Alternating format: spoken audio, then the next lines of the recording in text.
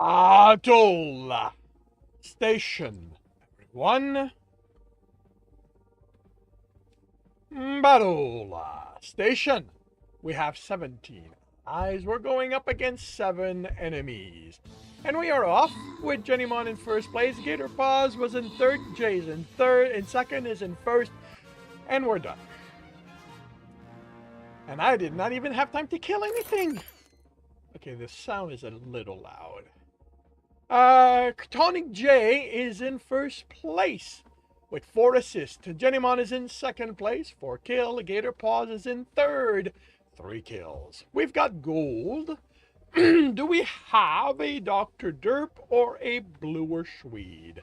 Neither are here. We've got a healer that no one is claiming. So, Tonic J gets the gold. Doc Sab gets healed. And we move on to a very hard battle on the way to the gold chest. Hey Jay, welcome to the stream. How are you doing today? Hey Darth, how is it going today?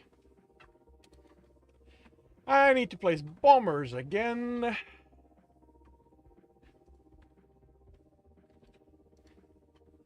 And try to kill stuff. Alrighty, so half an hour to see how that's going to turn out. And now to adjust the sound.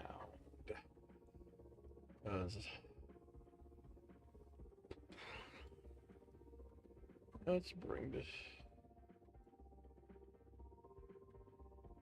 Oh, wait. That's me. Well.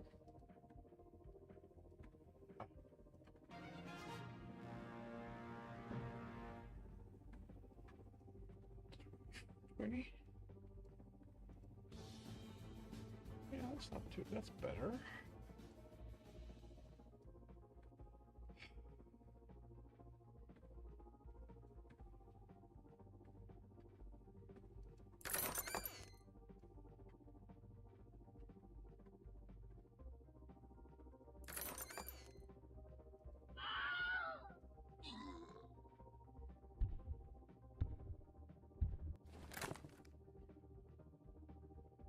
Alright.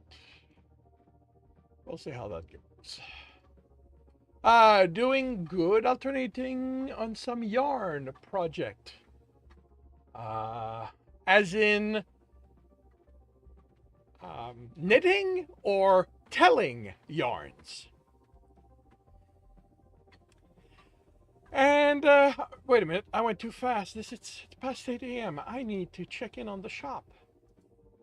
Where anything not level 30 is getting purchased. I am above 20k, I get a refresh. Alrighty. And now to check in on the viewer side. Where anything not level 1 gets a refresh, and I'm down to 2. Sorry, everything not level 1 gets purchased, and I'm down to 2 refresh. It's been expensive yesterday.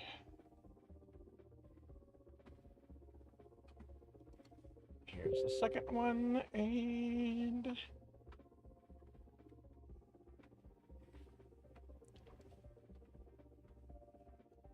I am now on the viewer side in an interesting situation. Oh, wait, no, not yet. Not quite yet. Crochet. Oh, nice. You do enjoy spinning a good tale as well as fiber. Very cool. And good morning, everyone.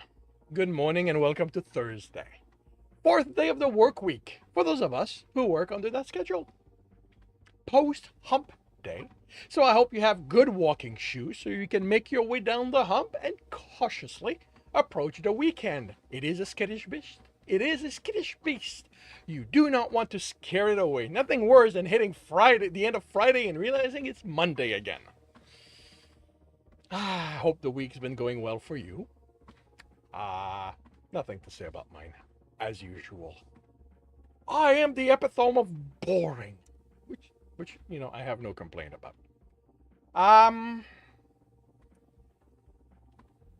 Today it is chapter 47 of The World Which Is. And this will be a hard chapter for me to write and interesting because this is they are going in a dungeon. And I suck at writing dungeons. What did the girl learn to trumpet in February because she wanted to be in the marching band?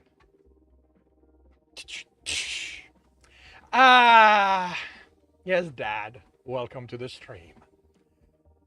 But yeah,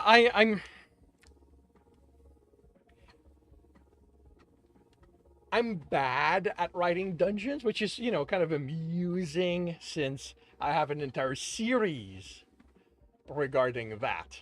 The Dungeon Runner series, like, it's literally going to be, it's all about that. And I never know what to do with them.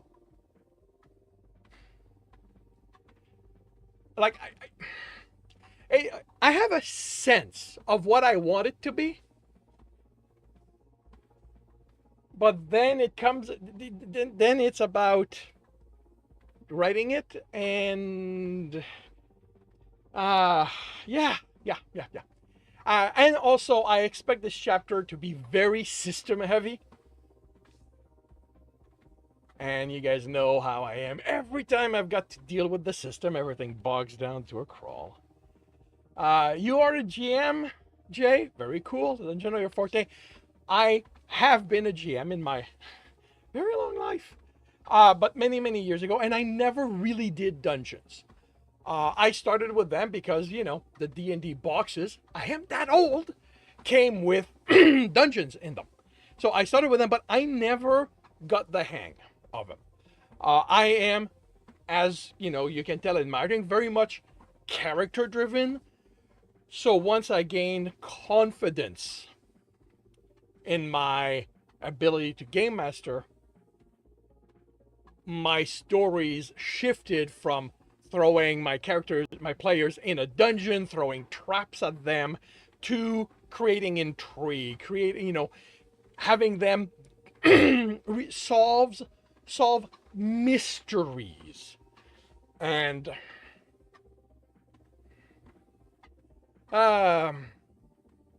you can't wait for your Lego D&D set and their 12 figurines. Very cool.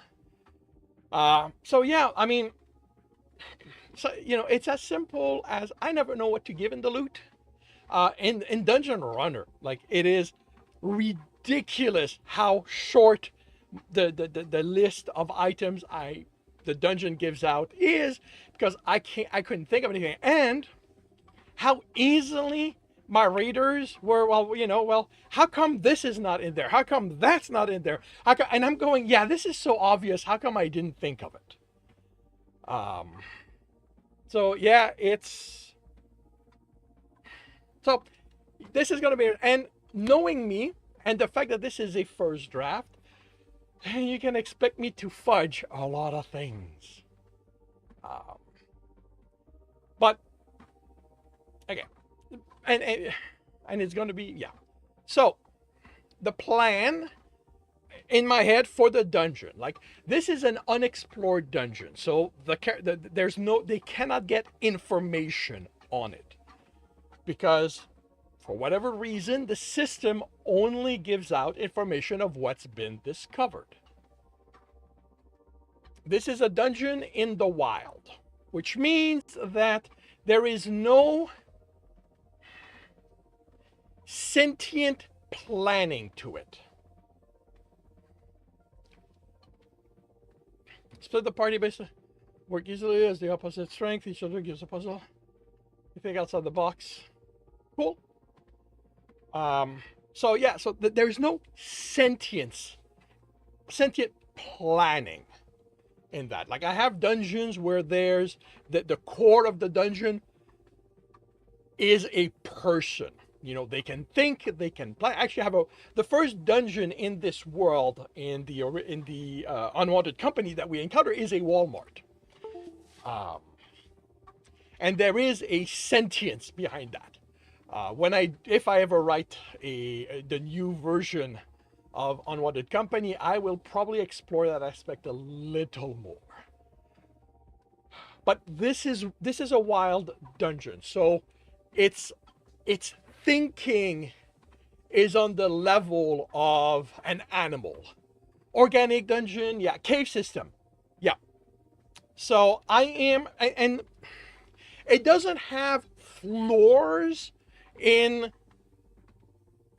the common description of many of the dungeons through the dungeon core stories and stuff like that, and my memory of the D&D pamphlet that I had when I started. It is it is a cave system, but it does get progressively harder. Dungeons always have an end. Where that end is may not be known. Like, this is there's going to be a Brandon, who is the experienced adventurer in the group, will give some of that, and that's actually probably how it's going to start. But yeah, like, I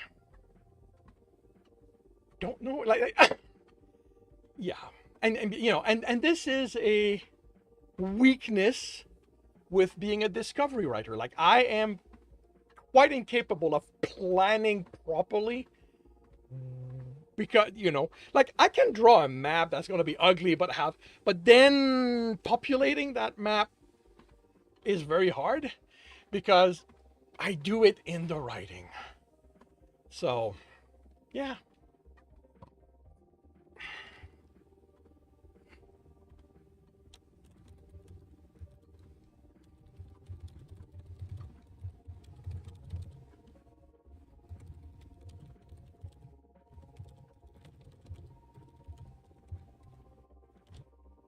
Anyway, a cave system style dungeon. It's a burrowing den animal, can get really big, and they'll never pass up just to find safe, naturally made den to slumber in. Yeah, that makes sense.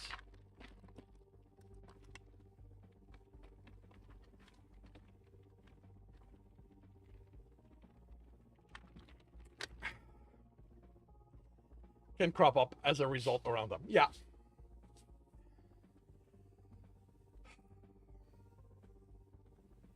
It's figuring out the ecosystem that might be a problem for me. But my goal is to have fun. I already know it's going to get interrupted with each time I need to consult my spreadsheet. Speaking of which, let's bring that up right now.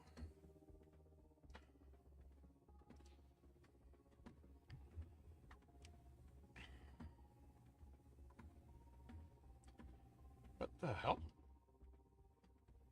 Oh, right.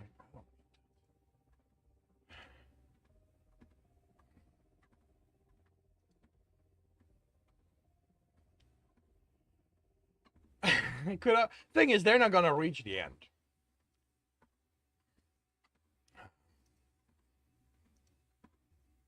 And that, like I said, that's what the thing is. I'm incapable of planning.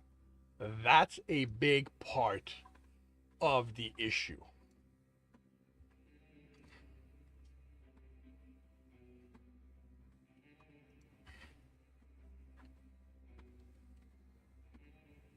Like, even, let's say that I decide that the animal at the bottom of all this is something like a bear, which would not be a normal bear at that point. Like, then what?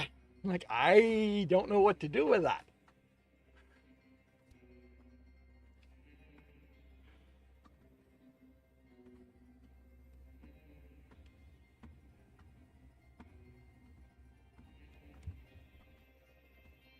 Hey, Metal, welcome to the stream. Your nephew is here. When you were playing game, you kept being like, shoot him. Come on, kid. Well, kids.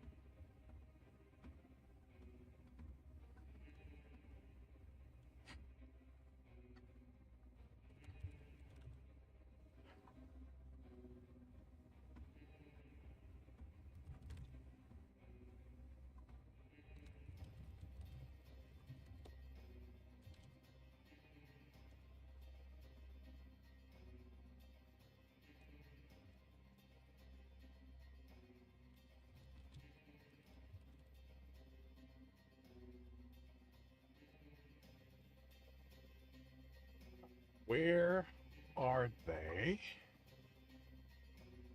in relation to the closest city? The one always seems interesting to you. Very cool. Well, cool. I'm glad. I'm glad you find it interesting. All right. So, okay, they are significantly far from London. So,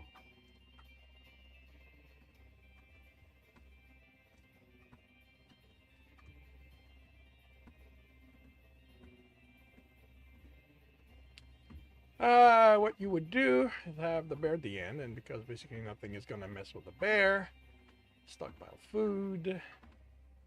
Attracted rodent, small enough to stay off the bear's radar, which attracted cats, foxes that don't get close to the bear but have come granary cats to the bear. Just remember the meme when the other's like, I should write more about this character, and the character is like, nah. uh,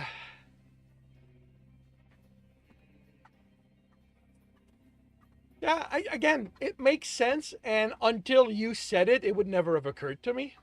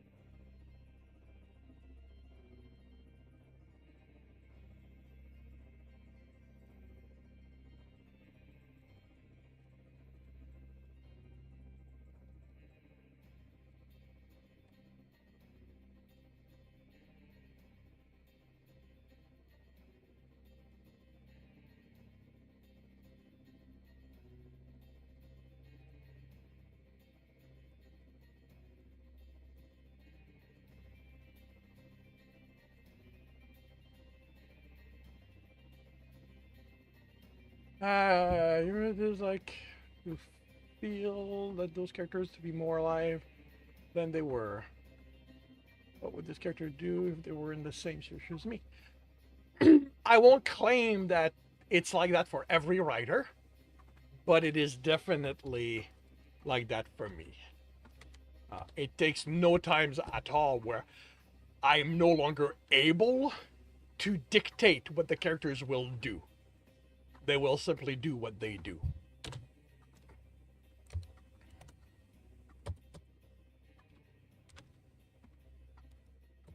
Come on.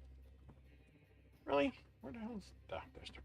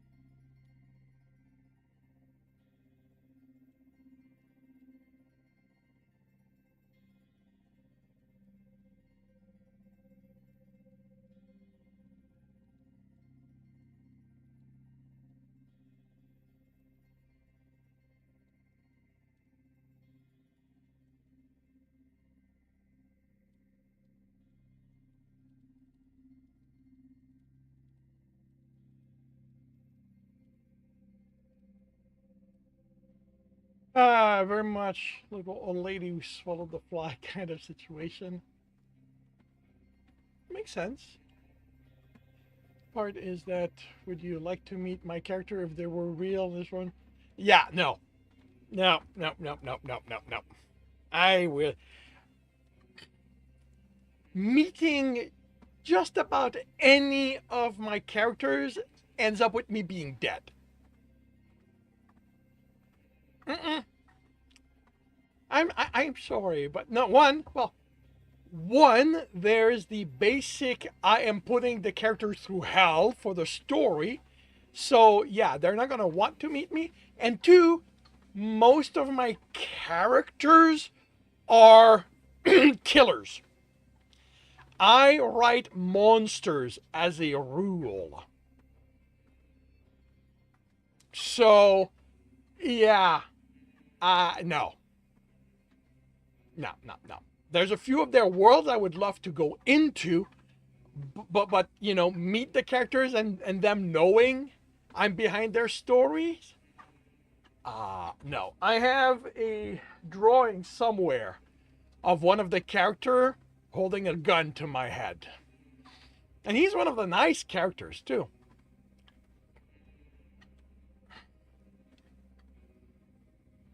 People that write slice of life are lucky. Well, it depends. Slice of life does not mean devoid of drama. And when you learn that someone is responsible for the drama in your life, yeah, you might not kill them, but you are going to give them a piece of your mind.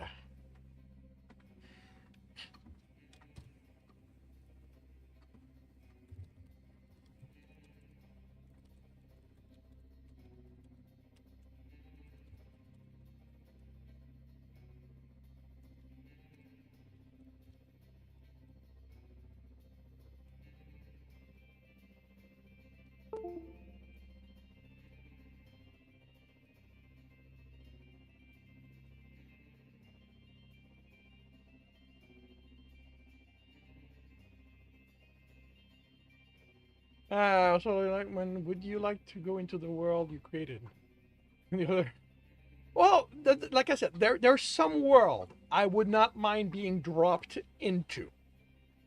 But there are others where now, like the Tristan series, no. It is a very harsh world unless you are one of the masses. And if you're going to be one of the masses, I'd rather be that in my own world. Um,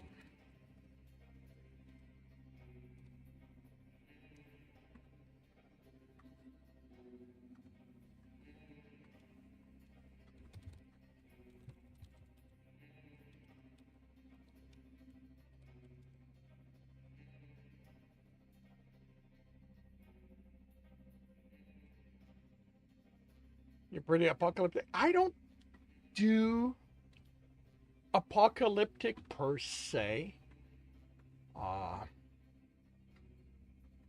but I do tend to do harsh uh, because they make for good storytelling.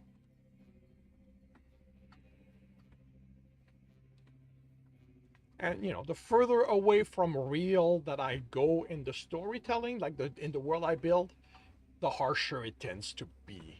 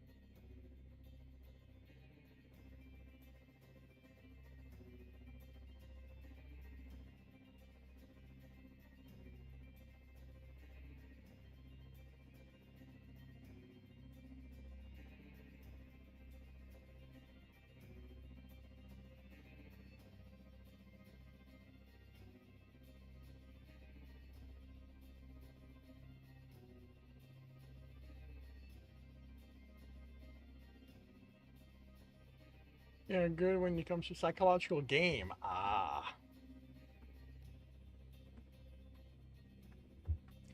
Yeah, that probably means you do not want to go into that world.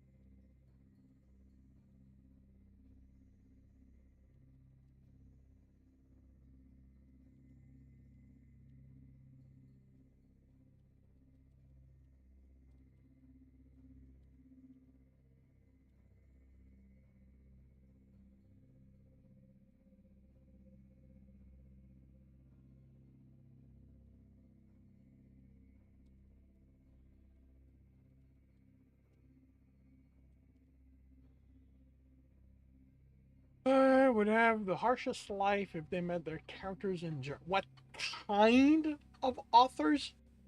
Uh, Thrillers, horrors, romance? Maybe. I don't know if they'd have the harshest life meeting their characters, because as a rule, romance authors don't really put bad people in their stories. Like, I'm not really worried about a nice person in my story meeting me because, they might punch me, but fine, you know. But when my main character is a borderline psychopath or sociopath or somebody who has no compulsion against killing, that's a little,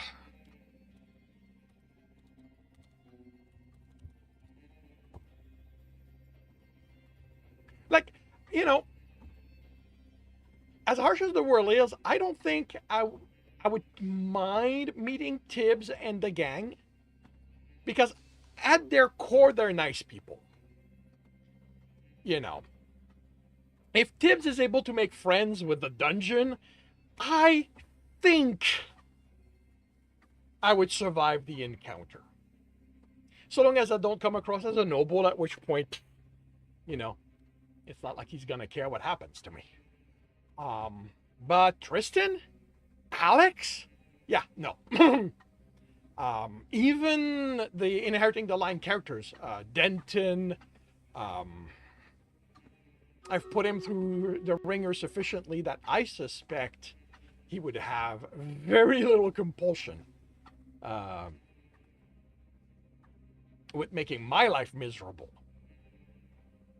All right, we're going to have an advertising Stream Radio Battle, and I will be right back.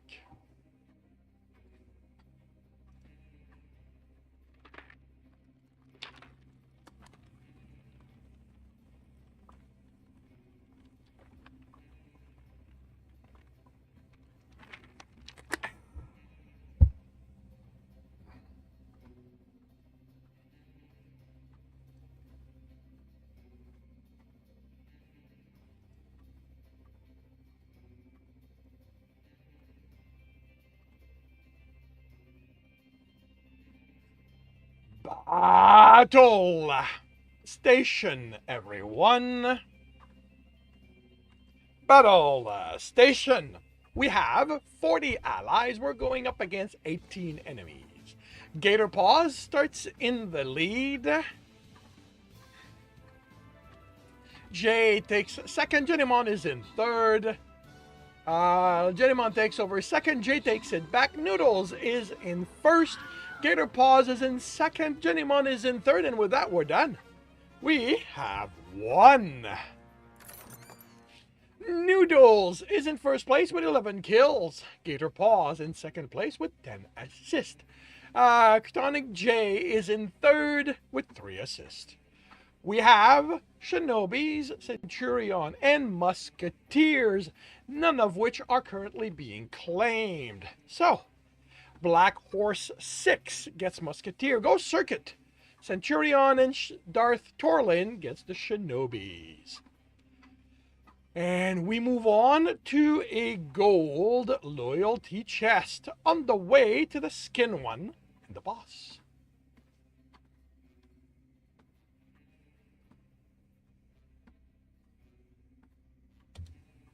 Alrighty, bombers again. Let's see if we can kill something with that.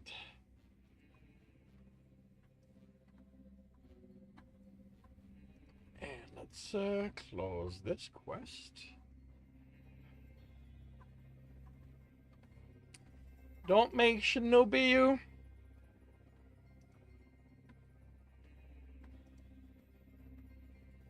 Well, they're yours to do as you will, as you wish with.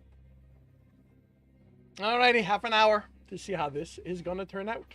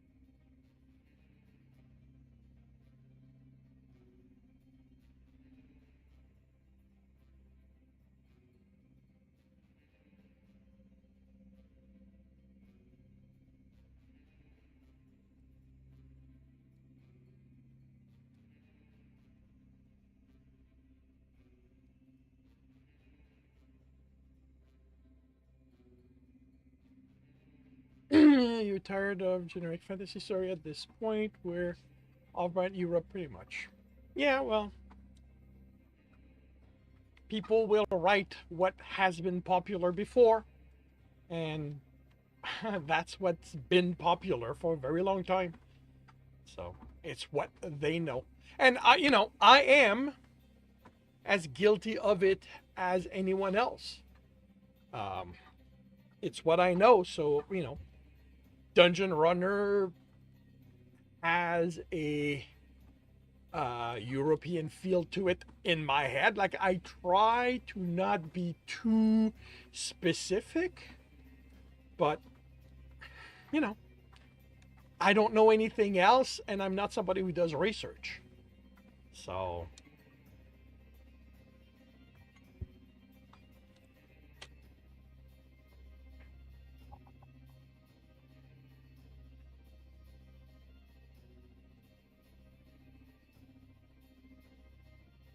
I try to hint that there's more than just that.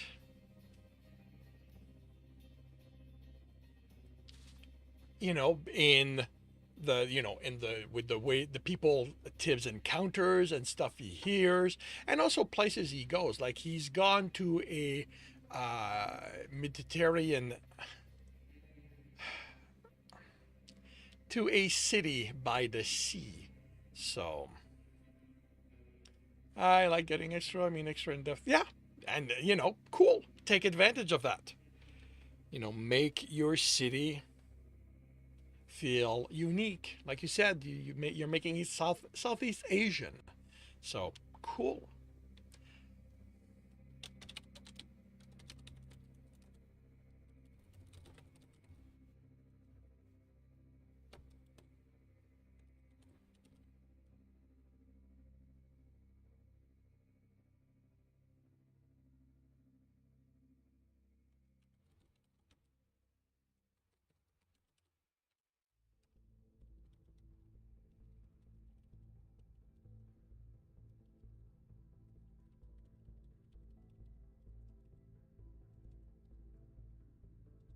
Why do you need to waste time doing the European style? You're not native.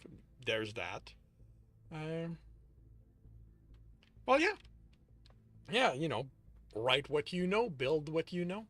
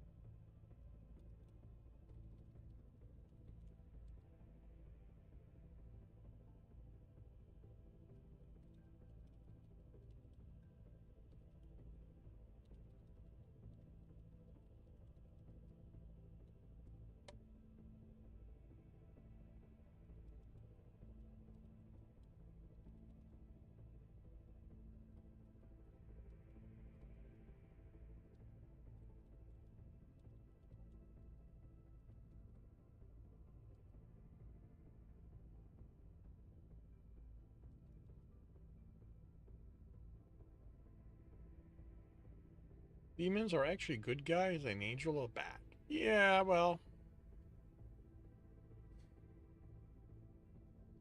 I prefer going with demons and angels or people. So, some are good, some are bad. Everybody, everything's basically. If there's one lesson I learned from listening to podcasts about writing, primarily writing excuses, it's that no civilization is a monolith. No civilization has everybody in them being the same.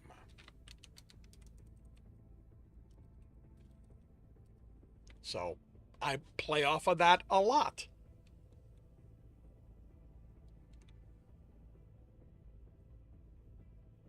Yeah, again, use what you know in your writing.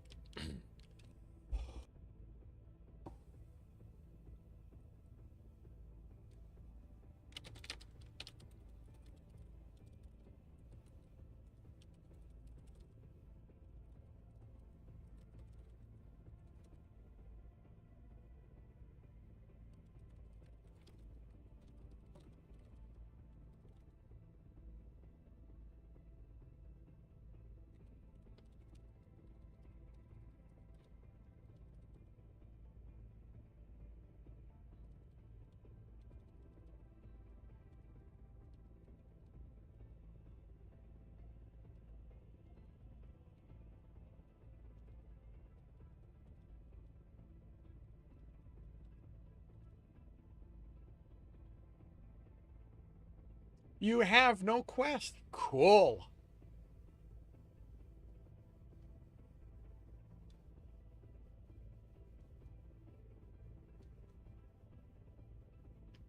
Well, you can focus on raising your units then.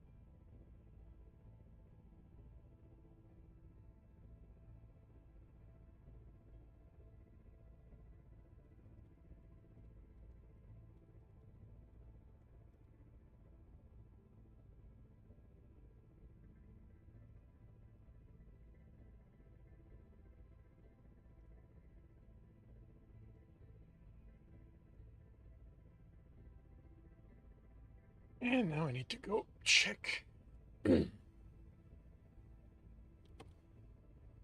what are rules I've established regarding leveling in under stress.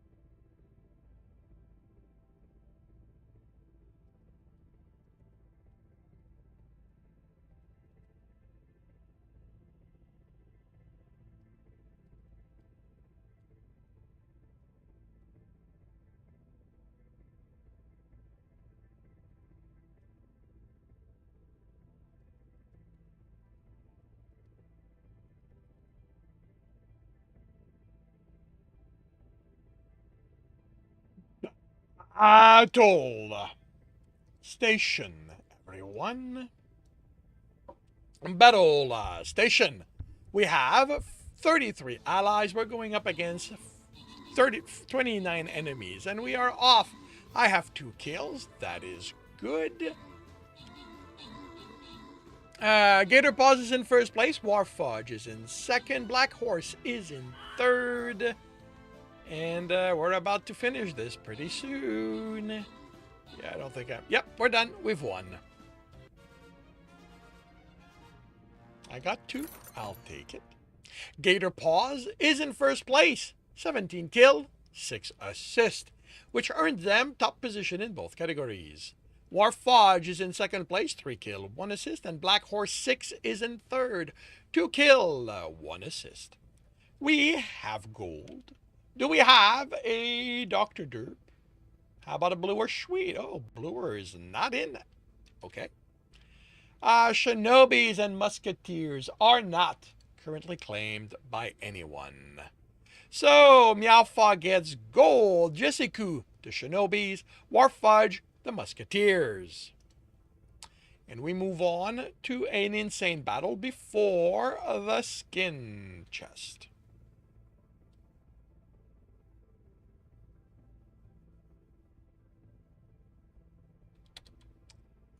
And we are, so okay, we're at the overall killing of stuff. So let's go here.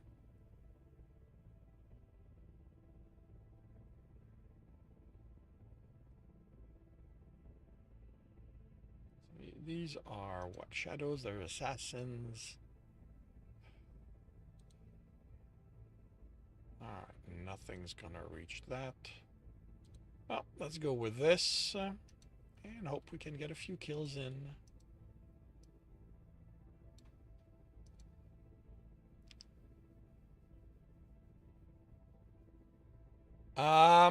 Jay, if you look in the chat rewards, there is a reward to claim units.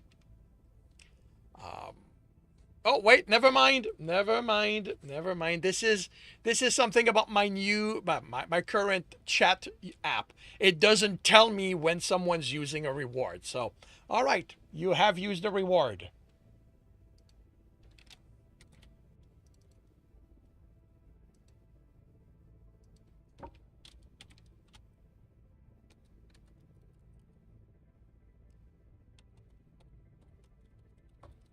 You have been added to the list. You will be there for 7 days, even if you don't show up again. And anytime you participate in the battle, if a saint becomes available, it will be assigned to you. Anytime that I notice you in the chat, I reset the clock. So long as you show up once a week, you say hi, and you make sure you hear me acknowledge you, because I can be distracted. But usually it's gonna be hi. I've updated your clock. If I said that, you're good for another week. And yeah, the one caveat to that is if more than one person claims the same reward, I rotate. Like right now I do for the gold, because I have 2 people claiming gold. And the rotating only switches if I'm assigning it. So if somebody else claims the saints and they're never there, you still get it, but they'll stay first until they're there to receive it.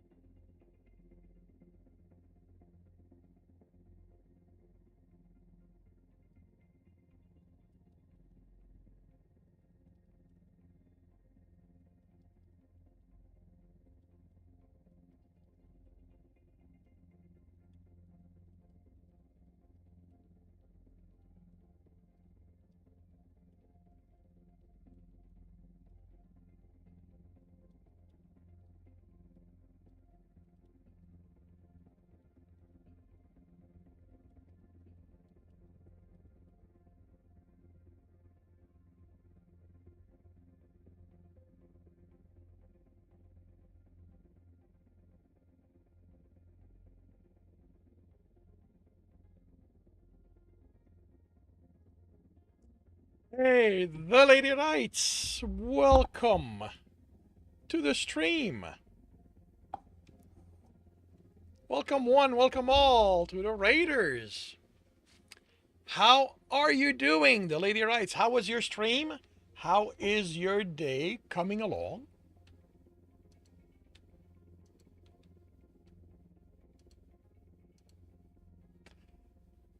Hey, Nix, how are you doing today?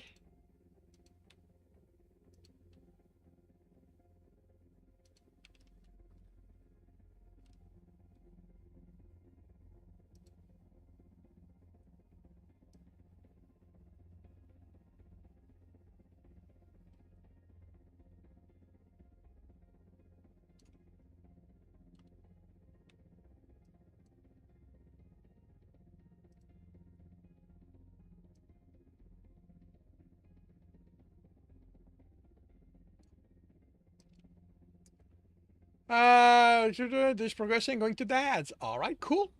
Forgotten the last order. Grabbed some from his store on the way to the other day and forgot to. All right, well, I hope you have a good day.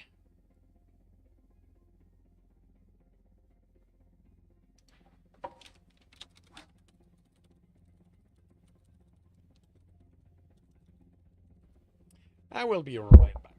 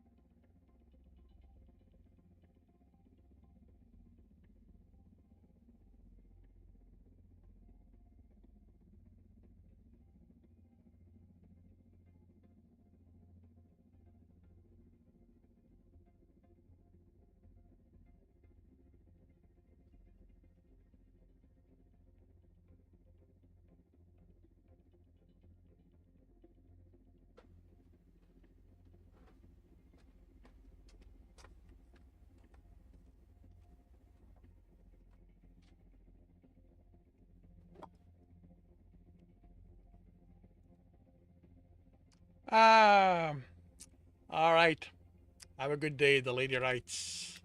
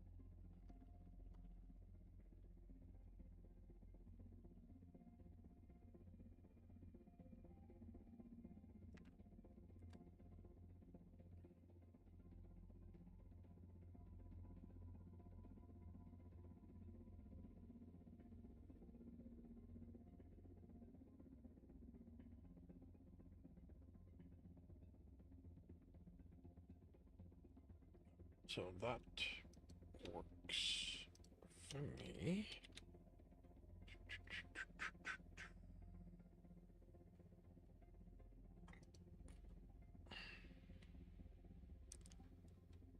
Da, da, da, da, da, da, da, da.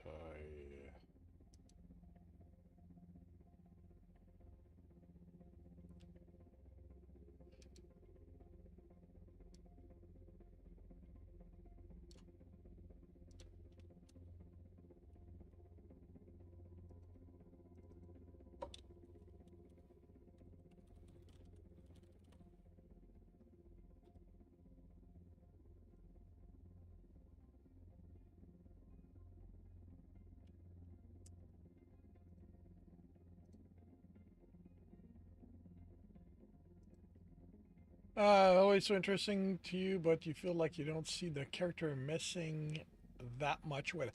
It will depend entirely on on the writer. Um, some writers do a lot. Basically, within the fandom, it's called crunchiness. The crunchier the writing is, the more in depth the system is. Um, in reality, people would play with it a lot, probably, but I wouldn't. And this is the thing that happens. Like, I don't look for exploit. I look to improve, to understand, but not exploit. And the thing is, I hate. I don't care for the system. I don't like working with it. It's always shutting down my workflow. So without meaning to, I'm always looking for ways not to have to do this. Like, I very much prefer dealing. But there are litRPG where the characters truly exploit the system. Um, I'm I'm also, as a writer, I'm not really this. I have built the system in such a way that it cannot be exploited. There are a couple of loopholes that I've allowed, but on the whole, there is no exploit. There is no way to cheat. Because this is a thing, like, I don't want. Because this is one of the things that happens with system that can be exploited, is that the story becomes about the main character becoming overly powerful because he found a way to cheat. You know, I do not write those kind of stories. I prefer characters that are clever within the limitation of the system. So the system is not built in such a way that my characters can cheat. And I know you're not pointing this at me. I understand that. But to be fair, like, boy, what is Hmm.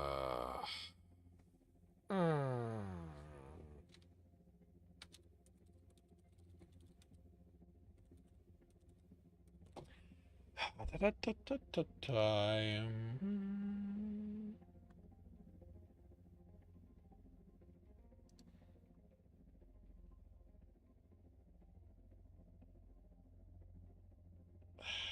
What? Okay, Dakota. What's the name of the other series? Toy.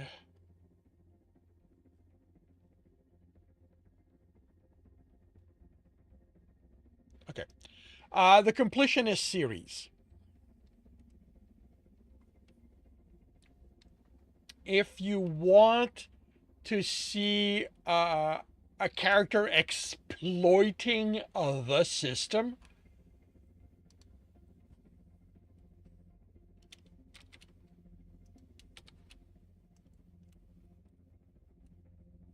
take a read of that. Like, it is the yeah.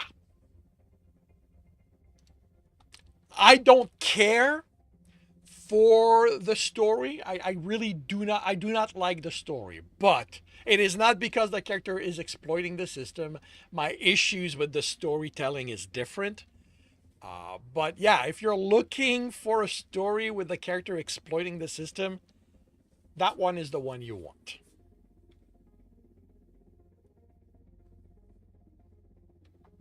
Uh, hey, Woof, or is it Woofa? Um, Woofa Juana. Um, well, it is one. Well, I mean, okay. To be clear, lots of exploiting does not necessarily make a story boring, but I find that it makes the job of the author of keeping things interesting a lot harder. Because, you know, if you can exploit your way out of every problem, what's the point of reading the story? Um, Wolf. Very cool. Well, welcome to the stream, Wolf. Um, so, there is, as with everything, it's how it's executed. Oh, from So Furry. Very cool. It's how it's executed. And like I said, in the Completionist series, it is not the exploiting of the system that made me stop reading it. I think that side of it is done pretty bleeping well. Clearly the character is clever. Clearly, when he comes up with something, it is, it makes sense. It's just that other things, One Punch is one of them. Basically, just give the author a chance to put all of story light and light outside. Well, the thing is, One Punch Man, my understanding of the story is that it's not about him being powerful. The story is about something else. And the fact that he can defeat everything with one punch is simply an element of the character. The problem with many of the stories that exploit the system is that the story become about the exploiting rather than anything else. So, me. But like I said, I prefer demonstrating how smart my character can be. Not smart necessarily, but clever. Because they have to work within the confine of a system, and it's not about how can they exploit the system. It's about what can they do within that, what can they come up within that.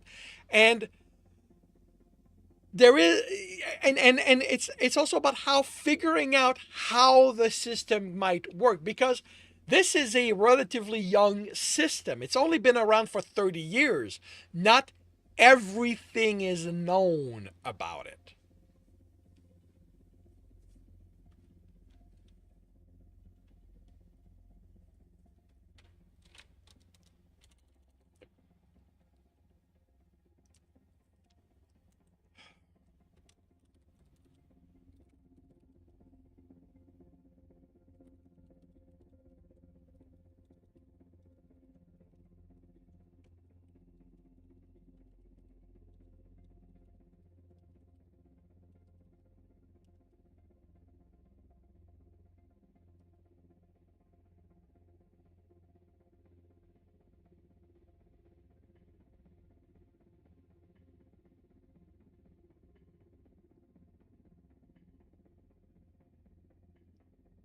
Well, it's old, but the thing is, it has not been around long enough for everyone to have worked out. I mean, people don't even know where it's from. That's the thing. Like, this is one thing I won't do in my story, is I won't give answers to the reader from the get-go.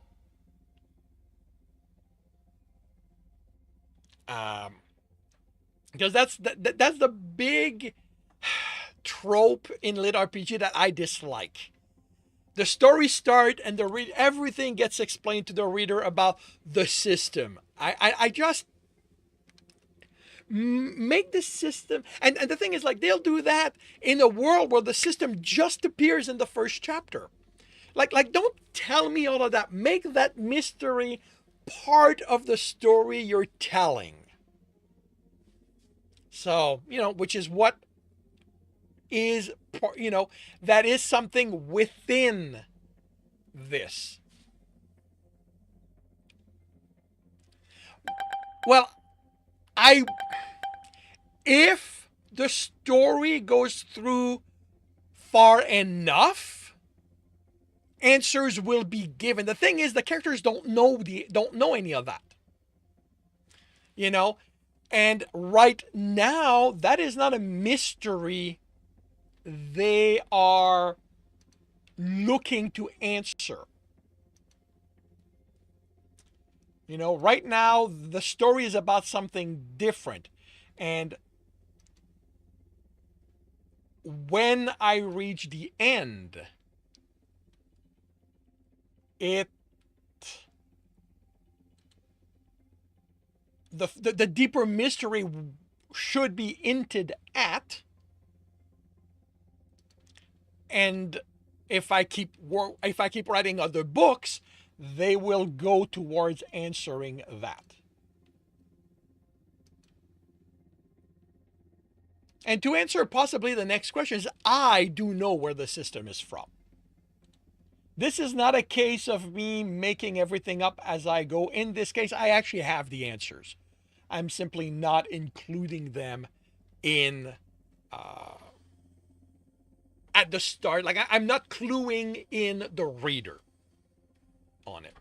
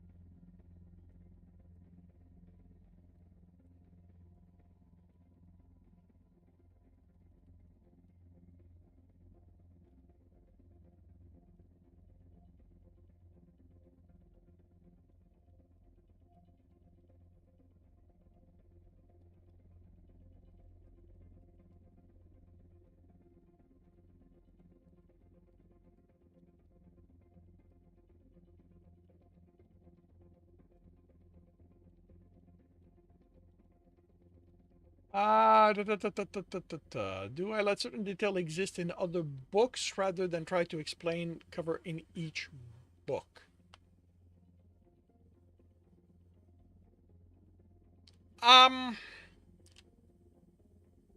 Okay, not really in my case because I don't really do well.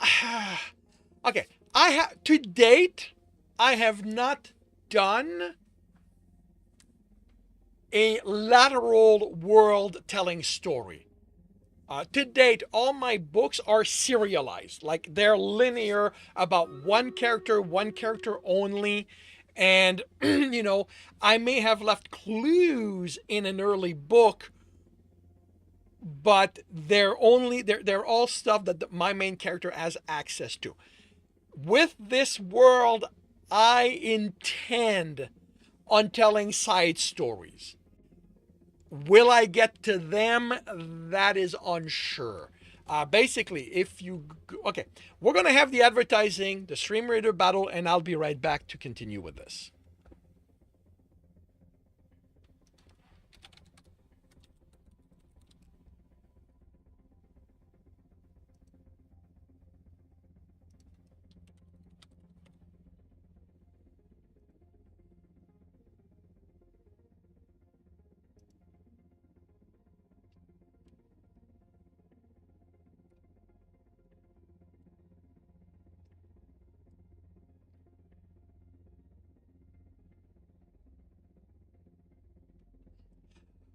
Battle Station, everyone.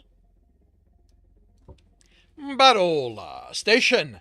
We have 45 allies. We're going up against 31 enemies. And we are off with Sigma in first place, Gatorpaws in second. Sigma's in second now. Gatorpaws second. Jay is in third. Am I getting kills? Am I? Two. Oh, and I'm dead. Oh, wow. But I got two. Gator Paws is in first. Sigma's in second. Jay is in third. And I believe we're done. We have one. Gator Paws is in first place again, earning themselves top position in both categories with 7 kill and 15 assist. Sigma OS is in second place, 4 kill, 11 assist. And Warfudge made it to third at the last moment, Jay. 2 kill, 5 assist. We have gold. Do we have a Dr. Derp or a blue or Swede? We do not. So the gold is up for grabs. Shinobis and bombers are not claimed by anyone at this time. So Sigma OS gets a Shinobi. No unique username, gold. And Rogue 1179 has been bombed. And I get scrolls. And we move on to a skin chest before the boss.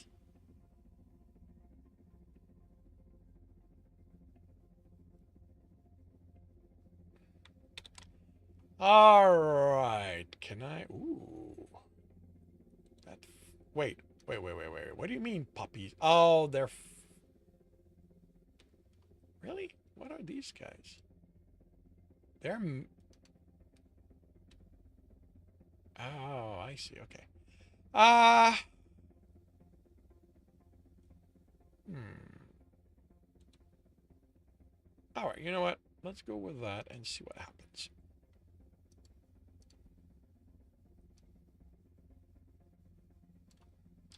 And in half an hour, we will see how this turns out. All right. So, Woof, if you go to this story on Royal Road, that is a story taking place in this world. It is not entirely accurate anymore because that was pure discovery writing. I was making stuff up as I go, but that is the story of when the system arrived. And it sets up this world. This is 30 years later. That story is on hiatus because I reached a point where I didn't know what to do with the story anymore. But this is, and my plan for this story, this series, because it's going to be it would be multiple book if I ever do it, was to answer some of the questions about the system. And if the world which is goes to its conclusion, that will answer the rest of the questions. So it's like I have plans to answer the question through the storytelling, but it's going to be driven by the character's curiosity, not the readers. It's mainly a question of making it worth my while. I hate saying that, but this is a pleasure project. This is a backup story. This is something I'm writing for the fun of it because I'm not getting anything out of this. Like nobody. And honestly, this is not a woe is me. I do not write to make money. But if there is no interest other than mine in a story, when I get tired of it, I have no reason to find a way to continue.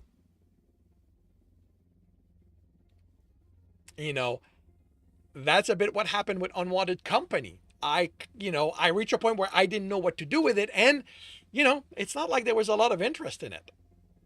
So I set it aside. Like I did not abandon it outright. Like I said, it's on hiatus. But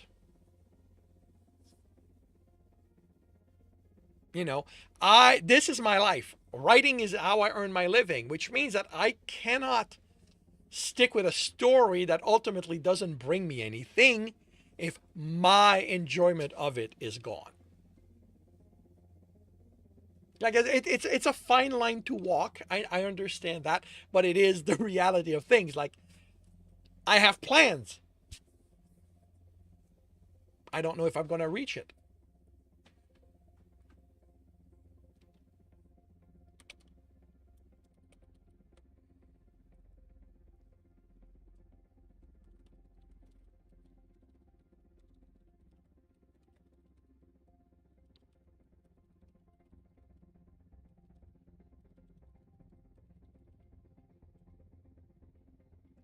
That's your dream. Cool. Well, I hope you manage it. To be clear, I'm this is a very tiny fraction of what pays my bill. I am fortunate that I have a side income that comes in, even though I do this all day.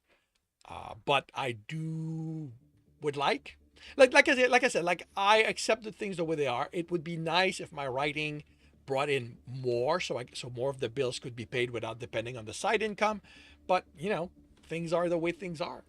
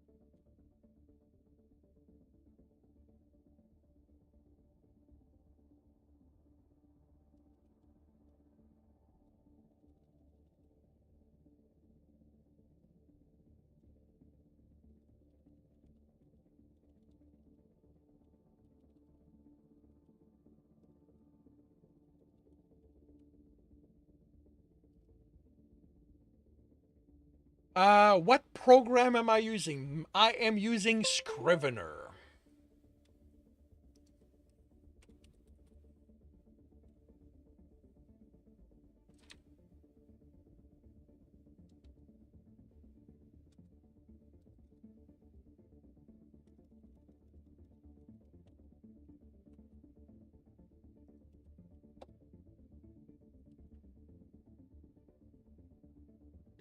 That is the word processing app I am using. It does far more than just word processing, but that's about the extent of what I use it for.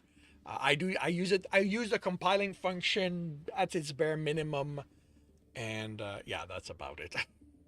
I am not a power user.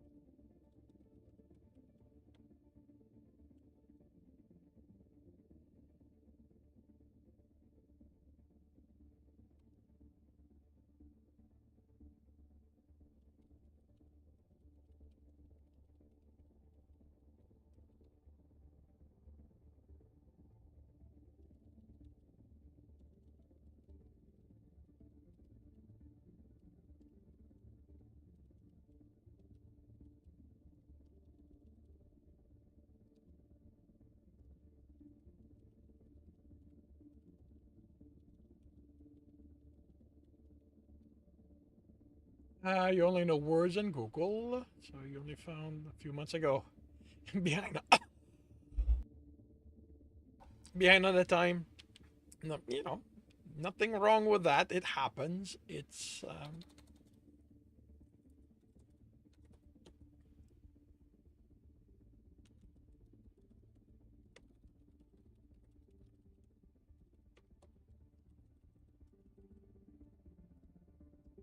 and Word and Google Docs are decent app. They get the job done, and many a writer use exclusively either one of those.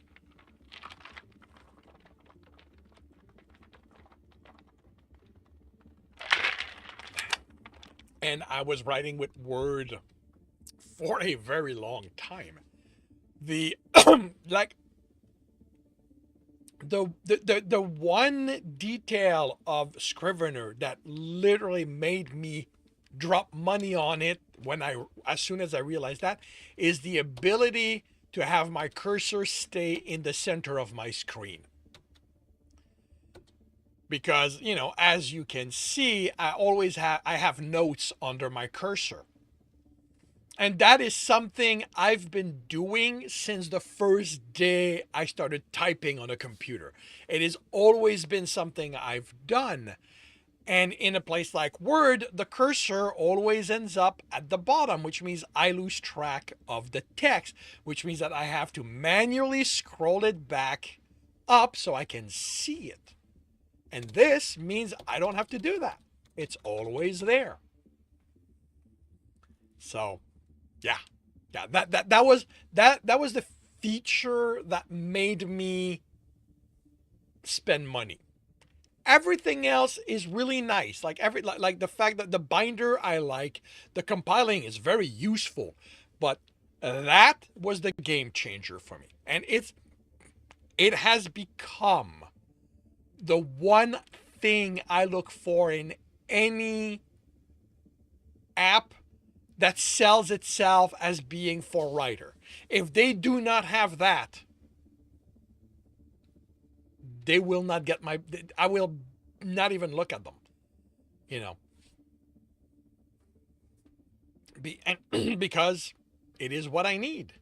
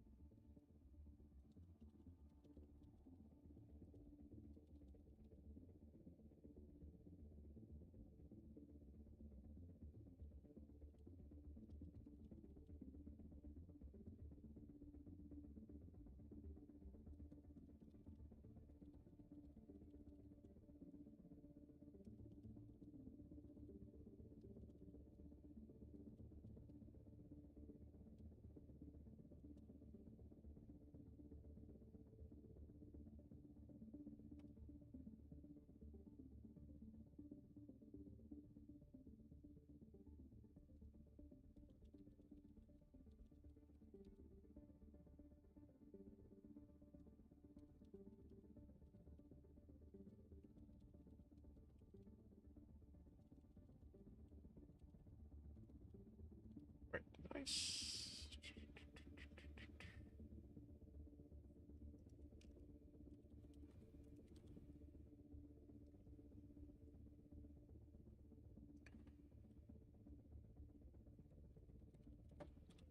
You're excited about Google Doc because you write anywhere, at any time, any device. Yeah, that is certainly a nice thing about it.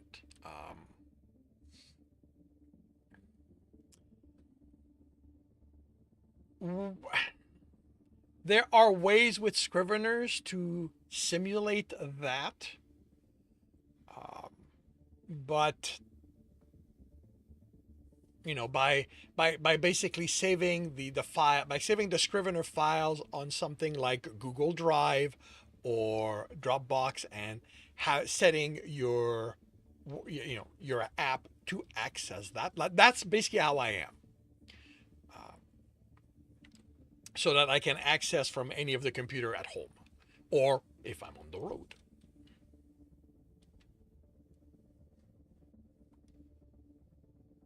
But yeah, it's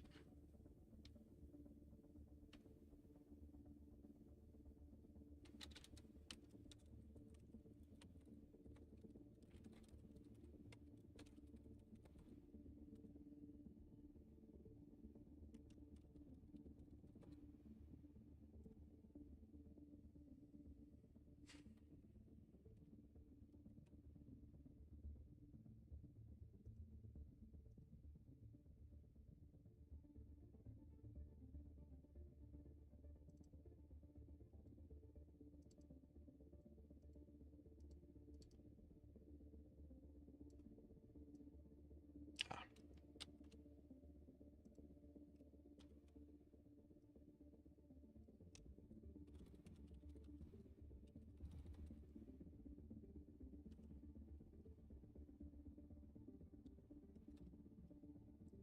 how did I end up?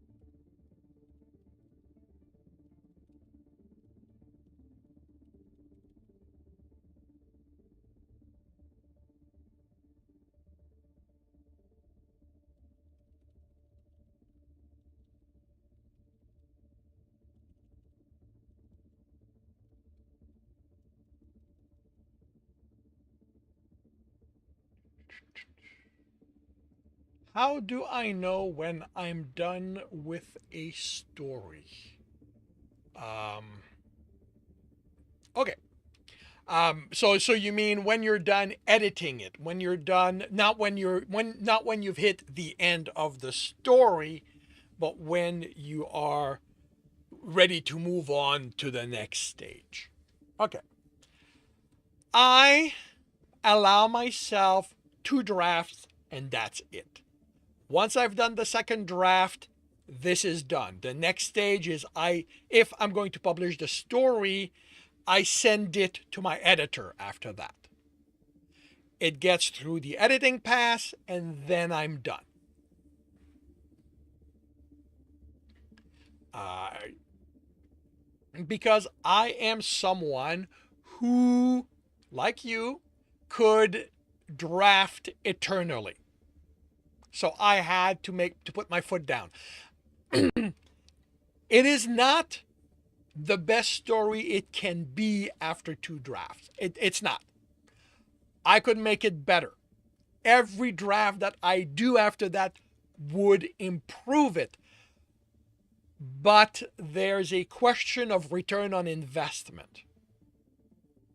The improvement from draft 1 to draft 2 is significant. Ah.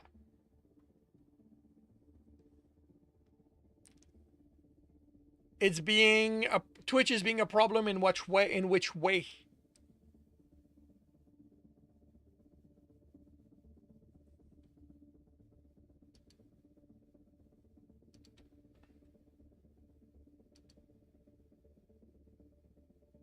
All right, let me know when once you're back.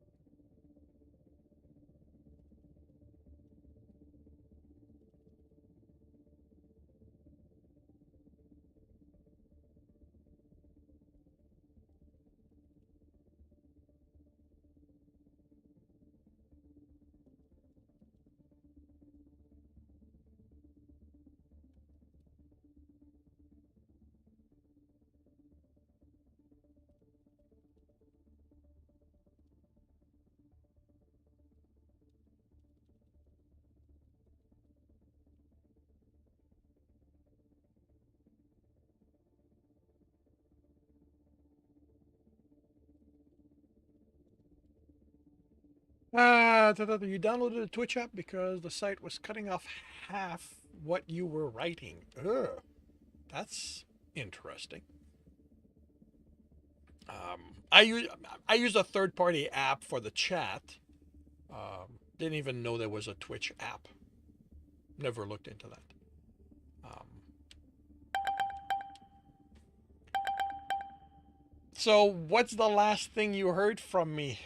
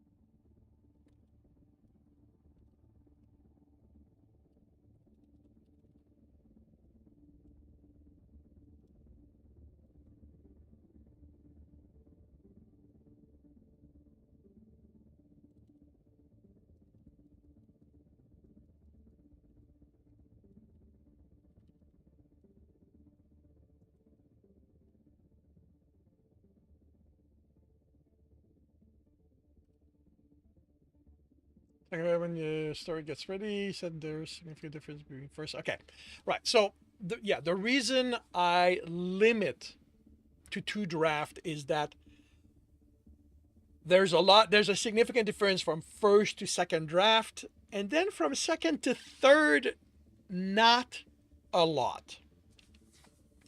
And I suspect that going forward, it wouldn't be a lot. And because my drafting process involved rewriting the entire story, I can't do that. No, I can do it an infinite amount of time, but I'm not going to produce a book that can move on to the next step that way. So I made a conscious decision on my part that 2 drafts was all I was allowed. After that, I can make corrections, but it is no longer drafting, it is editing. And my process, again, as a way of ensuring things move forward, is I send it to my editor. He does his job, he edits it, he returns it to me, and I am basically done with it. I may fix small problems here and there because, as good as he is not infallible. But, the next stage for the story at that point is to be published. And, that is how I do it because that's what works for me. But here's the thing. If you are writing for your own pleasure, that is not something you need to do. I do it like that because while I am writing for me, I am also writing with the intent of publishing. That means books have to be done. And that ensures it happens. Like, here's the first question I feel you need to ask yourself, Wolf. Why do you write? Now, there are no wrong answer. But knowing the answer can really help you align how things will work. If you don't feel good, if the writing doesn't feel like something you want to do, it's entirely possible that the reason is you have lost track of why you are writing. I did that. For a couple of years, my writing, it was miserable for me to write because I forgot. I lost track of why I was writing. I thought I was writing to make money and none of my books sold, and it made me miserable. But then I remembered, I don't write to make money. I write to write. I write to tell the story. Making money is utterly incidental. All right, we are going to have an advertising Stream Raider battle, and I will be right back.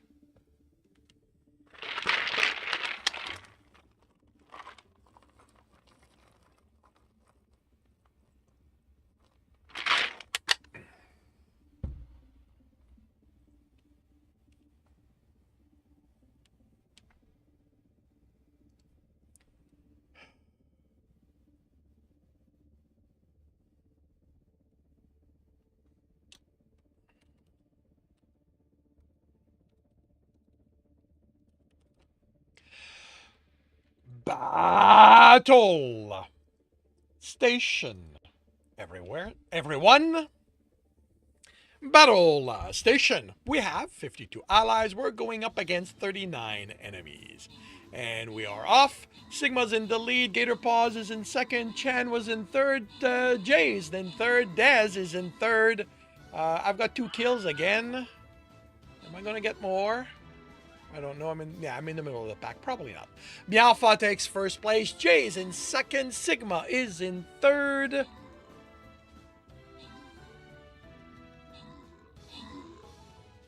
And how many did I get? 2. I'll take it. Tonic J is in first place. 1 kill, 15 assists. Sigma OS is in second place with 13 assists. And Meowfa is in third. 6 kill, 5 assists. We have gold twice. Do we have a Dr. Derp? Have a bluer made it to the battle. Fairies, do we have a Catsby in the battle? Nope, no Catsby. And then a Lego head, which is not claimed by anyone. So, third string gamer also gets gold. Crazy Tachi, nursing geek, get Lego heads. Talod, you get fairies. And we move on to the boss battle. Yeah.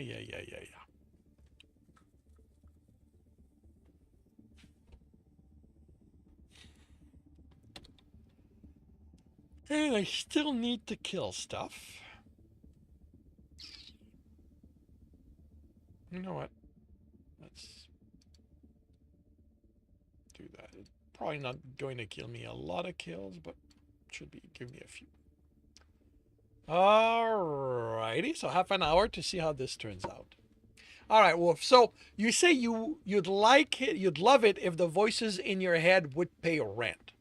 Okay, so let me ask you the question directly. Are you writing to make money?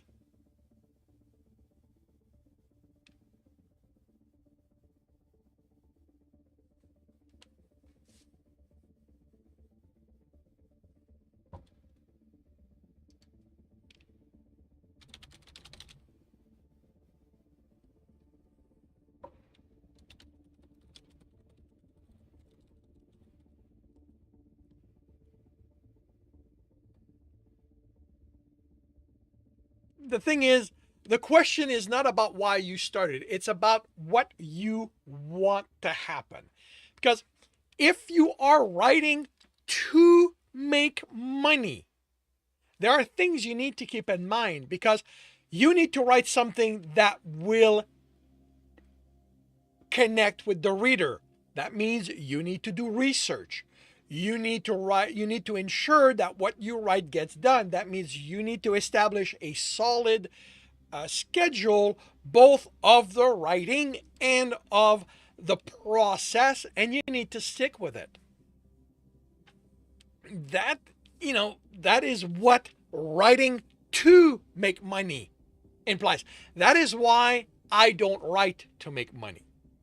When I thought I was writing to make money, I wasn't following these steps. I wasn't doing anything of that, and I wasn't selling, and therefore I was miserable. You know, and it's when I remember, it's when I realize that I am writing to tell the story. That is all I care about. All I care about is putting the story out there so I can reread it. Like, I am my target audience. I am writing for me, not for you, Wolf, not for the stranger on the internet who wants to buy a book. I'm not writing for any of those people. I am writing for me. But once I've written the story, I might as well publish it. Like, what else? I'm not, what else am I going to do with it? Yeah. If I like it, might be other people who like it too. And that way I make $100 a month from my books. Nowhere near enough to survive, but as I said, I have a side income. But that is the primary thing. I write for me. I write so I enjoy what's there, and the money is way further down the line. But yeah, that's the thing. That is why asking ourselves why we write and being honest with the answer, I feel, is very important.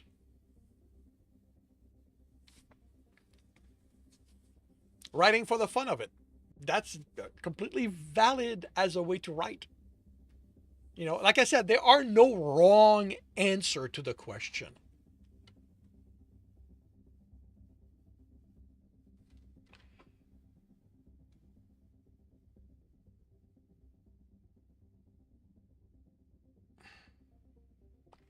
Well,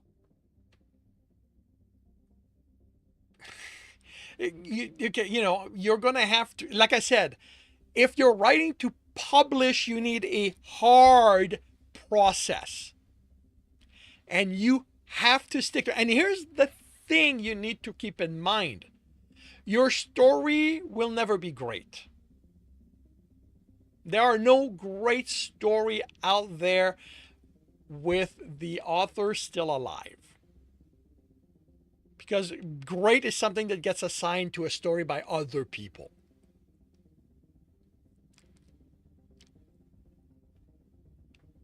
And yeah, but so you need to you need to decide how much editing are you allowed to do. And you need to stick to it. Because that's the thing, is if you are not writing for you, what you are writing needs to make it out there. Anything that delays the writing being out there is getting in the way of why you are writing. And, accepting it's not going to be perfect is part of it. Like, I could not finish a story until I finally threw my internal editor, my internal perfectionist, in a cage, buried him at the back of my mind, and, threw away the key. Because I was never going to write a perfect story.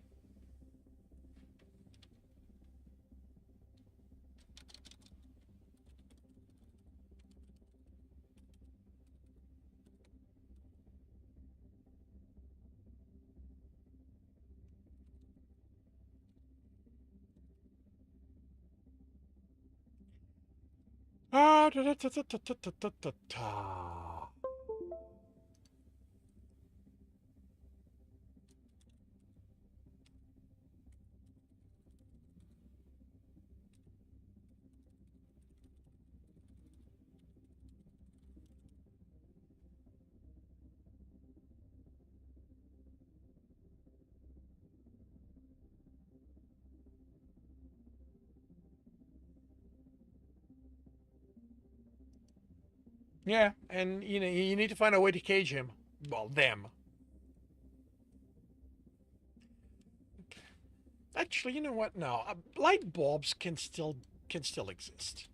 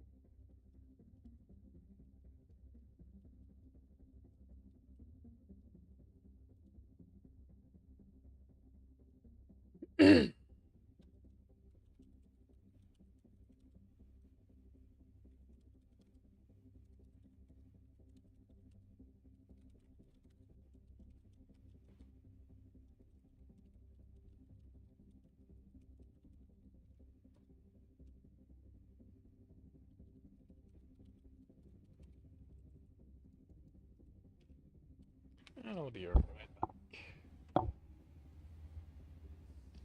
Oh, well, you appreciate. You're quite welcome. It is one of the reason I'm here.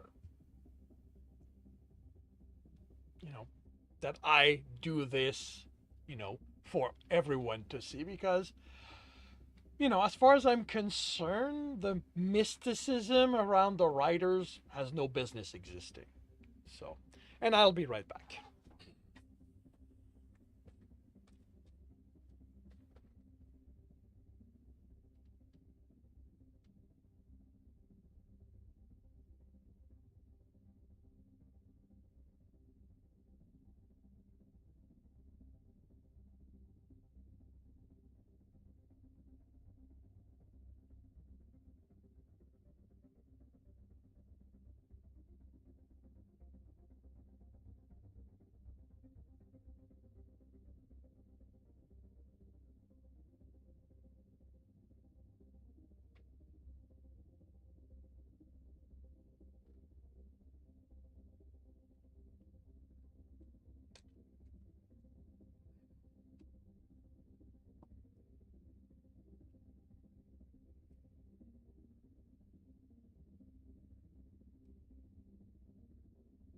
And woof, if you do a search on Twitch for the game writers, you will find many more of us there.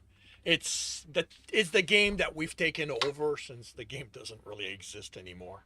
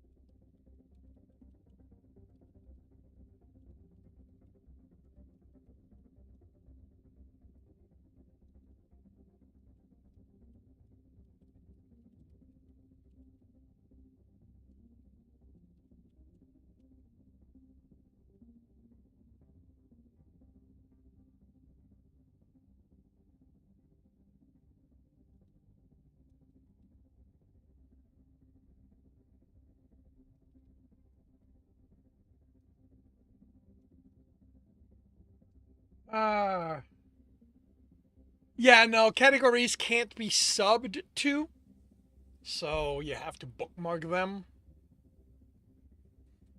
At least I don't think you can sub.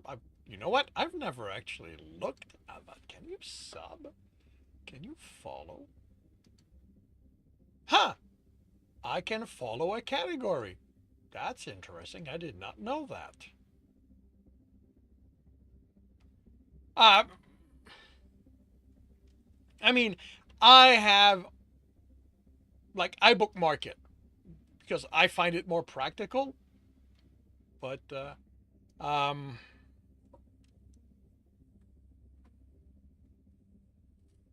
but then again, my when I look at Twitch, I'm on the website, not an app.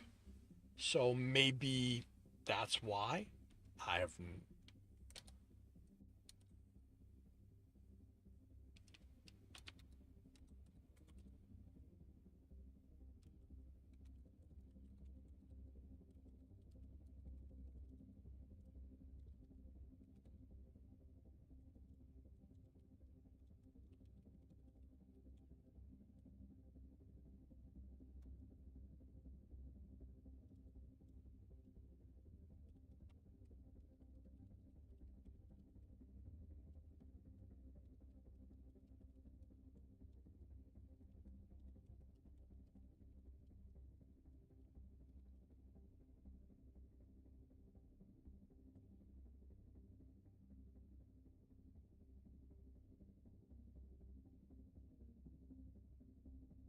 You are a writer, woof.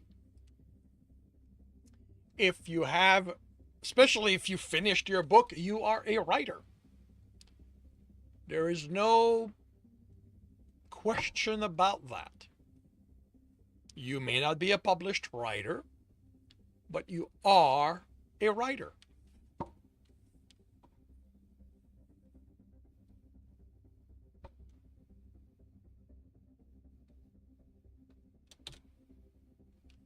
All right, I am going to close the chapter there. It is short, and I don't care.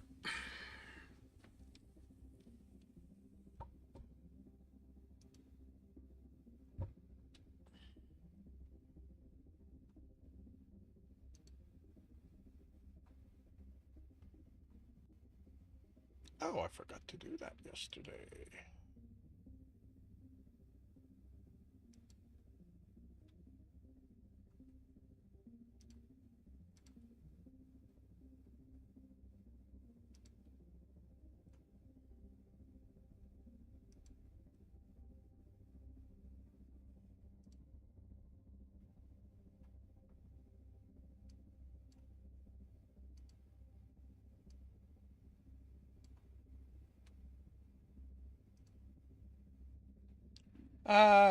Kids started out writing White Fang and Call of the Wild, so I read about your werewolf smut. Cool. No, yeah, look, that's part of what I mean when I say the mysticism of the writer needs to go away.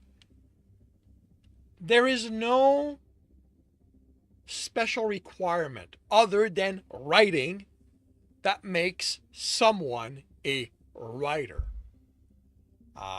Some people push it to the point of thinking about writing. That one I'm a little iffy on because I've seen too many people call themselves writers who just think about writing. So, but if you've written something,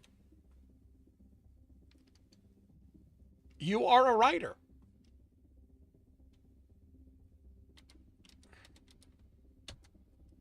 And anyone who claims different probably should not be giving advice if that's what they're giving. The kind of writing you do doesn't matter. The quality doesn't matter. The act of writing makes you a writer.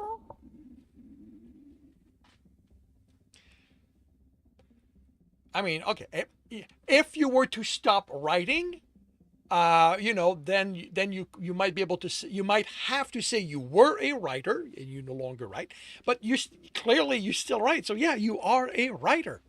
Yeah, no, yeah. I have opinions.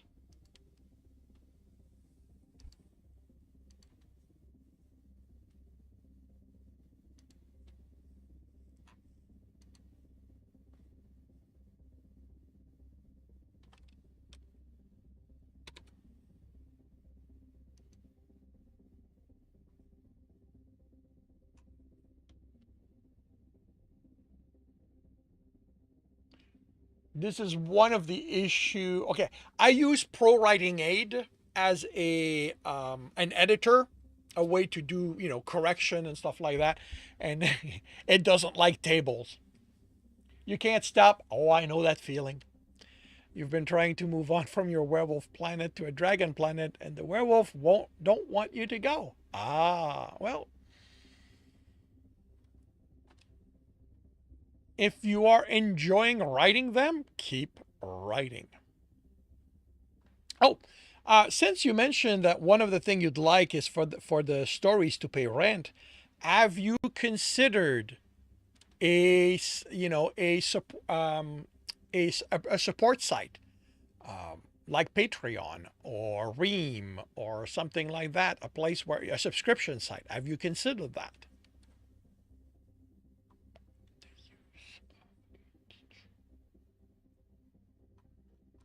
Why are you not using?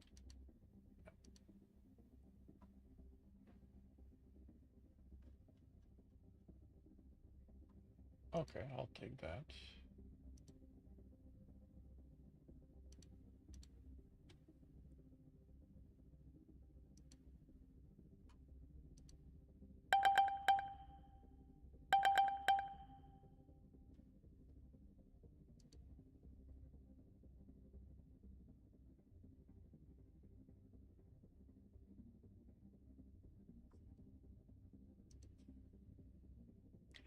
How? Okay. The flaw in that reasoning is the expectation that there's a speed required. There isn't.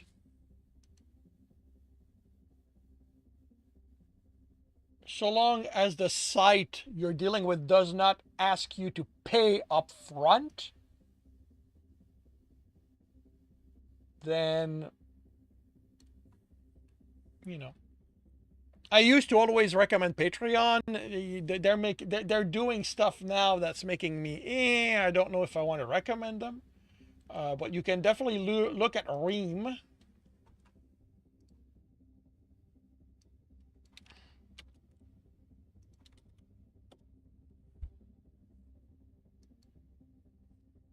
And it's very new, so it's a little rough around the edges. But I am moving a lot of my stories there.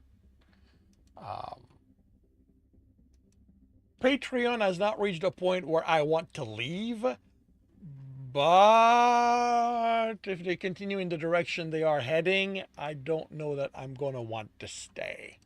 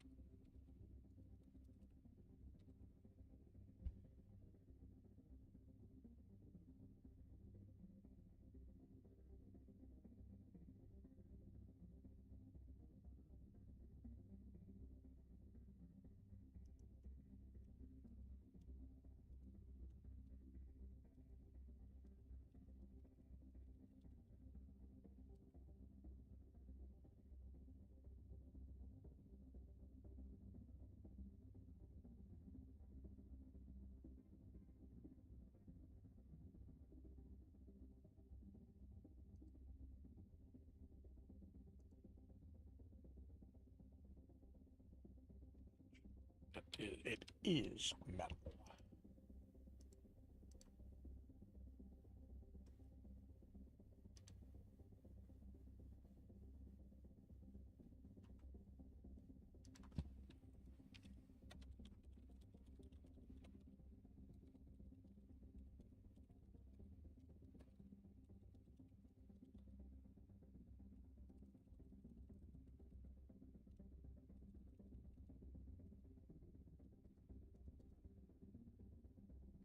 Oh, you are welcome. I discovered them fairly recently myself.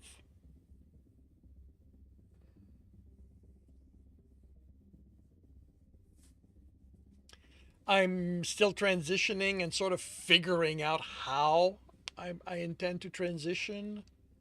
Um,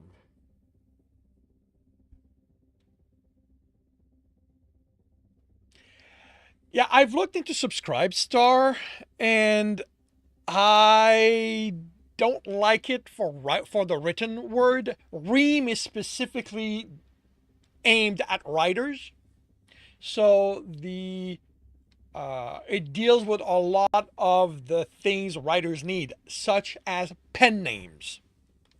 It is built to take into account people might be using pen names, so you can have one account, multiple pen names. Each ones are independent of each other, so that you know the pen name on which you write your adult stuff will not accidentally send readers to your children's writing, and so on. So it is something that I like. Not that I make use of pen names at this point yet, but I do like that. All right, we're going to have advertising, Stream Raider Battle, and I will be right back.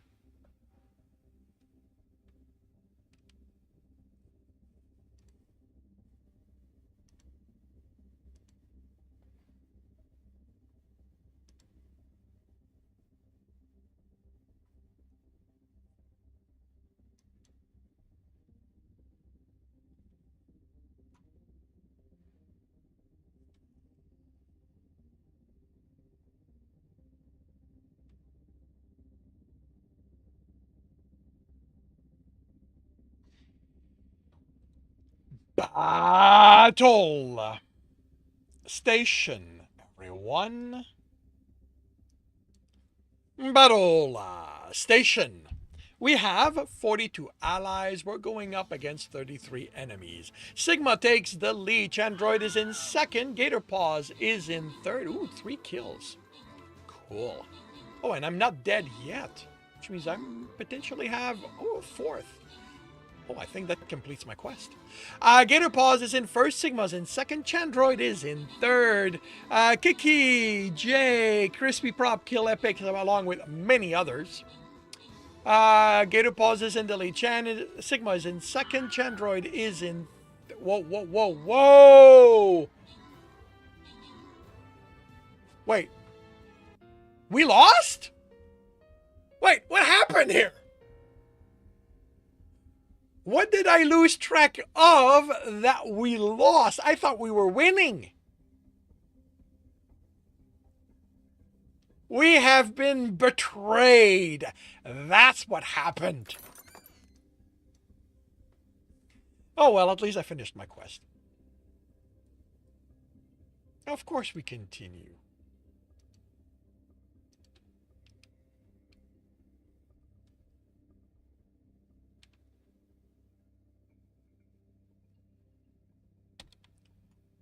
Alright, let me clear the quest.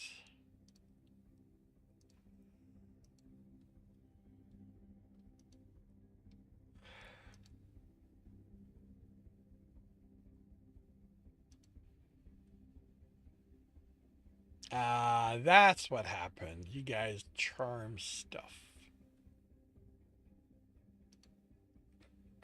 Alright, well, knowing that, how about we send Puppy in for a walk?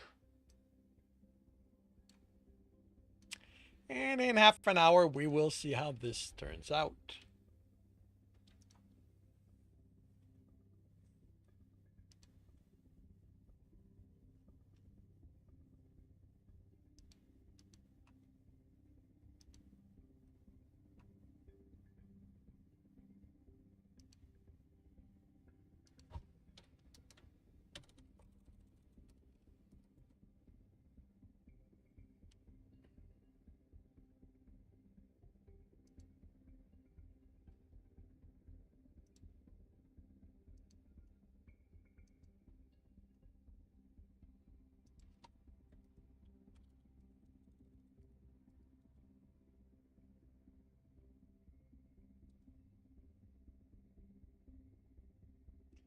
Yeah, subscribe.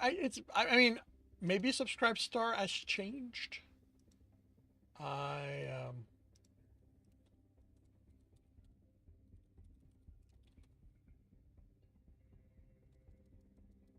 But when I was looking into it, actually I have an account there. When I used it initially, I found that. Ooh, I need to change that if nothing else. Yeah,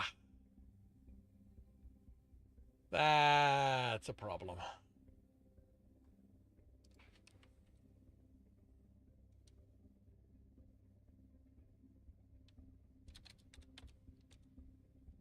Let's see if I can get it this way. I don't think so, but yeah.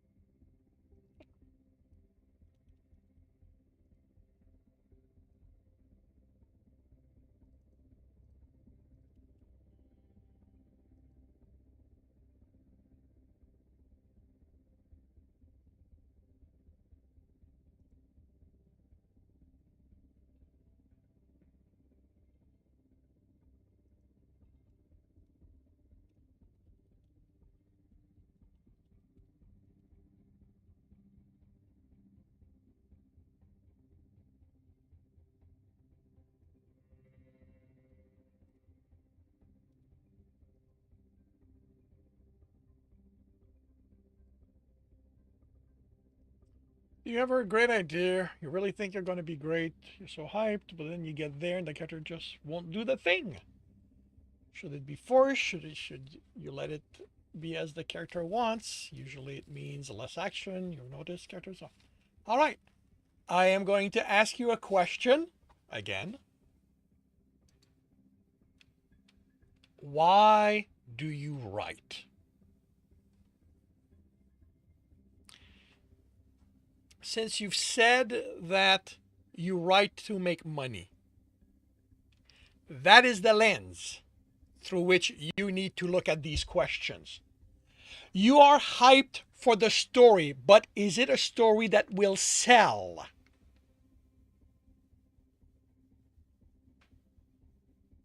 Because that's the thing. This is the price you pay.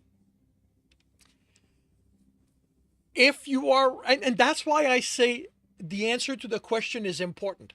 Because if you write to make money, just being hyped for a great idea, a great story is no longer enough. You have to research if that idea will sell. And I am not saying this to make you change your answer as to the why you write, but to make you understand that everything comes with a give and take.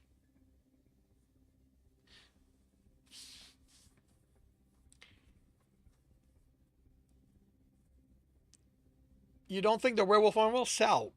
Okay. You know, you need to,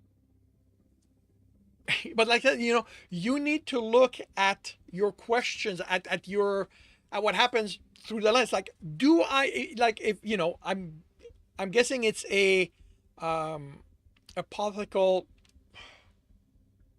it's a theory. Like, because I write purely for myself,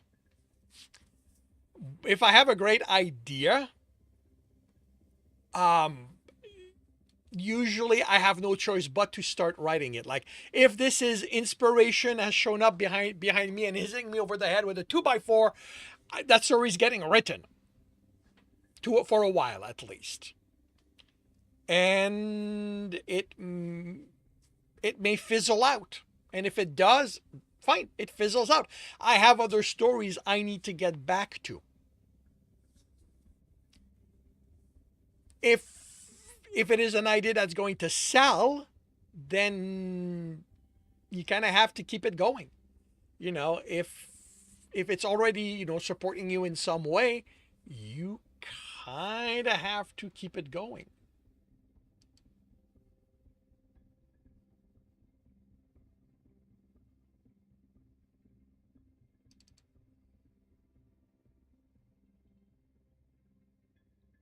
Wait, what? Jeez.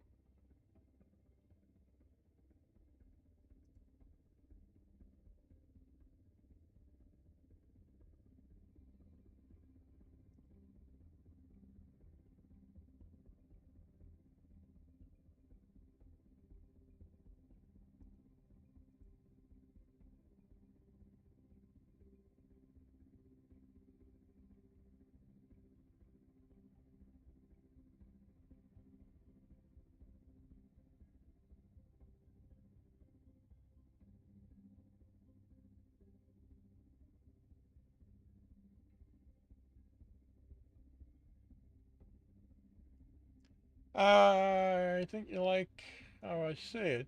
Just write for the fun of it. Write what you want to see. So if we're going to try to make something of it, it's not just playing around. That's what you like to do. And again, there's nothing wrong with that. And there's nothing wrong with writing for your own pleasure and then publishing that. Like, again, it's why I say there are no wrong answer. And they're not exclusive, mutually exclusive. If you write for the fun of it, do that. I mean, right from the get go, I feel that writing should always be fun. Um,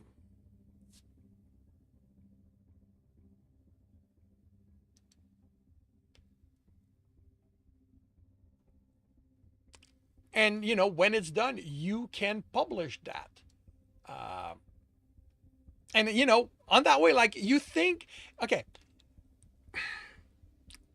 if you decide that making money is not what in the end you want it to be. And I'm not saying you need to change your answer, but at that point, if you decide that it's no longer the point, my advice is then publish everything, because if you like it, there will be someone out there who does too.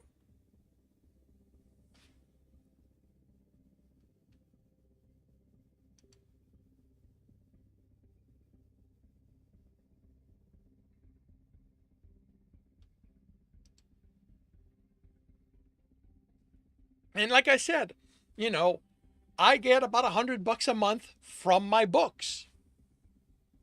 It's not a lot, but it's more than if they weren't being published. And, make them the best you can under your circumstances and go from there.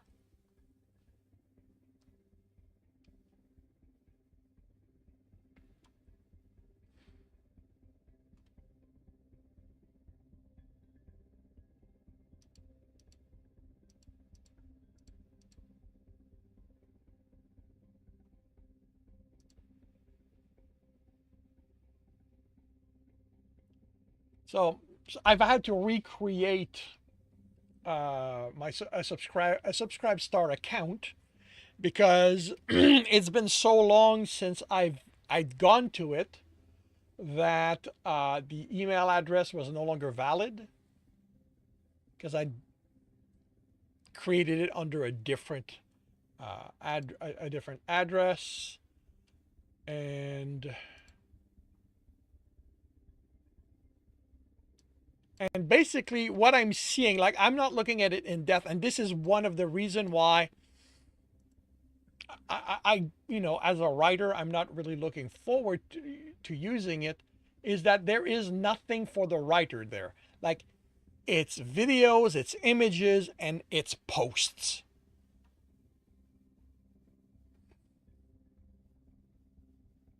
So I strongly suspect that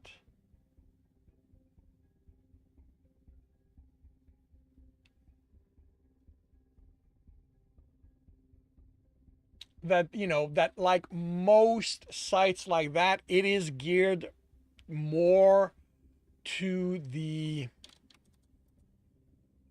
visual community than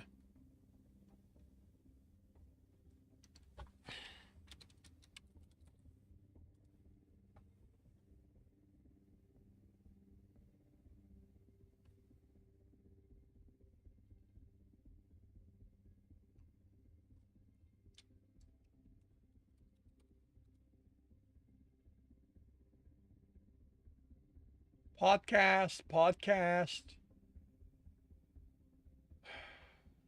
streamers, podcast, yeah, videos.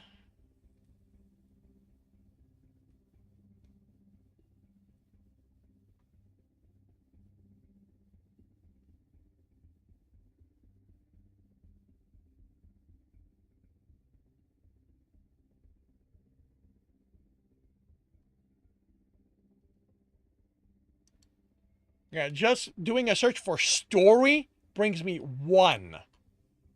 Pages of a writer. One. Everything else is either podcasts or videos or. So So yeah, like it gives me a sense that that subscribe star, and that's not to say don't use it, but it is to say that I don't know that I am going to bother with it.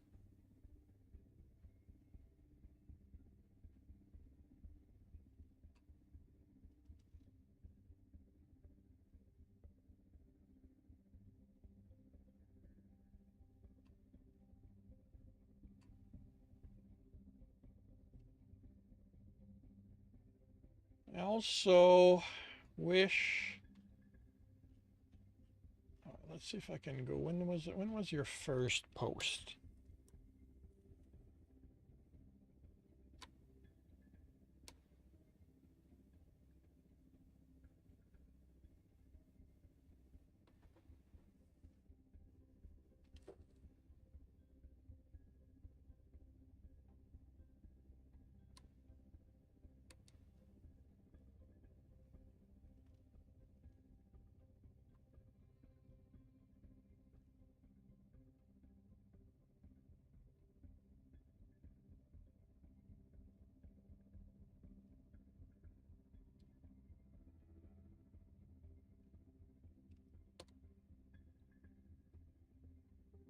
Yeah, 12 supporters. He's been at it for unsubscribed for more than 2 years.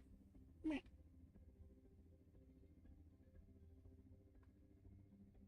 I guess that is probably not for me.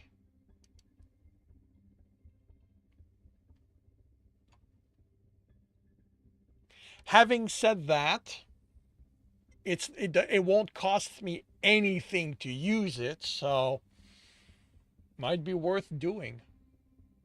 Just putting stories there and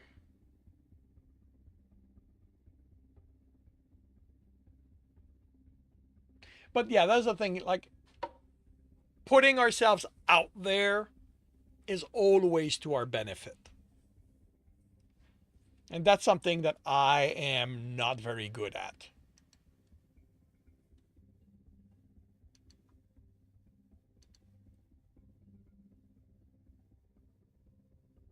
Oh, you will not have a problem with adult stuff over there. I have checked that because I have one series that is, very adult. It's just about tagging things properly.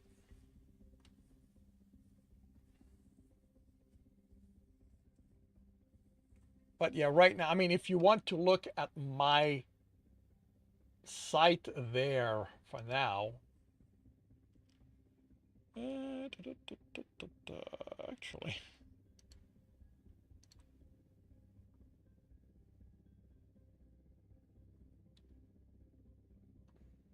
is that the one? Yep, yep, it is the one.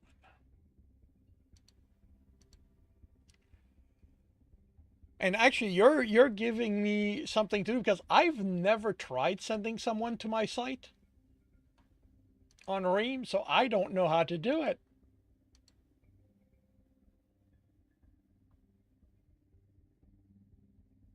What do you mean launch? It should already be launched.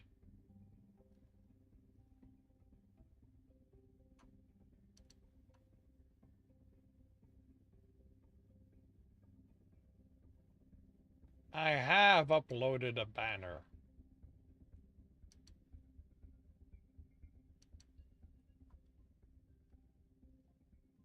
I think.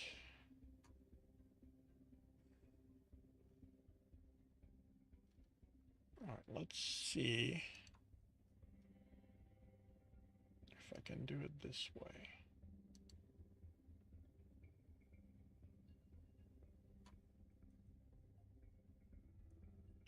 That is actually a problem. If I cannot get a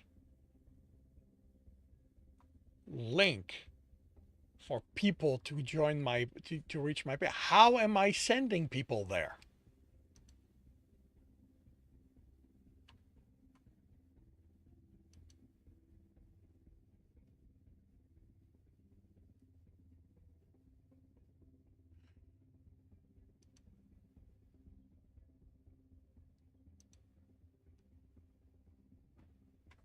I need, okay, you know what, let's try this that way.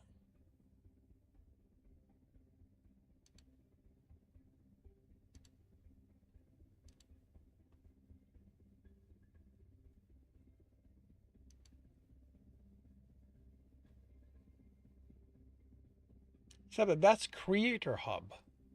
It's not gonna work. Huh.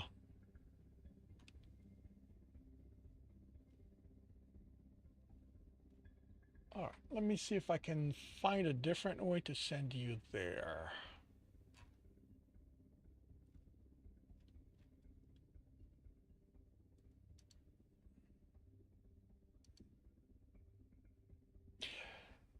I cannot find one because all the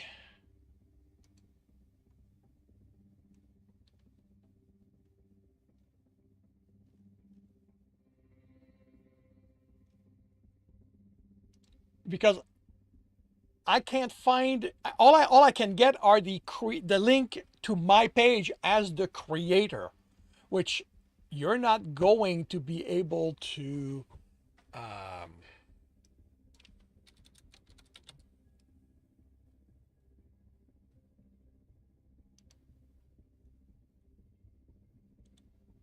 yeah, because everything's done through Java. So all right, what happens if I put yeah, everything's done through Java, so I cannot.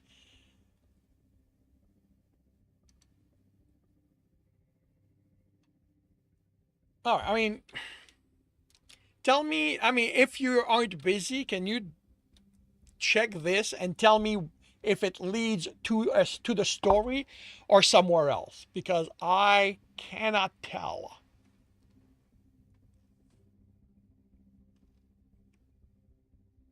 And if from there you're capable of reaching my author's page on Ream. And I will be right back.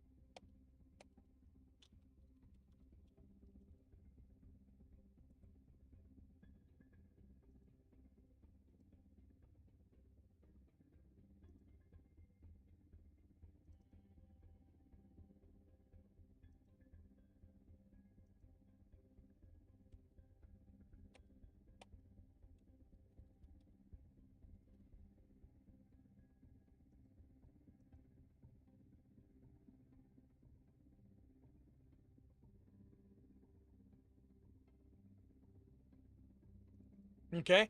And from the story, can you reach my author's page?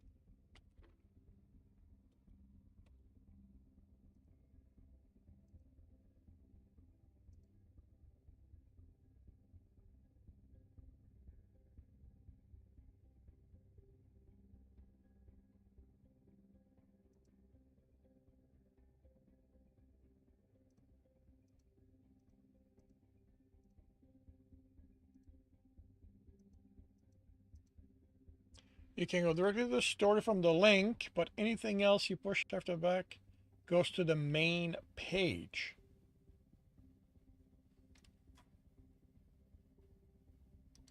That is interesting.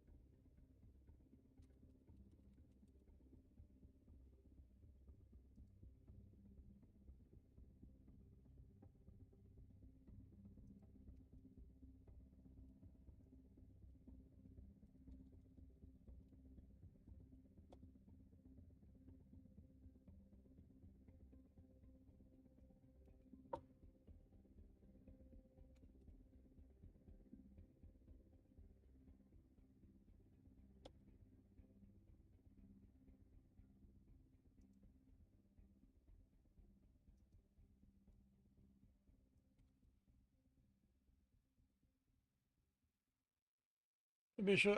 Actually, I've just opened up a new browser, a different browser, and I'm trying to reach it from there, and it's not letting me.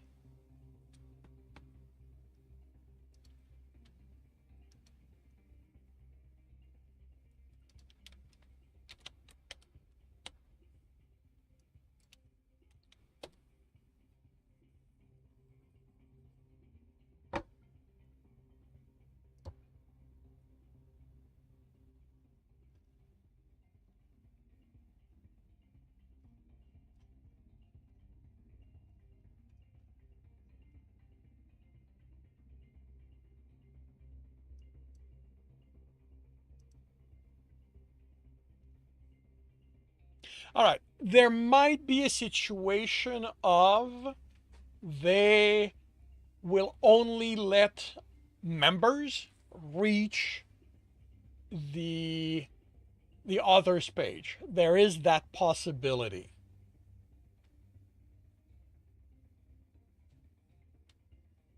I'm iffy about it, but there is that possibility. The other one is, what bugs me a little bit is I'm not showing up on the search.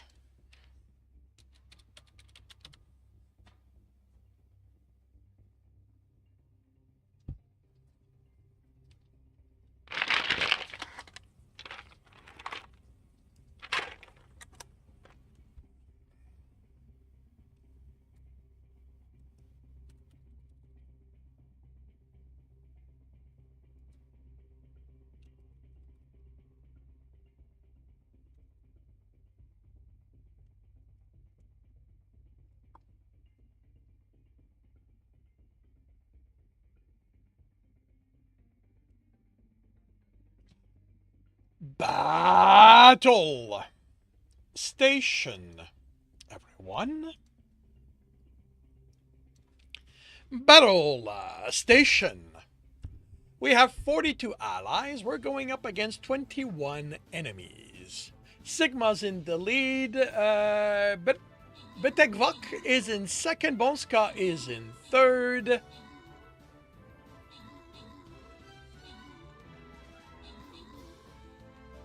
And we are doing better. I think somebody yep, there we go. Ghost Circuit killed the boss. And we are up against the Puppeteer, the Puppet Masters, but I think we've got a bunch of immune units, so... There we go, we're done. We have won. Sigma OS is in first place, 6 kill, 8 assist. Betegvok is in second place, 1 kill, 11 assist. And Bonska is in third with 10 assist. We've got gold. Do we have a Dr. Derp? How about a bluer? There's bluer. Don't scare me like that. Then we have Shinobis and Berserkers, and that are not being claimed at this time. So Sergeant K Dog gets the Shinobis, and third string Gamer has gone berserk. And we move on to the next map where we will go up to grab the skin, the scroll, the token, and the boss. So we start with an easy battle on the way to the skin chest.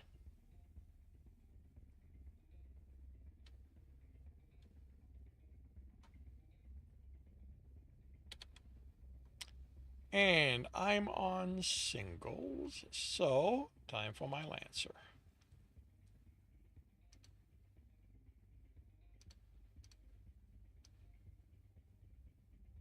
Alrighty, half an hour to see how this turns out. Yeah, okay. I'm a little. I'm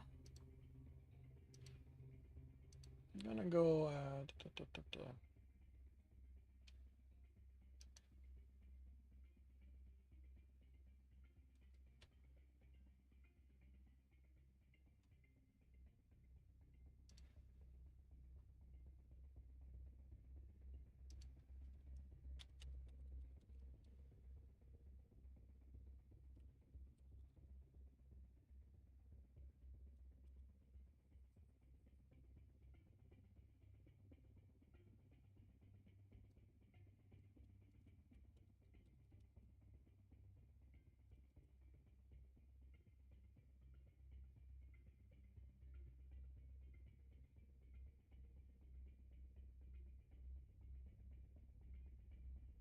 Oh, thank you very much for the follow, Wolf.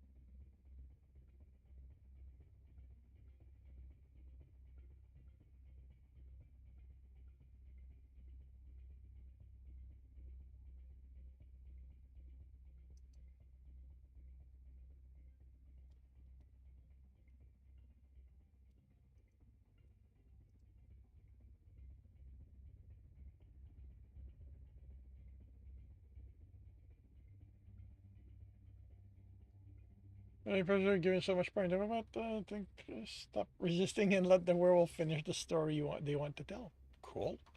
I hope you have fun.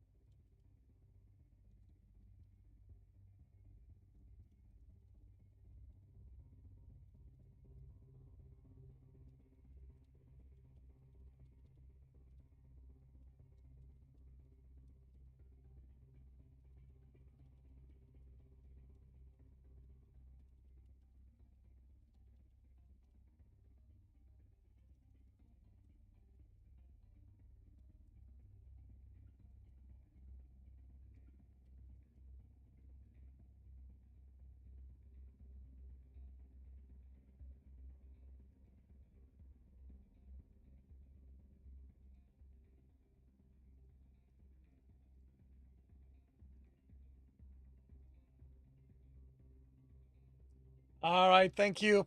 Have yourself a good day too, Wolf.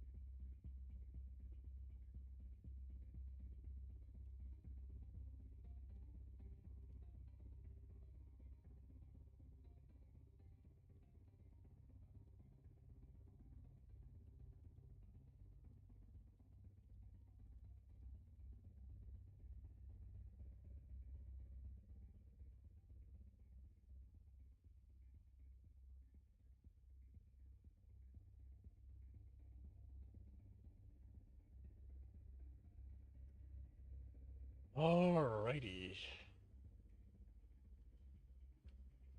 I will take lunch. I will do my best to return within 20 minutes. Time to run the battle. Otherwise, I will see you all when I get back from lunch.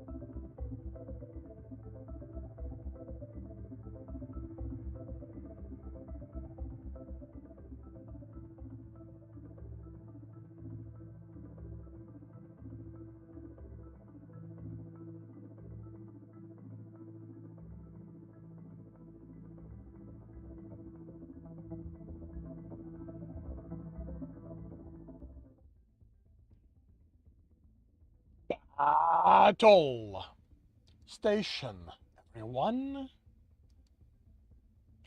Battle station. We have 51 allies. We're going after 17 enemies. Now 10. Jay's in first place. Sigma's in second. Is in first. Is back in second place. Bonska is in third. Sigma and Bonska have killed Puppet Master, and we are down to one enemy who is dead. So we've won. Bonska is in first place. 3 kills, 7 assists. Tonic J is in second place, 1 kill, 9 assists, and Sigma OS is in third with 8 kills. We have gold, 2 very small ones, too small. Wait, do we have a Dr. Derp? How about a bluer Swede? Bluer has left for lunch. Alrighty, so third string gamer, Des Hooves, get very small gold.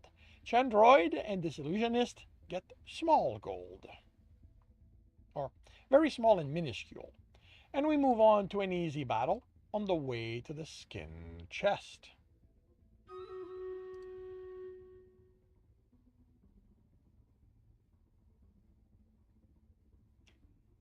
Alrighty, so time for my lion.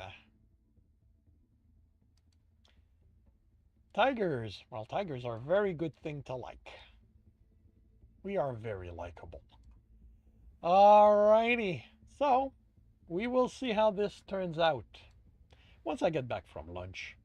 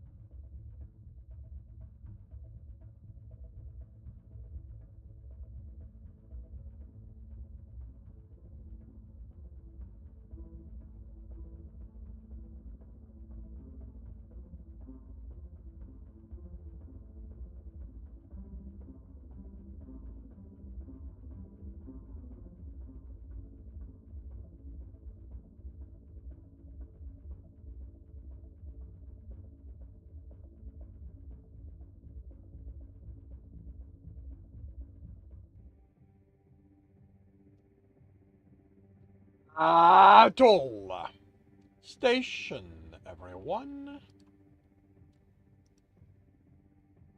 Battle Station. We have 52 allies. We're going up against 15 enemies. And Sigma takes the lead. Braggy's in second. Bone Ska is in third. Ah!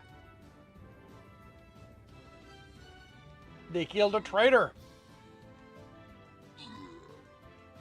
And let's see. There we go. We're almost done. I get to kill stuff. Sigma maintains the lead. Braggy's in second. Oh wait. Now you guys have to kill me before I kill everyone. Oh wait. I'm cured. And we're done. We've won. Sigma OS is in first place with 21 assists. Braggy, son of Odin, is in second place, 3 kill, 11 assists. And Bone Ska is in third with 12 assists. We have tanks, we have vampires. We have no one currently claiming either of those. Third String Gamer has been tanked. BMAC gets vampires. And we move on to another easy battle on the way to the skin chest.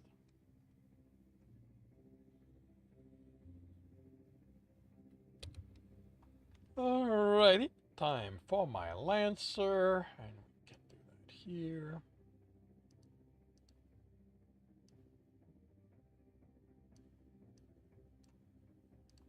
And in half an hour, we will see how this turns out. I need to do that, and this should be the correct one. Yep. Alrighty, welcome everyone to another read and comment. These, well, I usually want to say occasional, but it's kind of become regular. Angst has definitely made sure that these happen on a regular basis. But so the twice a month, every other week thing where I read a chapter from someone else's story and comment on it. I'm not an editor. This is definitely about feeling how a story feels.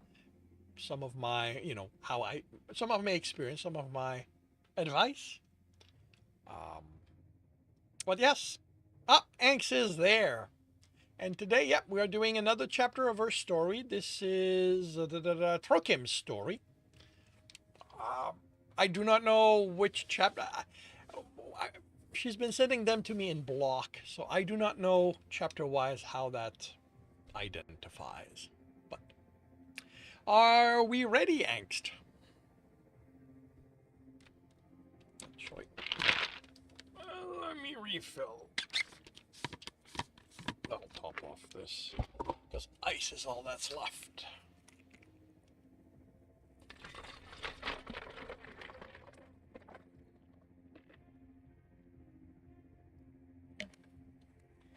It's been sliced. Oh, I see. It hasn't been sliced into chapters. Oh, right. I believe you'd mentioned that. Like, there's still just blocks of text, and further down the road, you will work out how to divide them.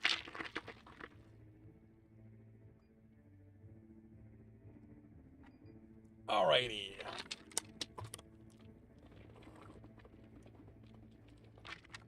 All right. Bunium Sporcorum was a grand name for such a neighborhood, but its facade was almost equally grand. The carved stone, the carved stone stood bare of paint, but the finesse of the working was still evident in the depiction of different people soaking in the pool, reclining for a barber's attention, or receiving some sort of attention lying on a table like the one Lorelli used, and okay. I don't know if I'm the one. Let me start again. I can't tell if I'm the one who's not quite in the mode or if there's something making me stumble. Balneum Sporcorum was a grand name for such a neighborhood.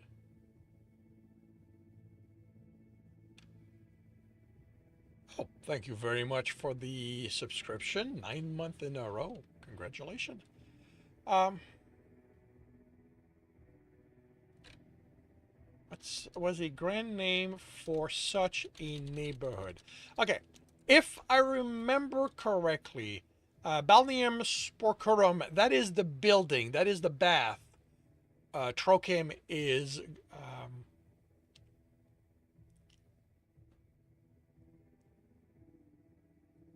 the the bath that Trochem is going to. Am I correct?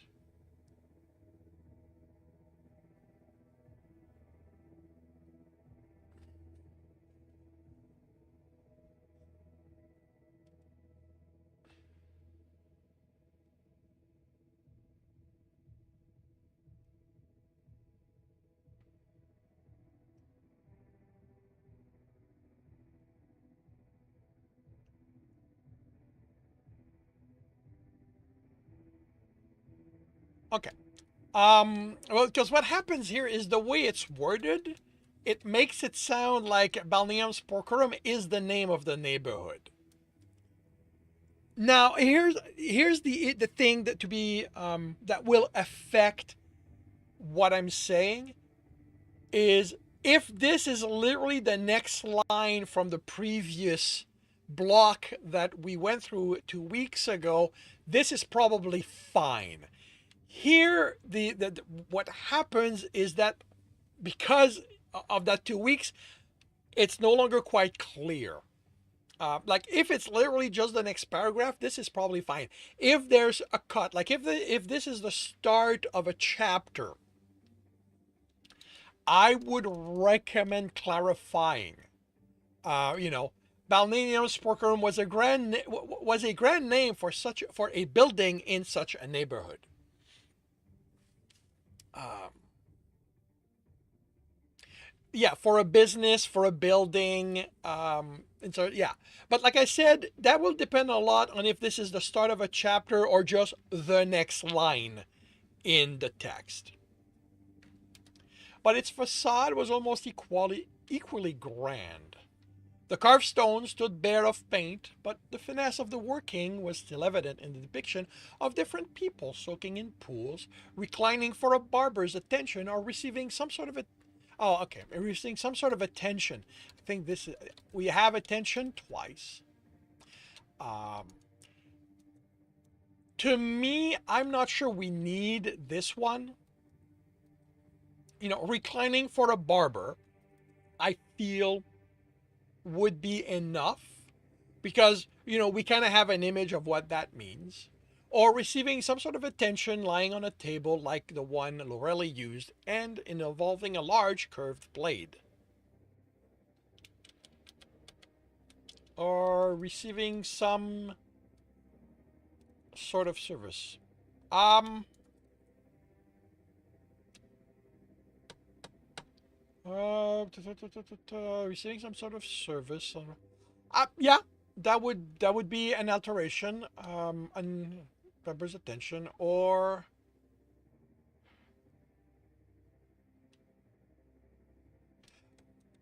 because we start with depiction of different people. Here, I might suggest changing it, or lying on a table like one Lorelli used, receiving an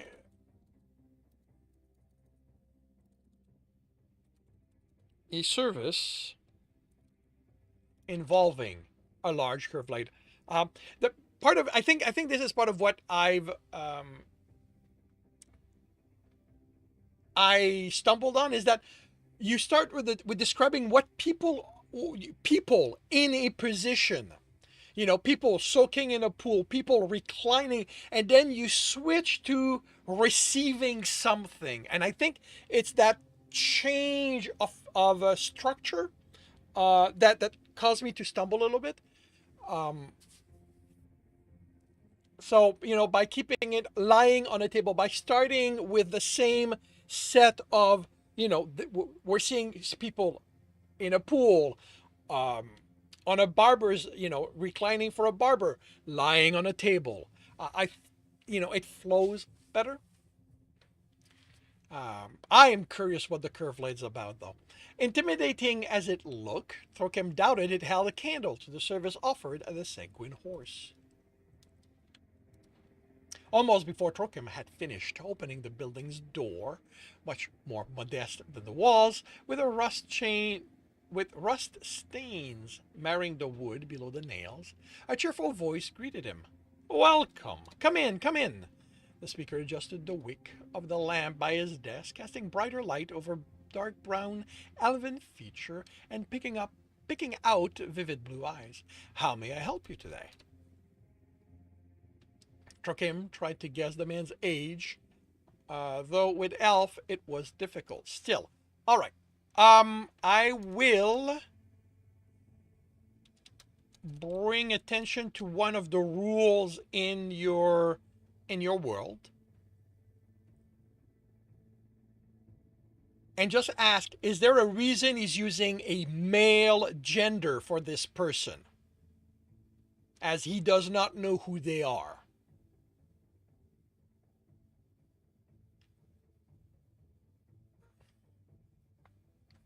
Like, you can clearly tell they're elven, which to me would mean that Trokin, because if I may be misremembering, but I do kind of remember Trokin being fairly aware through what happened at the herbalist of what, how elvens ah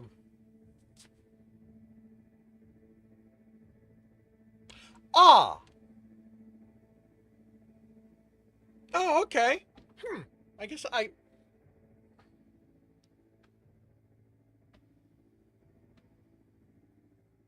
I thought it was fully something that elves decided on, that they chose to represent as. Ah, all right. I my misunderstanding. Then, okay. Is it a modern thing? Because I seem to remember, in that those first few chapters you had me read of the story that takes place. Um,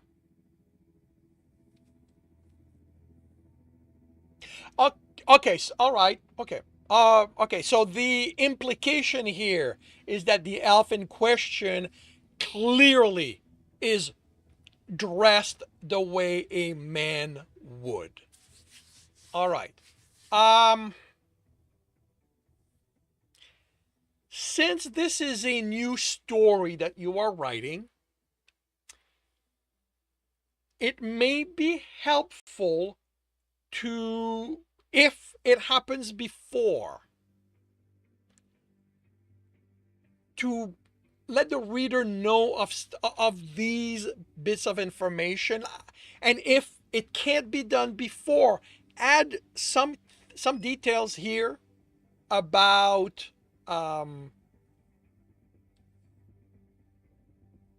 it, because I do not believe that this story had any of the setup for the rules of how it happens with elves and stuff like that. Most of what I've been going with is stuff that I've read, stuff you've told me, or that was included in previous things that I've read of yours. So, um, just something to keep in mind, because you're going to have new readers here, and it is good to guide them, through how it happens.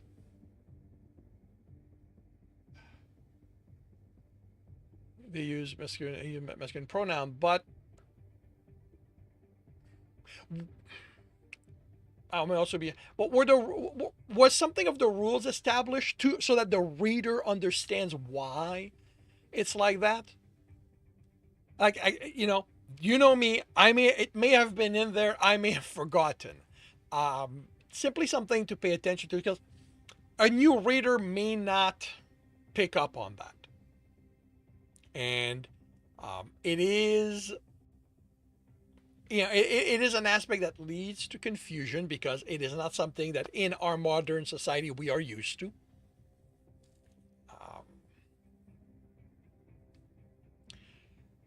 Um, with Elvin's still, this fellow might be old enough to have been Magistre Boticari's companion in the time before A came to the capital. Magistre Boticari in Villiam, he said I could get a bath here, that Magister Benetu would know him. The welcoming smile broke into a grin. Indeed I do. It was it was a good cyclo we spent together. And after two main gender, how can you tell between examining primary sexual characters? Sort of, we just get it since we grew up with them. Okay.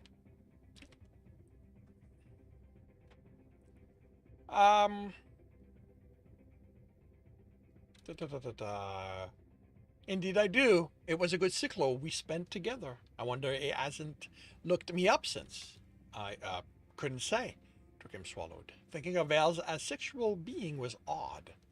Perhaps his uncertain suit would be welcome. A did speak highly of you, though not in any detail. Expert advice from a child of Vignis. I suppose I should have expected as much. The elf laughed. But yes, I'm Benetu. Though I'm afraid I don't have the... I don't have...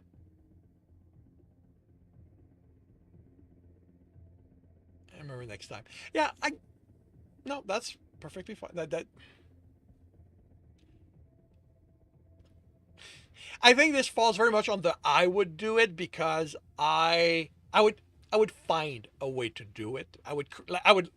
I would literally create a situation that allows me to make sure the reader knows, the reader understand, because that's how I am. I don't want to spoon feed them, but I do want to be sure they know what the rules are. Again, this is a me thing. Though I'm afraid I don't have the Hippocost fired at the moment. This time of the year, I often wait until near sunset. There's more traffic then. Trokim hadn't realized that it hadn't been more than 6 when his school group visited a balneum, and his memory was hazy. Was the Hippocost the deep pool or the underfloor heating system?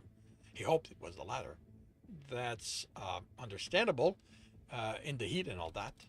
Still, it's it shorts you of the full experience. I have a warm cauldron in the converted palestra, or I can heat up the brazier in the sodurium if one of those would suit you instead. I'm afraid I'm not sure what those are. Truckim felt like an idiot, but remaining silent might have made a greater fool of him. Magistre Boticari just said I could get a bath here and my clothes cleaned for 2 copra, and a pars for the soap. And a pars for the soap? Benetu shook his head. No, 2 pars includes the soap for you. Though, if you want help in using it, that would be a bit more. Truckling blushed. No, that's fine. I can wash myself. Benetu nodded. Fair enough, though if you've the time and coin, I can thoroughly recommend the oil and strigil cleanse.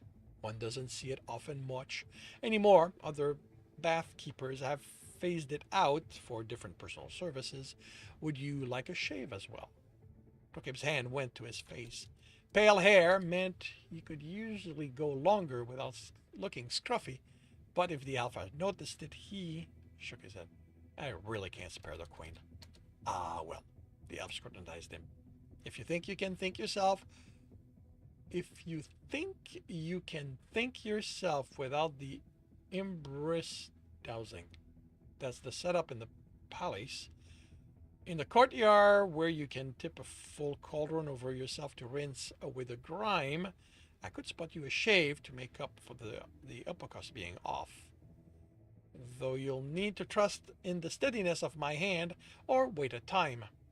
Bizarjin takes 4 hours around midday to spend with his family. If you think you can think yourself without the I think there is yeah. Well, I mean, I was continuing just in case it was, something of a structure that would be explained further down, but at this point I am yeah.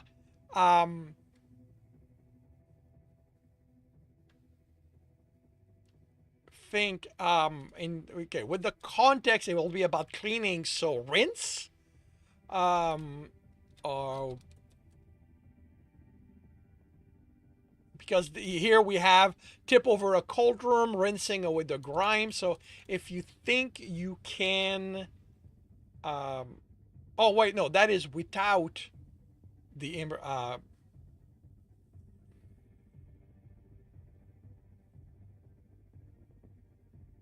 so make do. Okay. Without the imbris dowsing, that's the setup in the palace. In the courtyard, where you can tip a full cauldron over yourself to rinse away the grime, I would spot you a shave to make up for the hypocost being off. Though, you'd need to trust the steadiness of my hand or wait a time. Bizarjin takes 4 hours around midday to spend with his family. I'm sure you'll be fine. The thought of letting somebody else near his throat with a sharp blade was always intimidating, and elves didn't have facial hair to shave. Still, century of experience would have done something for the man's skill. I have an appointment an hour past noon, so I really couldn't wait. Benito frowned at the water clock dripping against the wall. We're into the 5th hour now. If you want things clean and dry by the 7th, no, before that, you still need to travel. How far did you say it was? I don't think I did. Truckham felt the heat rise to his face, but it's at the Sanguine Horse. Ah, first time? Benito nodded. There are good folks there. They'll take care of you. But you'd best get those things off so we can start on them. You'll need a half an hour to dress and make the trip. Benito looked around the office. Was he expected? I'm guessing this should be Trokim instead of Benito.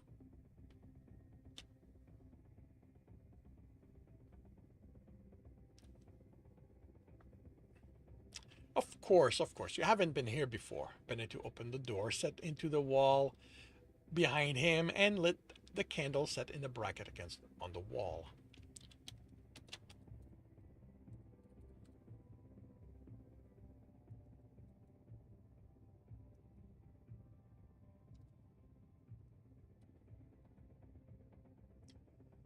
Benito opened the door set into the wall behind him and lit the candle into bracket in the wall.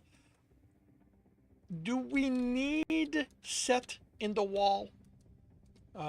Benito opened the door behind him and lit the candle set into a bracket on the wall. Main reason I'm asking is because we've got wall here and then a little further down. And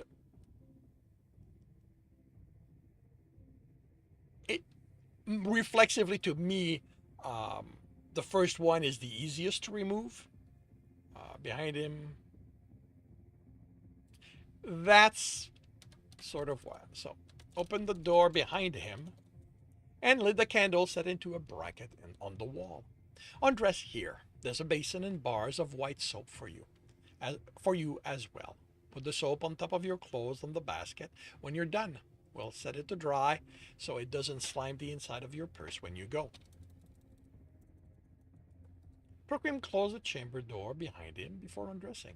He untied his leather shoes at the ankle and laid them with his belt at the bottom of a with the basket. The short hopeland came off next, faded from its original deep blue, but still the best he could afford.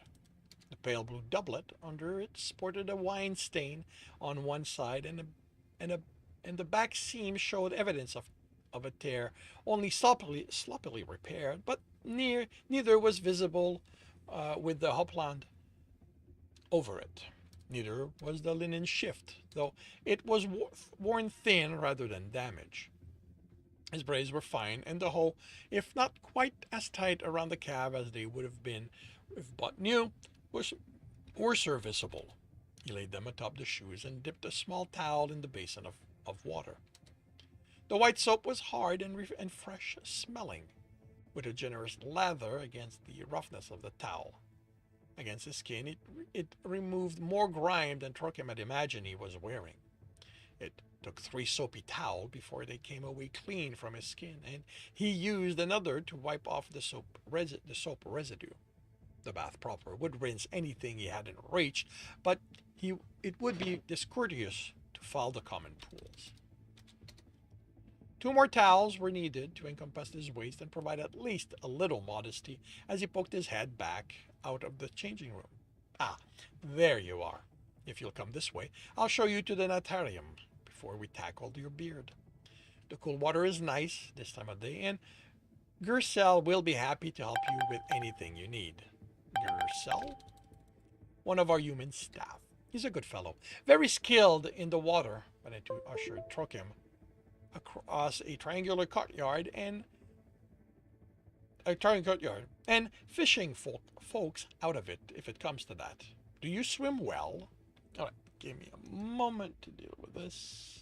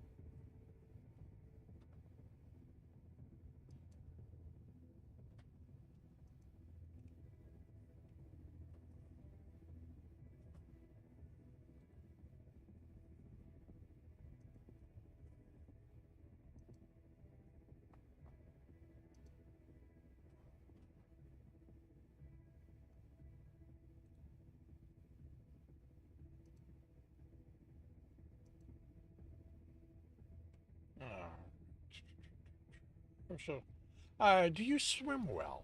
Not terribly. Program preferred is fish freshly cooked, not perfuming the beach with its stink. But the Domine insisted all the servant children have lessons, so his younger self had dutifully learned to churn his way between the protected docks in Piscatorius harbor, where lessons were taught. Well, You needn't do lap if you don't care for it. Though, don't be surprised if Grisels tries to impress you with his own aquatic talent. Humans, you understand. Yes.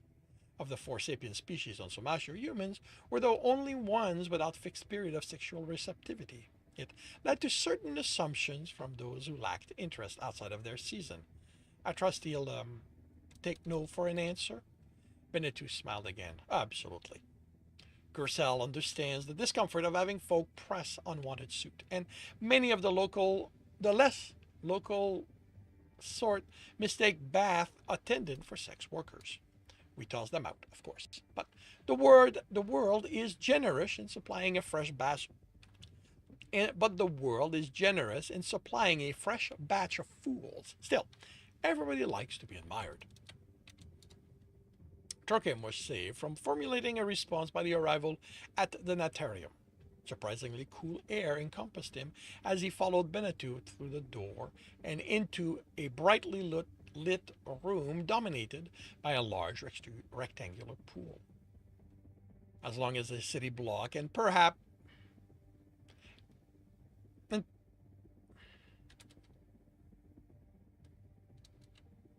as long as the city blocks and perhaps a quarter as wide, it was filled with clear water broken only by a single swimmer. Sunlight sparkled through the water droplet and thrown into the air as olive brown limbs cut through the water. Trokim looked up to see panels of thick bubbled glass set into the roof. Staff have free use of the facilities when there are no work to be done. Benetu nodded to the pool, then raised his voice. Gersel, we have a guest. The swimmer waved and immediately changed trajectory, hoisting himself out of the pool on muscular arms lightly goosebumped around the base of each air. Gersel was a stocky man, a hand shorter than Trokim was, and was perhaps twice his age, but his smile was every bit as warm as Benetu. Drops of crystalline water lingered along the chestnut curl covering his chest before they traced their way down pectoral curves to the edge of his. Trokim's looked away. As Benetu said, the man was not a sex worker, and he didn't deserve to have a stranger staring at the blue linen subligaculum that covered, in truth, very little of his body. Gersel chuckled, his voice warm and honeyed. You're allowed to look. If I didn't want folks to look, I'd wear more clothing. Gersel, Benetu chided. Go gently. Our guest is shy and he has an appointment at the Sanguine Horse this afternoon. It would be discourteous to break him before they have a chance. Trokim's face, already warm from Gersel's teasing, burned. It's not like that. All right, gonna have the advertising Murder Battle, and I will be right back. I was waiting for it to come, for something to that effect to arrive from the first assumption Benetu made earlier.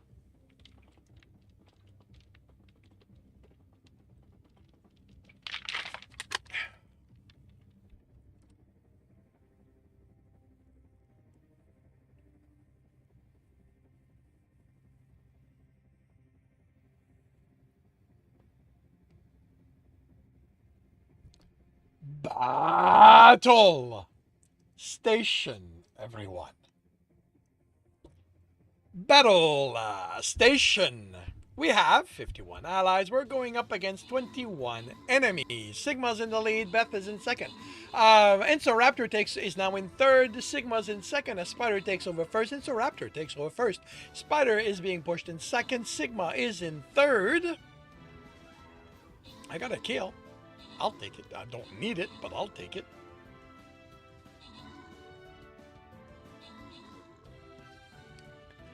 Let's see. Sigma's in first place. Ensoraptor's in second. Spider is in third. And with that, we are done.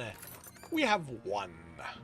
Sigma OS is in first place with 11 kills. Ensoraptor's in second place with 9 kills. Spider is in third with 7 assists. We have healers and warriors, neither of which are currently being claimed. So, Nursing Geek, Coralize, and Zappa, you have been healed. Raze and Ensoraptor go to war. And with that, we move on to a moderate battle before the skin chest.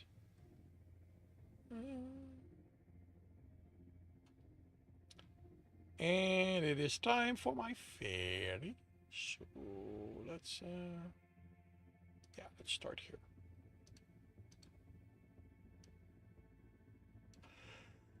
And in half an hour, we'll see how this turns out. To be fair, Trokim just said, I was waiting to happen because he did not correct it initially. When Benetu says, your first time, I expected Trokim to realize at that point. But since he didn't, I was waiting for the escalation to happen. It's not like that. Benny too smiled indulgently. There's no need to be embarrassed, lad. You can tell Gersel what it is like while I see to having your clothes started. But Thorkim's eyes followed Benito to the door, but his feet stayed anchored to the floor.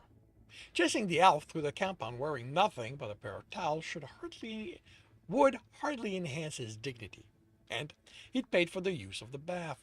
It would be foolish to skip the long soak that was part of the experience. The southern end of the pool offered a set of broad stairs descending into the water. It wasn't as athletic an entrance as Gersel's would doubtless choose, but Trokim was no athlete. He descended 3 steps, and the surprisingly cold water was almost to his knees when Gersel spoke again. Are you planning to wear those towels in the pool? Trokim hesitated. I left my braid to be washed with my other clothes. Naturally. But guests aren't required to remain clothed past the entrance hall. My own attire is for your comfort. The man reached for the ties at one side of any of the tiny garment. I could take it off if that would be easier for you. No! Trokim took a breath and moderated his tone. Thank you, but that won't be necessary. Suit yourself. Gersel hopped into the pool feet first and swam lazily to its south end.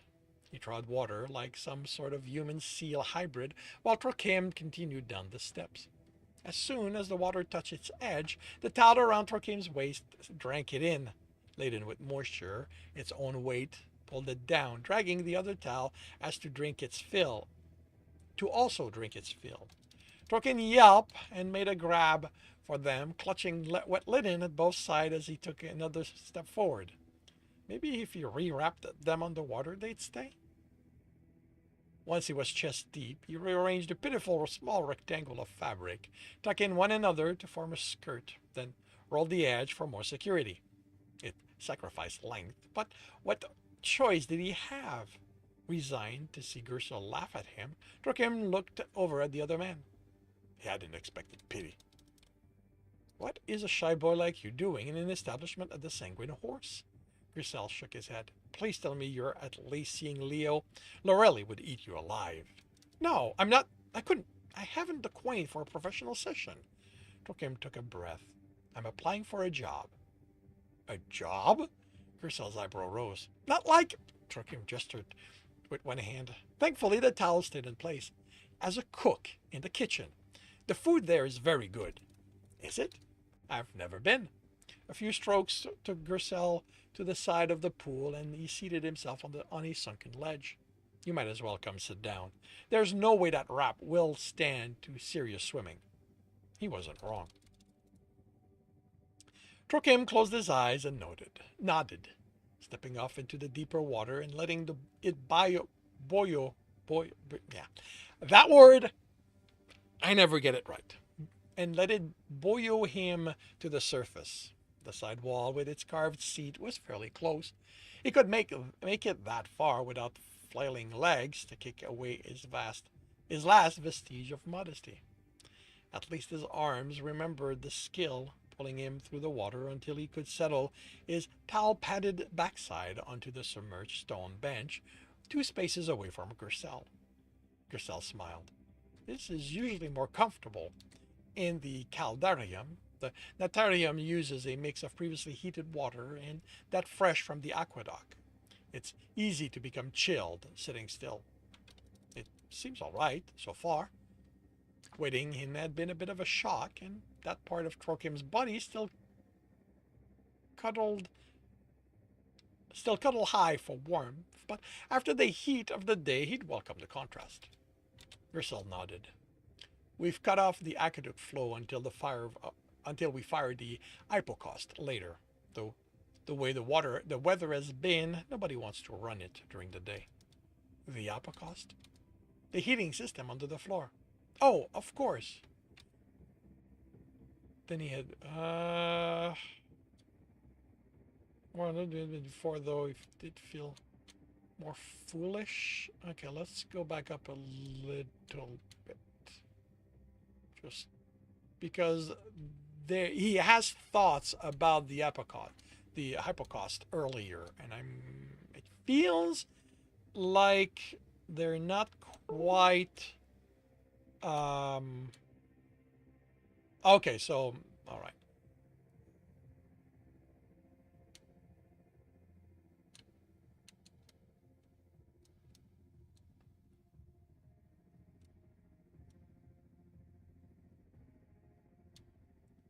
Okay, that's he's surviving. The uppercuts being off. Those are sure if letting somebody near his throat.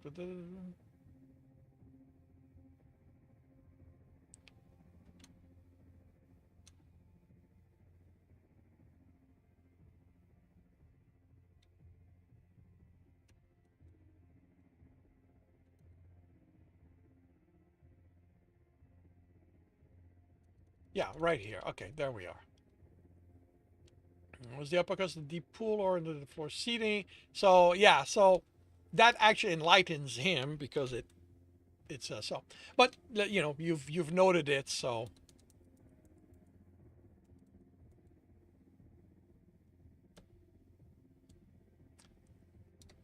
Da, da, da, da, da. Okay. Of course not. To feel no more enlightened than he had before, though you did feel more foolish. I take it you don't enjoy the bath very often? Grisel smiled. The floors through most of the building are raised, and there's a system of tunnels to conduct heat from the furnace. In winter, the tepidarium is as warm as a gentle summer day, and the caldarium twice as hot. This time of the year, as I said, we mostly run it in the evening, or if we know to expect someone. I'm surprised you need it even at night. Grisel shrugged. Not me so much, but those who come in after heavy labor. Submerging in hot water unnuts the muscle like nothing else. Have a session of frictio, I suppose. Though I think it would give even Leo a run for his money. Leo? Torquem had seen him at the Sanguine Horse, generally serving in the dining room or as the recipient of Tivel or Lorelli's more painful attention. His endurance was commendable, though Trokim wasn't sure he compared it to hot water. You're not familiar? Grisel smiled. I suppose it wouldn't make the sort of show they're known for, but if Leo ever offers you a taste of Frictio, take him up on it. Take him up on it. You won't be sorry. But what is it? I think it's the celestial words for rubbing, technically. But it's more than that. Leo took training at the Salubur Victus to learn the technique. It's not healing, but it's still sort of medical as far as I understand. His hand press on your muscle through the skin in certain patterns, and that somehow makes them behave. The man rolled his shoulder. It's not always the most comfortable, but when it's over, the difference is amazing. That sounds lovely. Trokim had never even heard rumors of that service being offered. What else hadn't he heard? Grisel grinned. If Leo ever got tired of working at the Sanguine Horse, Benetu would snatch him up in an instant. Not that there's much chance of that, though we'd all be glad to have him. He's happy working there, then? Him and most of his family. His mother's retired now, of course, and his brother moved away after his apprenticeship. Leo was the only one who fought to stay in capital during his apprentice years. Through Digina, was back as soon as she hit 24. Would you say it's a good place to work? For some people. Leo's wife couldn't hack it. Oh, we are that far in the future. Okay. For some people. Leo's wife couldn't hack it, though. She shouldn't gossip about the man's private business. I didn't know Leo was married. He's not now. Married the woman who conceived this son, though. Grisel sighed. He was so happy to start a family, but Ursula broke his heart. Just couldn't get used to what they did there, though, of course, nobody touched her. She wasn't required to participate in the show. It wasn't something that had worried Trokim precisely, but Crusader's comment that he'd yet to gain the experience, whether he had talent in her field, made made had made him wonder. Yourself shook his head.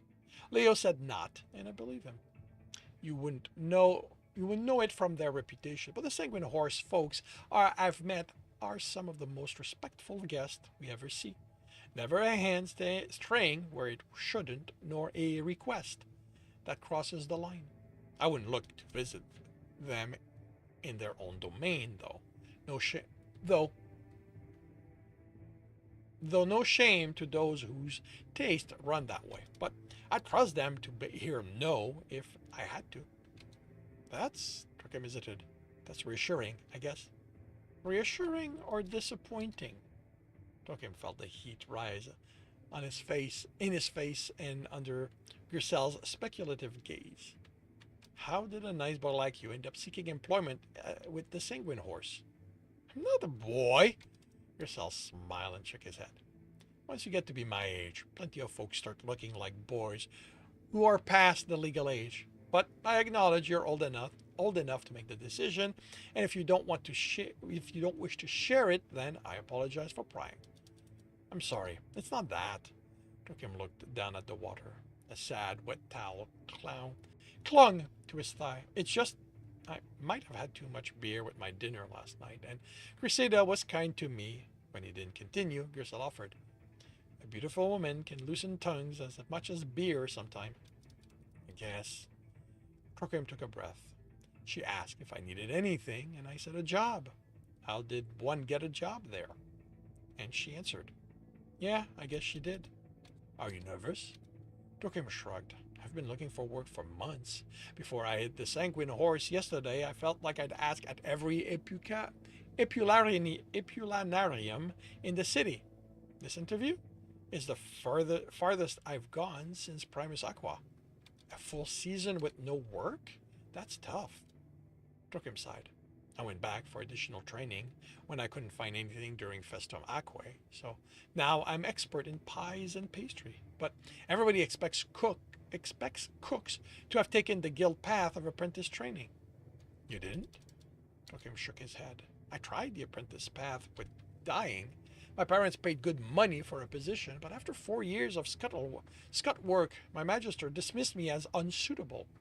He said I had no sensitivity to color and couldn't be trusted with the simplest task, though I was certainly good enough to grind his woad pellet with urine for 4 years. But learning the formulae for finer shade and delicate fiber? Nope. Out on my ears. Not even a reference, so I could seek another magister to serve as a journeyman. That's rough. Tell me about it. Turkham shook his head. I sued, at least. I said in court I was hopeless. He said in court I was hopeless from the first week. Then why keep you 4 years? That's what the Eudex asked, and the magister said he kept me for 4 years as long as he paid.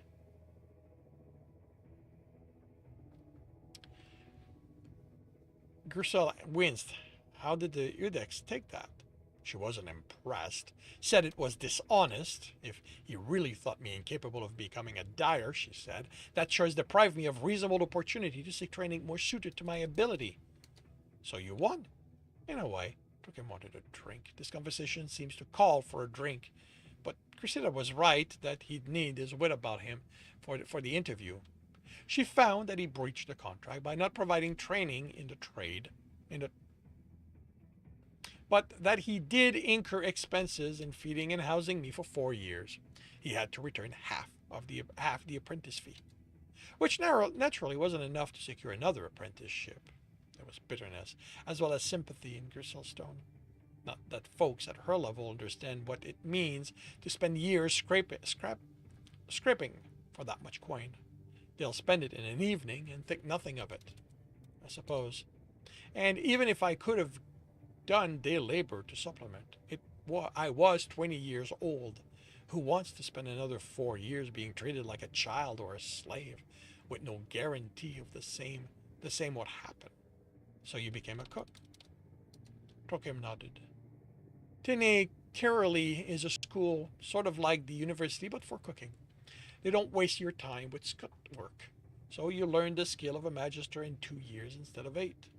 The graduates, their graduates work in some of the finest household in capital, they said, and beyond. They lied? Grisel frowned. Surely you could take them to court as well. They didn't lie. Turkim grinned ruefully. Some of my classmates had places in a wealthy house immediately.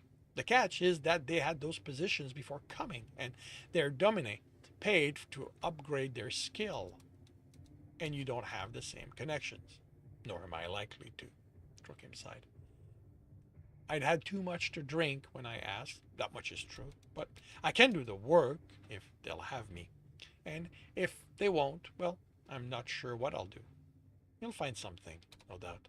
You may not feel it, but you're young yet. There may be options you haven't considered. Now, duck your head under the water. Turkim's blink. What? You've washed your body, but your hair was dry when you walked in. Soak it through, and I'll comb it out for you while we wait for Benny to. I haven't paid for personal services. Grisel shrugged. It's a slow day. If you're not going to swim, I don't have anything else to do. Might as well set your hair in order as I sit here I don't have anything else to do. Might as well set your hair in order as sit here like lumps on a bump. If you're sure. Gingerly, so as to not dislodge the towels, Turkim leaned forward to soak his hair. That's fine. Now, the back of your head, if you'd rather not go under completely. Comb the hair out with your fingers if you can. Turkim shifted awkwardly. Do you have to watch so closely? Given that my job is to fish you out if you get in trouble? Yes. Grisel smiled gently. It's not a prurient interest, I promise. And I've no interest in whatever's under your towel. You're a fine young man, I'm sure, but I prefer lovers closer to my age. All right. Turkim looked at the bottom of the pool. It couldn't be more than a quarter meter deeper than he was tall. Screwing his eyes closed and pinching his nose, he slipped off the bench and pushed himself down until his feet touched the pebbled floor. Halfway to the bottom, he felt the towel slip around his waist. With one hand on his... Hey, Cadsby!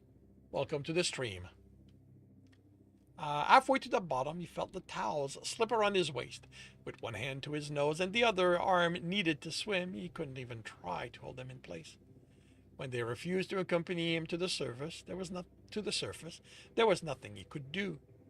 Air, when it came down, was more important than modesty. Are you all right? Grisel extended a hand, but Turkim swam back to the bench against the pool wall on his own. Yeah. Turkim refilled his lung with clean air. Water streamed from his shoulder-length hair down his face. I'll be fine. Sit tight, then.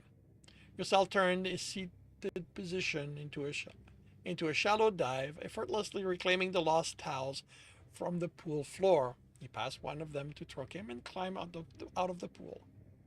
If you drown while sitting on that bench, I'll be seriously annoyed. Turkim arranged a wet towel across his lap and rested his hand on them. I'll be good. Grisel limped away across the faded stone mosaic, a curse hitched to his stride. Closer attention revealed the man's left foot was markedly deformed. Turkim looked away.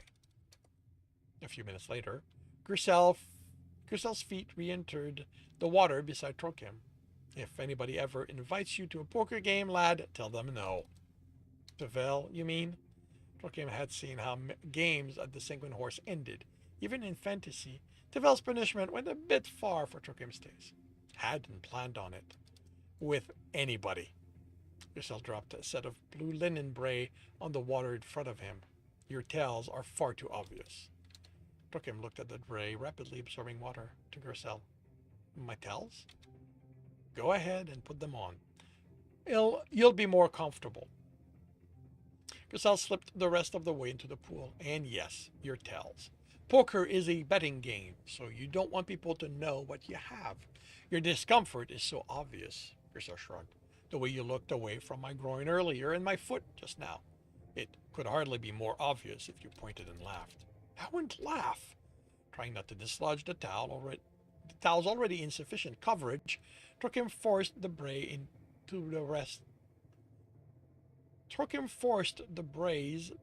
rest.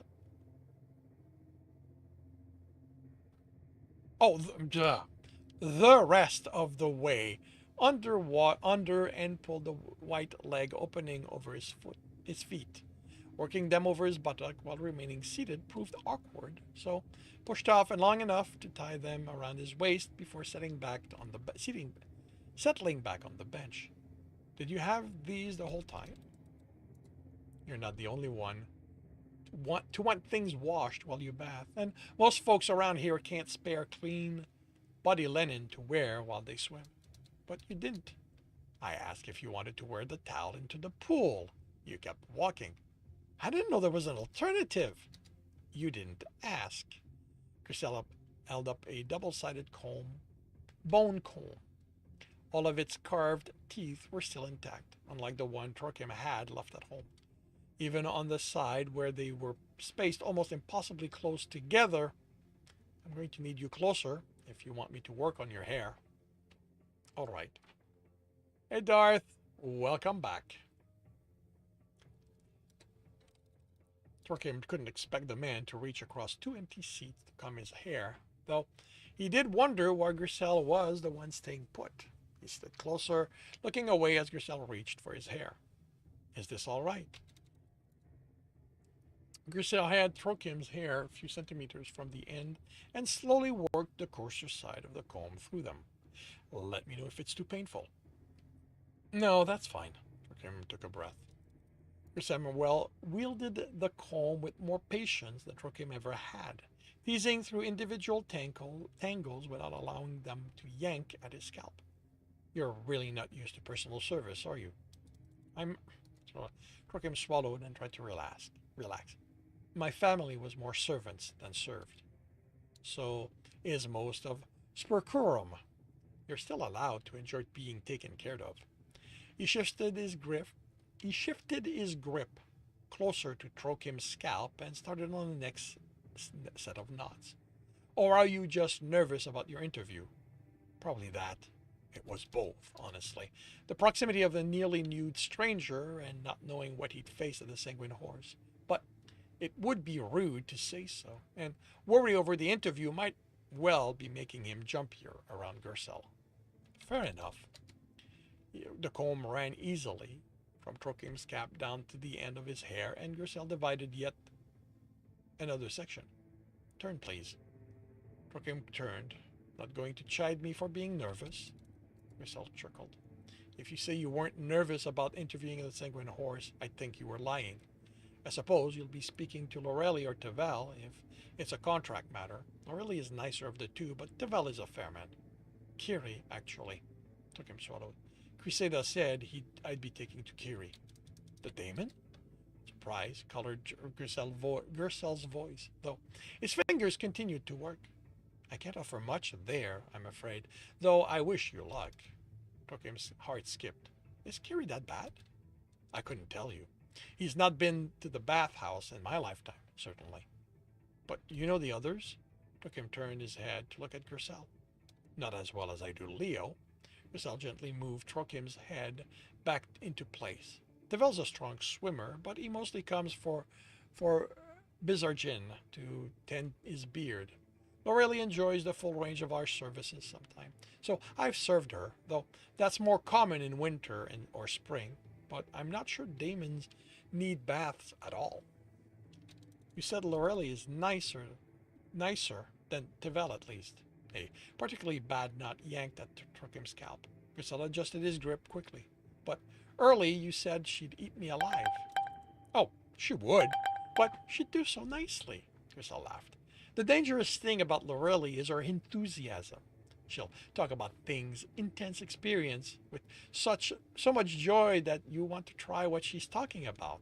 And then after she's gone, you realize it was something like being on fire or embroidered right through your skin, and you can't imagine what you were thinking. Let me take care of this.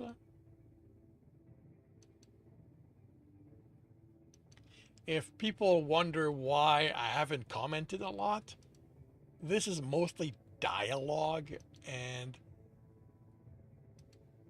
even at my most critical, dialogue is not something that I will touch unless there's a something that comes across as incorrect in what is being said. Like if a character refers to something that happened earlier and it doesn't match, that I will comment. But grammar or like, yeah, dialogue has very um, very few rules that I personally apply to it.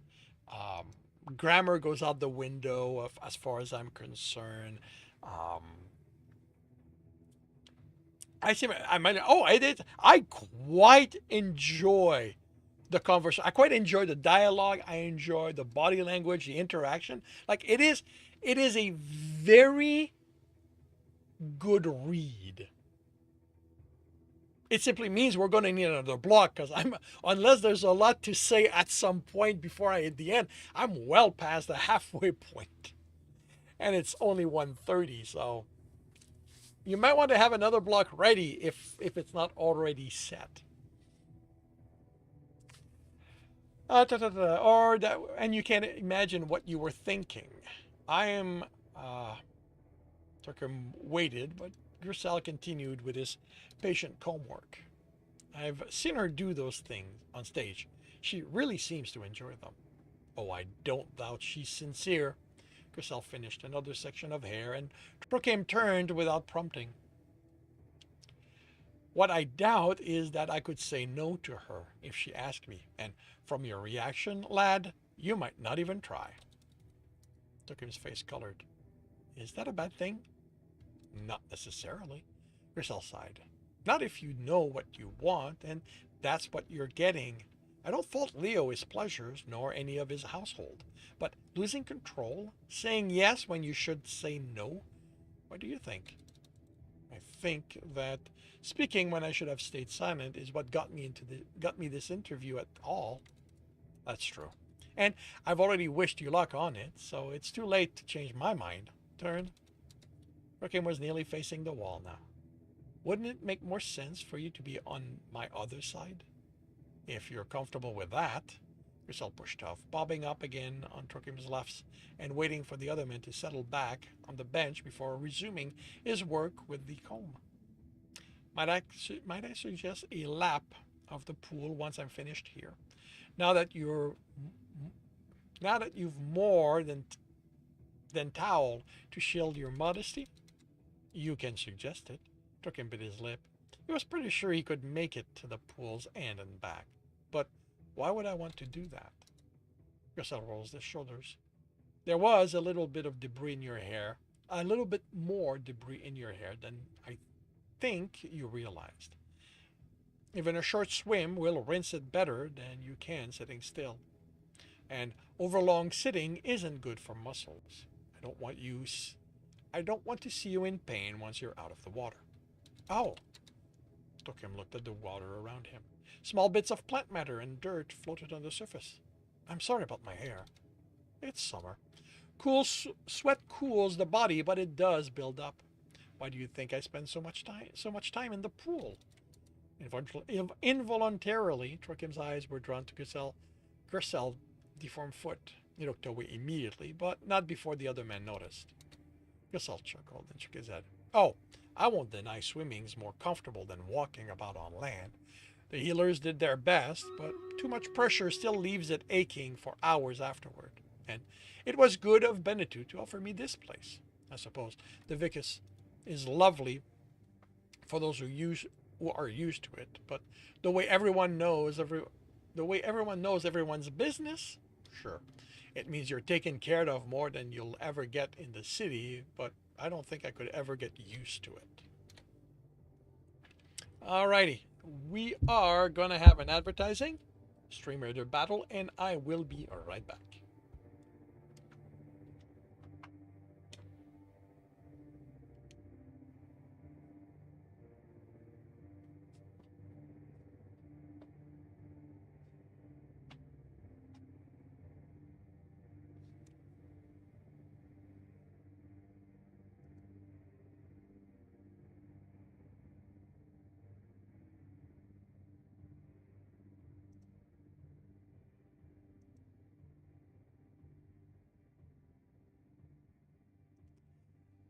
Battle station, everyone.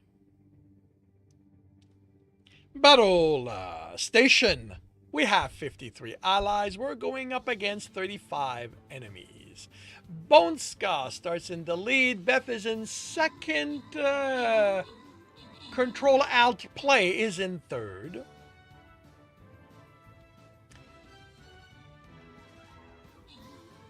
Let's see. Bonska's in first. Control is in second. Beth takes over second again. Control is in second. Beth is in third. Zappa takes over third. Zappa and Evadine have killed a bunch of epics. And looks like we are done. We have won. Bonska is in first place, 8 kills, 16 assists. Beth 14 Fan is in second place with 19 assists. And Zappa is in third, 11 kill, 7 assists. We have gold twice. Small and smaller and minuscule. I'm gonna need more descriptive of small numbers. So we go with small first. Does the Dr. Derp be here? Is Dr. Derp here? No. And Bluer Schweet is back. So Bluer gets the small gold. We have a vampire that no one currently claims. Sue, Nursing Geek, gets the vampire, and Darth Dorlin gets the smaller gold. And we move on to the skin chest. On the way to the scroll. And we should be able to hit that today. Should be our last battle. Alrighty, time for my Lancer again.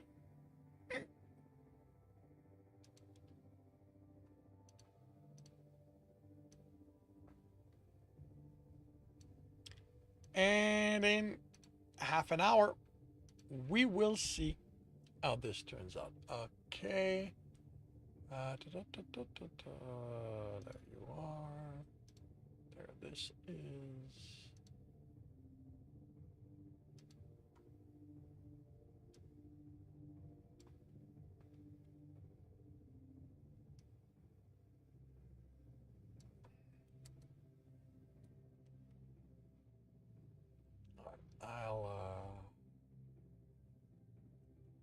I'll get there afterward.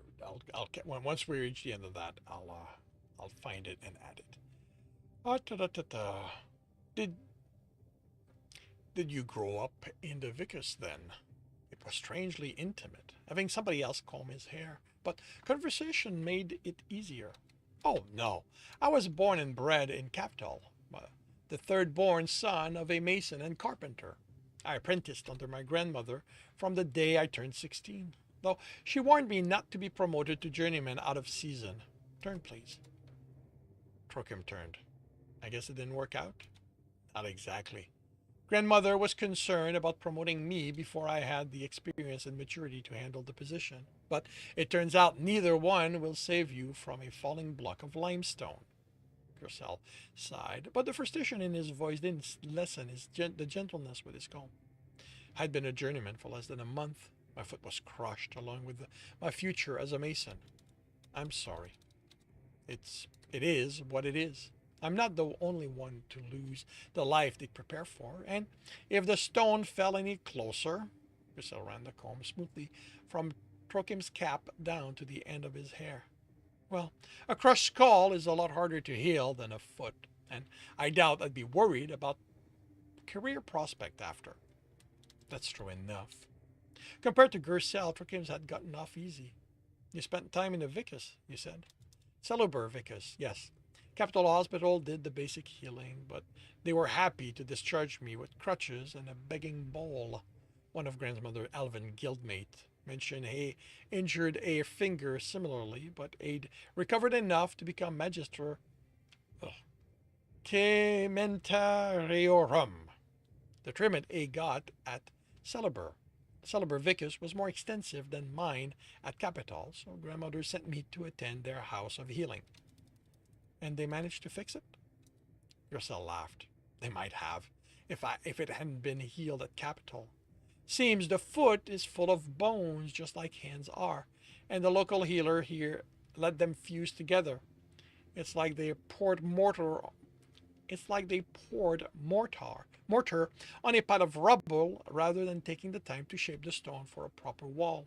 You can turn back now. I'm done. Joachim resettled himself on the bench and looked over at Gersel. They couldn't rearrange the bones after? Once the mortar's dry, there's not a lot you can do. Apparently healing's the same way.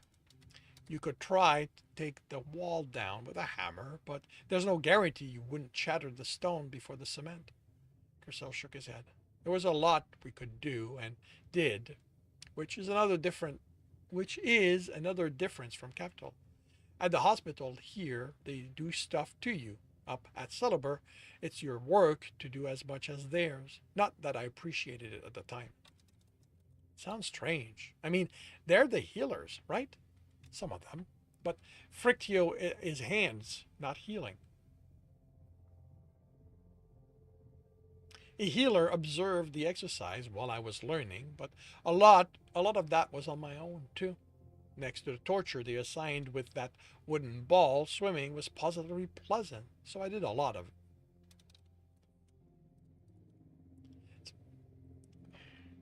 See, this is dialogue, so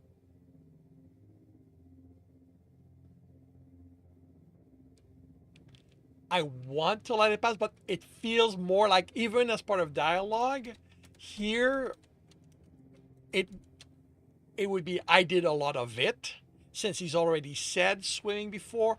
And, at this point, to me, this is not grammar, it's just how we speak. But having said that, this is dialogue. So it could very well be how Gersel speaks, that, and it's not like through all of that we have a, we set down the rules for his speech pattern. Like, I don't recall anything contradicting that, so it is quite literally merely an opinion here.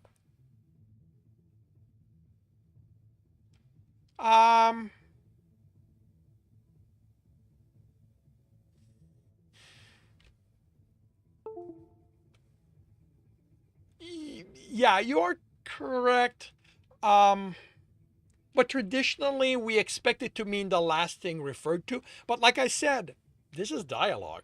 So you are, leaving it like that is perfectly fine. It eliminates whatever potential confusion is there. So that, since that is what you're looking to do, this is perfectly fine. How long were you there? About 5 years. The first cyclo, I still wasn't getting around much. I spent a lot of time with the infant in crash, since they weren't much faster than I was. My second Clayco, I met Benetu. Gersel rolled his shoulder. Speaking of which, where were you going to try a lap?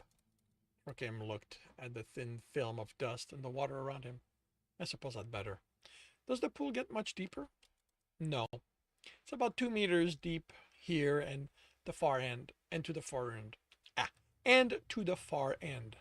If you're used to ocean bathing, you might find lack of wave easier too, and I'll be right there if you get in trouble.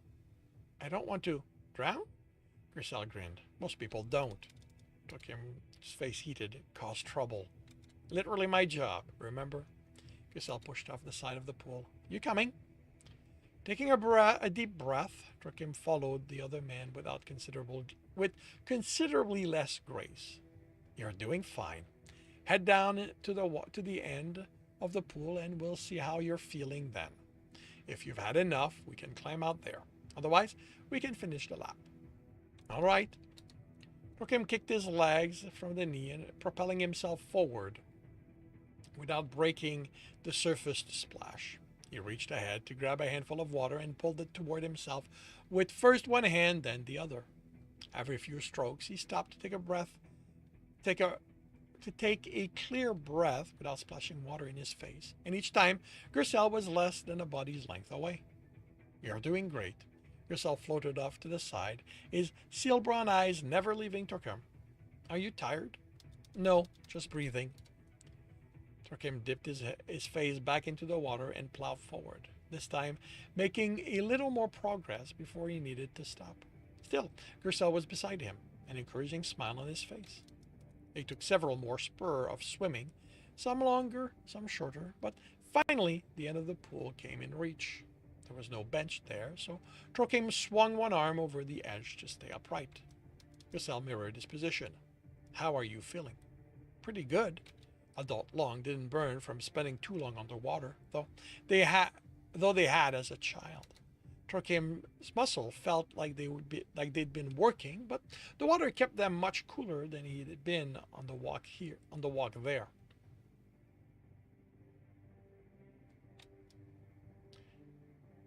I think I see why you prefer swimming to other exercises. Gersel laughed. Feel like you can make it back to the shallow end? Trokim considered the sheer pool wall separating it from the surrounding floor. I should be able to. Easier than climbing this cliff, anyway. All right. Gersel's folded leg launched him from the pool wall like an arrow. Copying his movement propelled Turklim almost as far before his arm needed to do their work. They were about halfway back to the shallow end when Binitu returned to the room. Trokim hesitated in mid-pool, but the tall elf smiled and waved him on. Finish your swim. I need to pull the chair out and set my towel anyway. Gersel remained beside Trokim in the water, lunging near the surface as if the pool itself were a well-stuffed mattress. He shrugged at Trokim's look and grinned. Shall we? Trokim nodded and addressed the water again. Swimming wasn't getting easier with the distance, but the stairs continued to get closer every time he raised his head to breathe. By the time he thought to pull his leg down and stand, the water was only waist deep. Very nicely done. Are you proud of yourself? Gersel dropped his own leg to the pool and rolled. Proud of himself.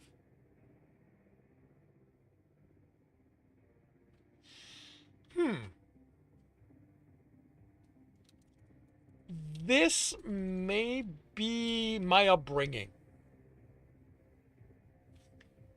But to me, the question comes across as condescending. Condescending. What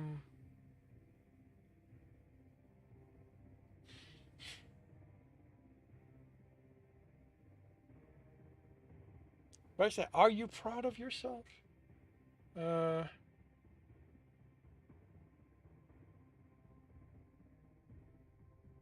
Like I I get that Gersel and here's that, like I said, I am fully aware that it could be my upbringing. That being asked if you feel pride is literally telling you calm down, buddy. Um, so I will say, pay attention to what other readers say about that. Like, I don't know how widespread my sentiment is. Um,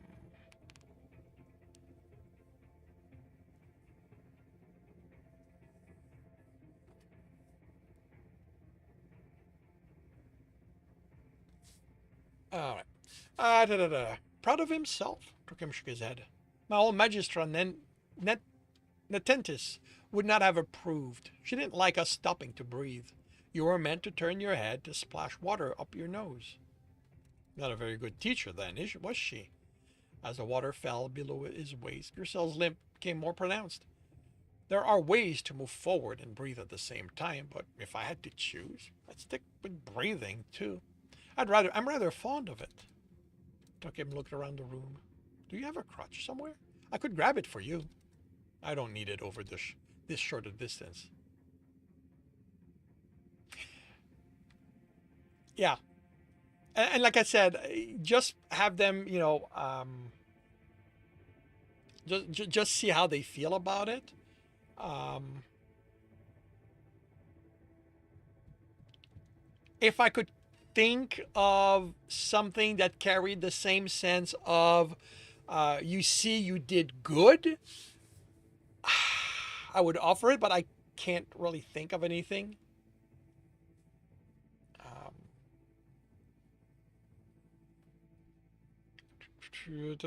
I don't need it over this short a distance. The exercise I learned at Celeber Vicus might be uncomfortable, but they did give me a lot more movement than I had before. I still use the crutch if I'm going any distance or if there's rough ground to cover, but within the nat I think wasn't there only one natator? I'm again. I mean, this wants to correct it to natatorium. I thought it was natarium, but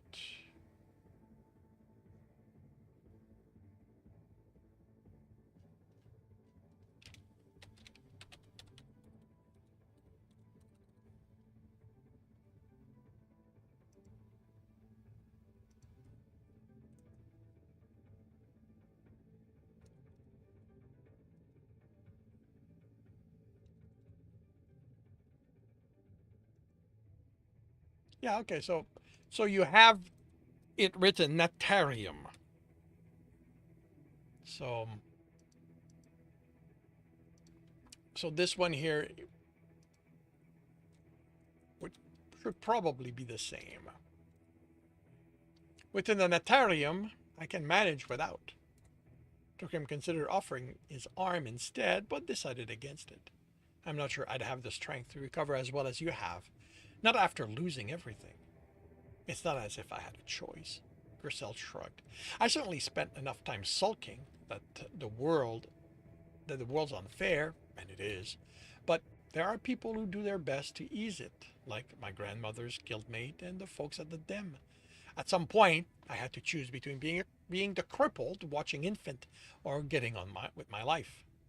And you got on with your life. No, I sat with the infant. Marcel laughed at the look on Turkim's face. I told you that, remember? For 2 or 3 years, I mostly helped in the crash.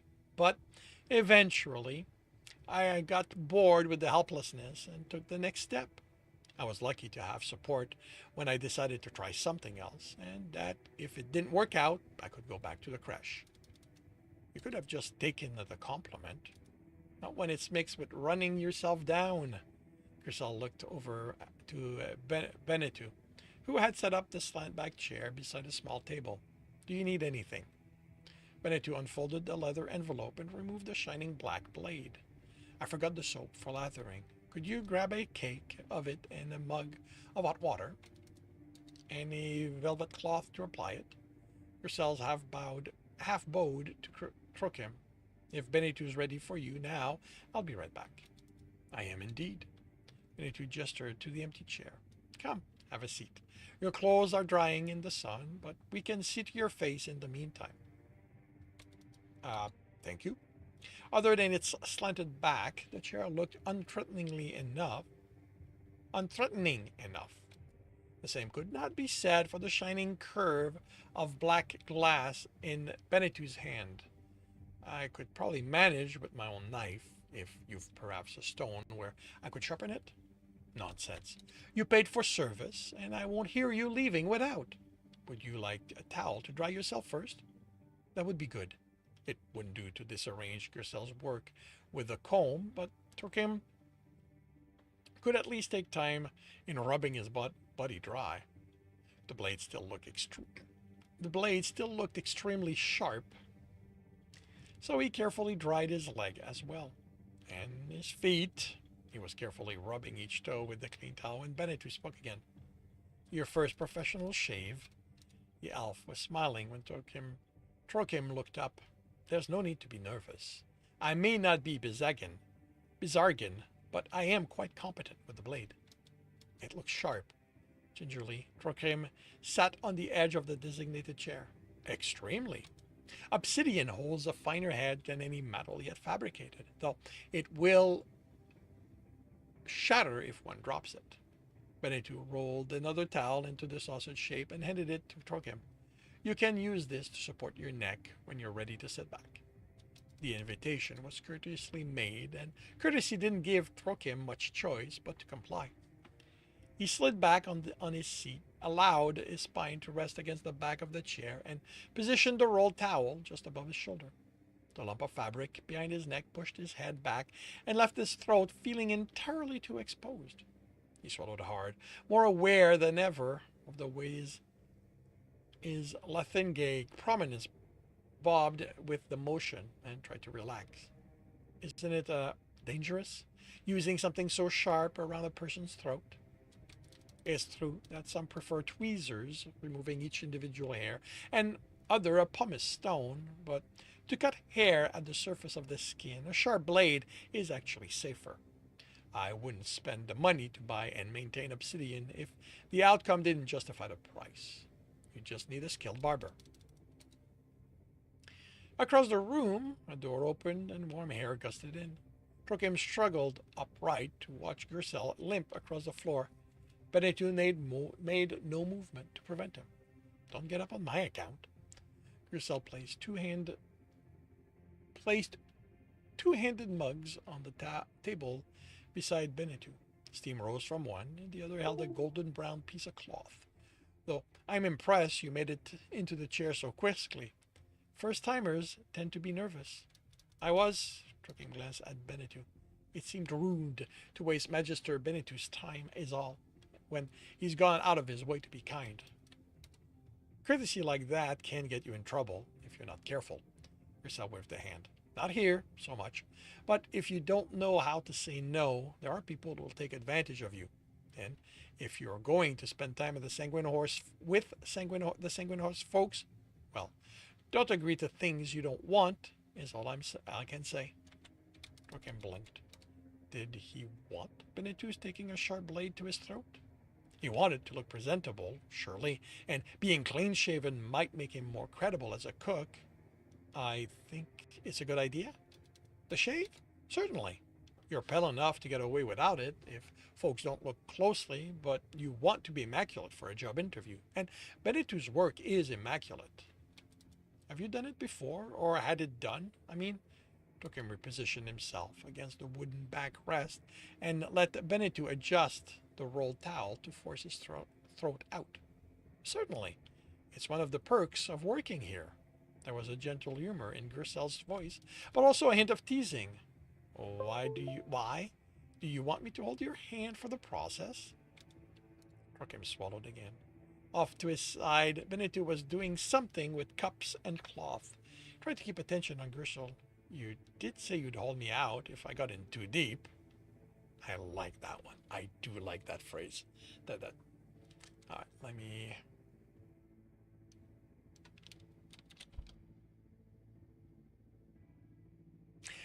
And interestingly enough, I like the admission that he could need help.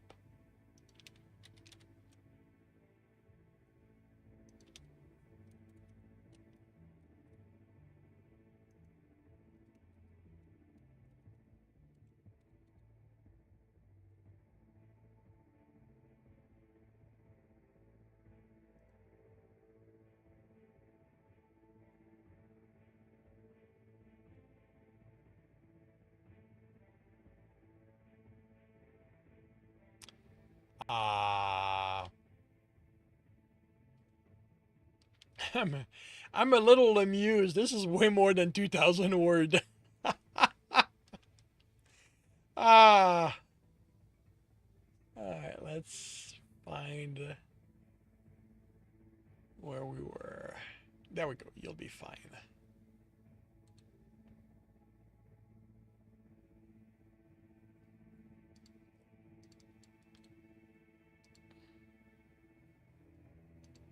And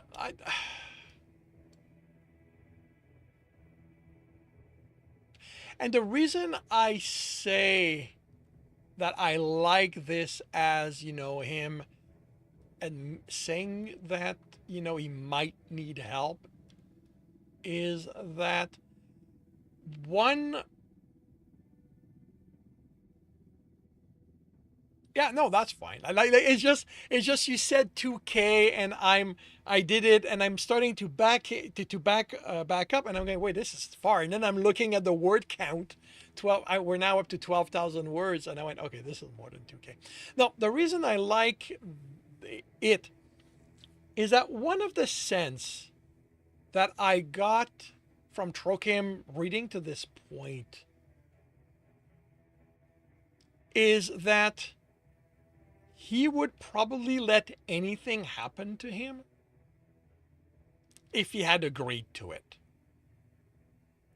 That even if it was a wrong decision, that he would continue with it regardless of someone giving him an out because he's agreed to it. Here, you know, he's agreed to everything. Somebody goes, "Are you sure this is what you want?" And he's still, he's still going the extra step. Well, yes, but um, and I do get the sense there's a bit of teasing into it, but it's still him saying it, and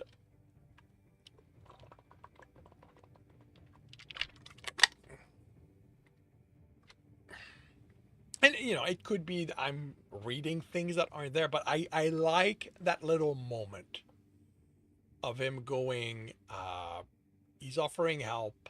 I might need it. I'll say, I'll, you know, you said you might help me. Kind of like I like I said, I like this moment. Um,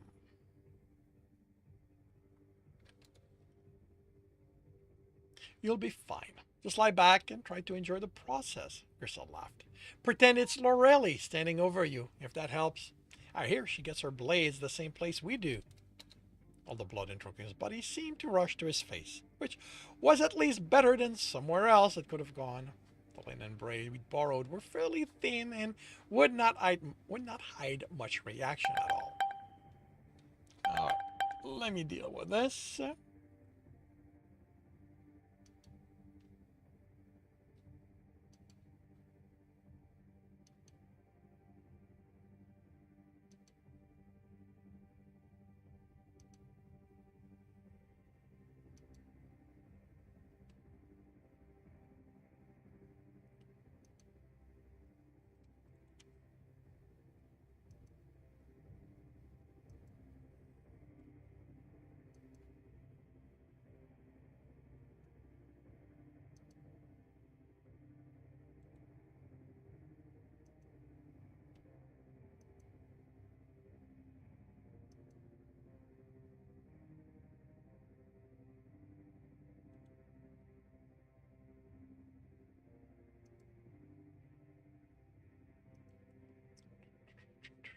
Um, Benedict Tisks. What did I say about breaking the young man? Grisel? Lorelli is quite capable of transfixing her own prey. Ah, but he's not prey, at least not today. Two soft splashes suggested Grisel had resumed his perch on the edge of the pool. Our friend has an interview with Kiri about taking up a cook's position at the Sanguine Horse. Do you now? There was surprise in Benedict's voice, but when Trokim looked at him, he was still wearing the same friendly smile. Perhaps we'll see more of you if you take the position. I'm going to soap your face now. Trokim didn't object, and Benedict stroked the gold-brown cloth across his face from chin to ear. The fabric was almost impossibly soft against the roughness of his face, and the soap smelled faintly of woodland flowers. It's not that I think you can't wash your own face well enough. Soapy lather formed between between the fabric and Trokim's own blonde stubble. Soap eased the friction between the blade and the skin, though, as well as softening the hair and helping it stand for the harvest. Opening his mouth might allow soap to enter, and Trokim suspected it would not taste as nice as it smelled. He nodded. You'll want to keep your head still once I'm working with the blade. Benedict wiped foam from the bottom of Trokim's nose. Other than that, just relax and let me do the work.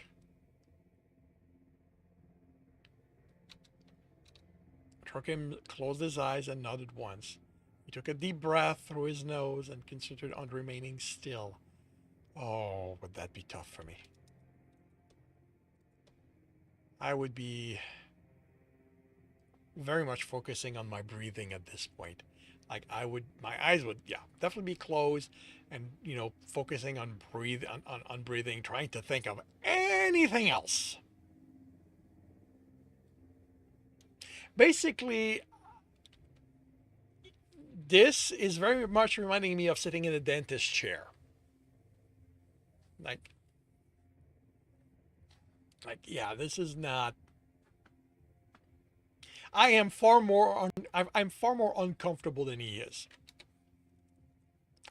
Maybe it was the soap still on Trokim's face, but Benitu's blade seemed to glide over the skin with no resistance at all. The man.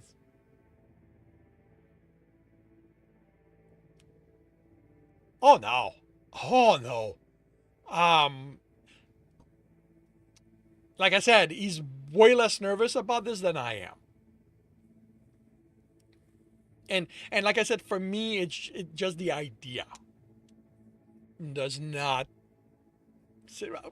I would, and I'm not saying he should be more nervous, because the big difference between Trokim and I is that he has taken a blade to his chin. I don't. If I'm shaving all of this off, I've got an electric razor, and that's as close to my skin as I'm willing to get. I have never used a shaver, a bladed shaver on my skin.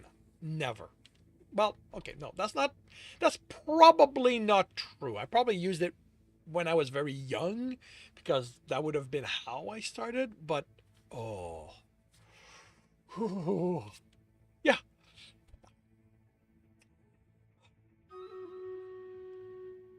All right, well, we're going to have the advertising, the Stream Reader battle, while I calm down, and I'll be back with this.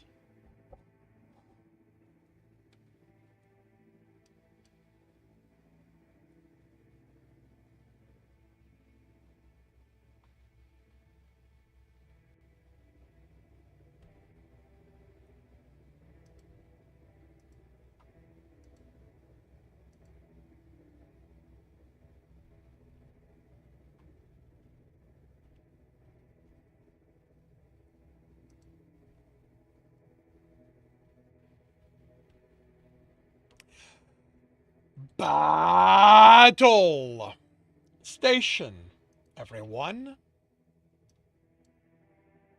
Battle station. We have 65 allies. We're going up against 26 enemies, and Sigma takes the lead. Mono Bear's in second. Spider is in third. And the enemies are dying kind of quick. Sigma maintains the lead. Mono Bear's in second. Spider is in third, and that's how we end. Man, pole position got locked in pretty quick on this one.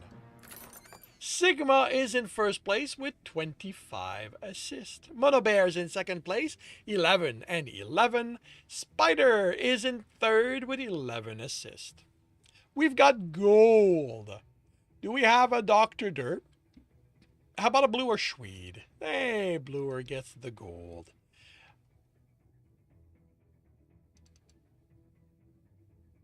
Then we have Lego Heads and Musketeers, neither of which are currently being claimed.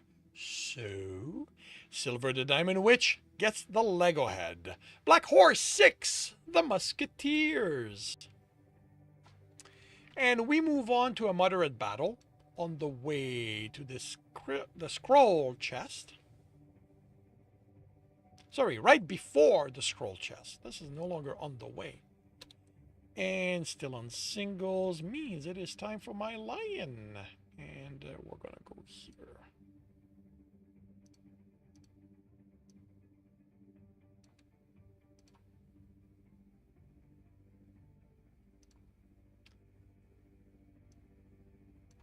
And it is past 2 p.m.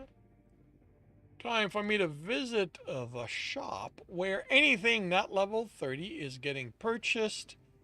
I'm above 20k still. I gotta refresh. And that's it.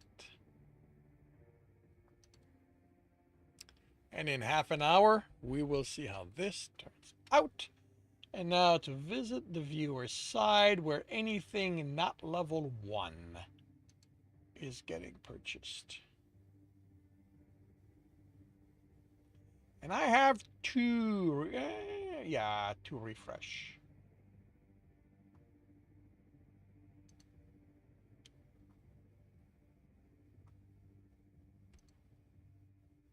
Alrighty.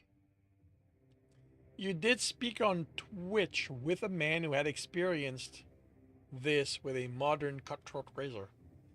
I know. Yeah, yeah,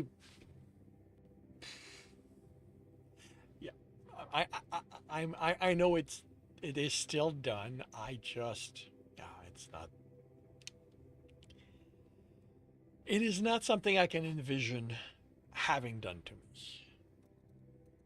The men's finger pressed harder against Throckim's cheek than the stone they guided, and the main sensation in its wake was the bareness of absent lather, rather than the scraping of Throckim's own blade that always left in its wake. Yeah, yeah, no, thank you. In its wake, surely the odd black razor couldn't be doing anything with so little friction. This must be another preparatory step. Benito worked quickly, doing whatever he was doing with the same graceful efficiency Lorelei displayed in her performances. It was an Elven thing, Trokim supposed, born of centuries of practice, which would also explain why they used so many steps for a simple task. When he opened his eyes, sitting with them screwed shut screwed shut like a child hiding from imaginary beast felt foolish, Benito smiled at him. You're doing fine. We'll be done soon. Botov Trokim was tempted to ask what step this was, and when they'd get to the hair removal, but Benito had told him to be still. The process would take as long as it took, and interrupting with question wouldn't speed it. Finally, with the lather removed from Token's face and neck, Benito rinsed his gold-brown cloth and wiped the rest of the soap residue from his face. How did that feel? How did it feel? Token raised a hand to his cheek and felt nothing. It was smooth as a child's, without even the slightest irritation he felt when doing it himself. Is it done? Benito smiled. Yes, it's done. There's a mirror mounted to the change room if you would like a look. No, I trust you. Token watched the man wipe the black razor with his damp cloth and slide it into its envelope. Is that magic? The stonework? I doubt it. It's dwarven made, and you know how funny they are about substituting magic for manual skill. Truckim didn't know how dwarves were. He'd interacted with them casually, as was inevitable in a city as big as Capital, but he'd not really been friends with them. I've heard Terra liked them to do things themselves. Oh yes. They say her favorite sacrifices were new knowledge dedicated to her name. They still do that sometimes. The more traditional ones, or refinement of technology. Quite different from air or Ignis, I suppose. All our gods have shaped us differently, even this long after they're gone. They've gone. What about Aqua?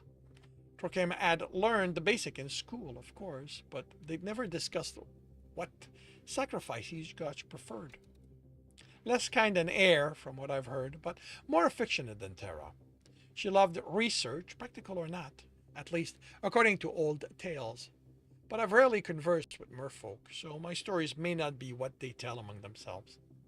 He finished packing his kit into a neat bundle. Grissel, I'll take you to finish cleaning up here. Register, would you like to come check on your clothing? I fear we've little time before your appointment, and it should be mostly dry.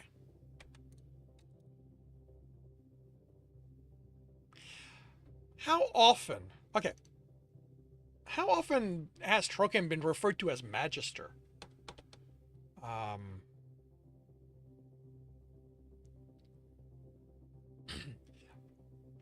or am I misremembering, and that is not a title of some level of authority?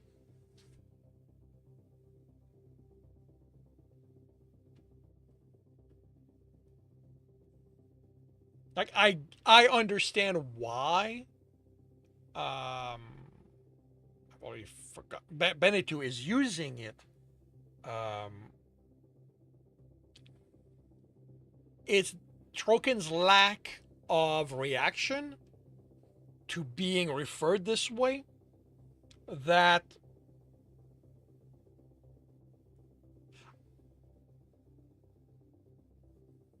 feels like it should be addressed. Like he's basically just been given an honorific, and well, okay. Then I need to ask how much of an honorific Magister is, because to us, for me to be referred to as Sir, for me to refer to someone as Sir, there's not a lot of implied authority at this point in our world, in our lives. There's a certain level of politeness to using it, but you're not really raising someone on a authoritative pedestal when we use that, at least the way I'm used to it. So is Magister that common of a term to be applied among each other for Trokem, for the world Trokem lives in? Or is it a little more than that? So polite difference. Okay. All right. Then this is me misunderstanding its level. And it, okay. All right. Then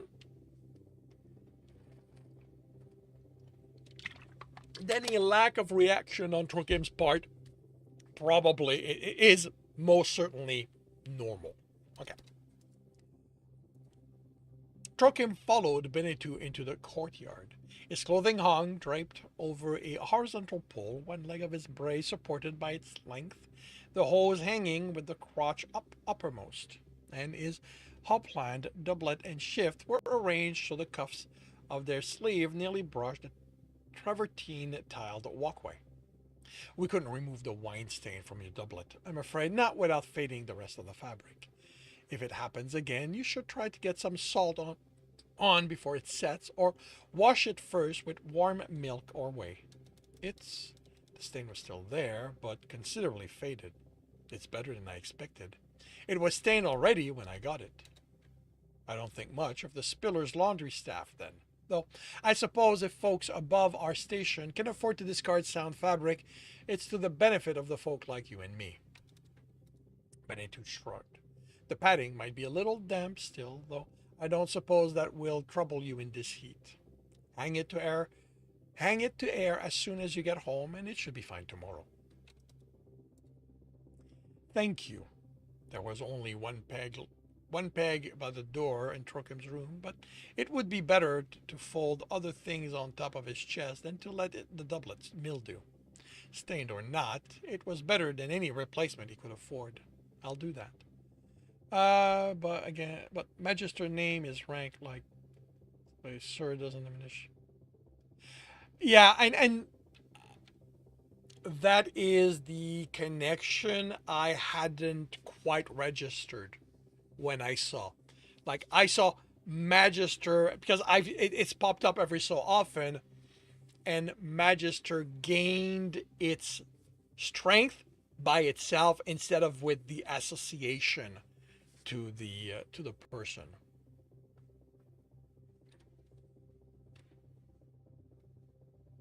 And as with a great many things, it's in the how it's used.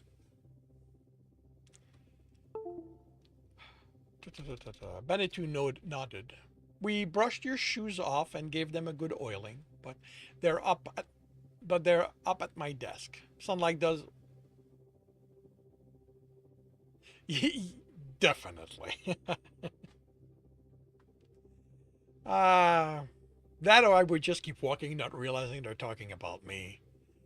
Uh, we brushed your shoes off and gave them a good oiling, but they're at my desk. Sunlight does wonder for fabric, but leather doesn't care for it at all. Thank you. Trokim reached for the garment. When Benito didn't object, he carefully moved them from the drying pole to his arm. May I use the same room to change? Of course, of course. Benito held the door open and Trokim ducked back into the entry hall. He let himself into the changing room and peeled out of the still damp borrowed braise before putting his own things back on. The linen undergarment were pleasantly warm from the sun, and he sat to lace his hose and double it back together. The hose were still slightly damp around the ankle and toes, but the upper legs were dry enough. The doublet, as Benito predicted, had the coolness of something not completely dry where it would cover his shoulder and upper chest, but the lower torso and underarm were fine. At least, he wouldn't look as if he'd wet himself with anxiety or sweated through his shirt. He climbed onto the clothing and fastened the front, then tried to arrange the hoopland neatly over his shoulder. The hooplands that had been in style for most of Trokim's life were garments of excess, almost a full circle of fabric to drape over a single person form. The amount of fabric gathered around one torso made them warm in the winter, though unfortunately also in the summer. But more importantly, it made fitting into somebody else's cast-off clothing easier. The sewn-down plate around the waist of the garment allowed significantly more room than Trokim actually needed, but once he arranged them under his belt, they were more than passable, or would if he had his belt. Trokim stuck his head out the door. Banitu? The elf turned from his chair. Ready for your shoes? And my belt, if you have it. Certainly, certainly. Banitu took a small basket from the corner of his desk and passed it to Trokim. Leave the wet braise in here when you're done. We'll need to launder them before lending again. Oh, Trokim hadn't considered that. Do I owe you for that service as well? No, not today. Banitu grinned. We'll waive the shyness surcharge for you this visit, though you might want to bring a spare set along if you visit us again. Thank you, I'll do that. Trokim couldn't tell whether the elf was joking or not. I'll be right out. Freshly oiled, the leather shoes were supple around his slightly damp hose, and his belt fitted easily through its buckle. Trokim arranged the dopeland's fold around his waist, adjusted the hang of the purse and knife that depended on it, that depended from it, his waist, adjusted the hang of the purse and knife that depended from it, his plain belt, and glanced around the room to be sure I hadn't forgotten. I doubt it's major, but this feels... okay. Okay. Knife that depended from is plain. What does depended mean here? I am not familiar with that word within that context. I would expect hung, was tied, but depended from his plain leather belt feels so. As I said, it's not something that I've encountered before.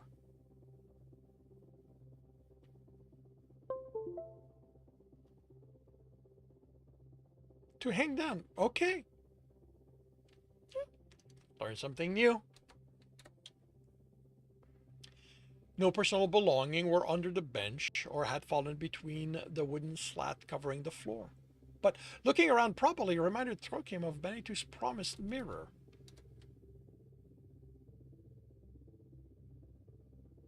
Ah.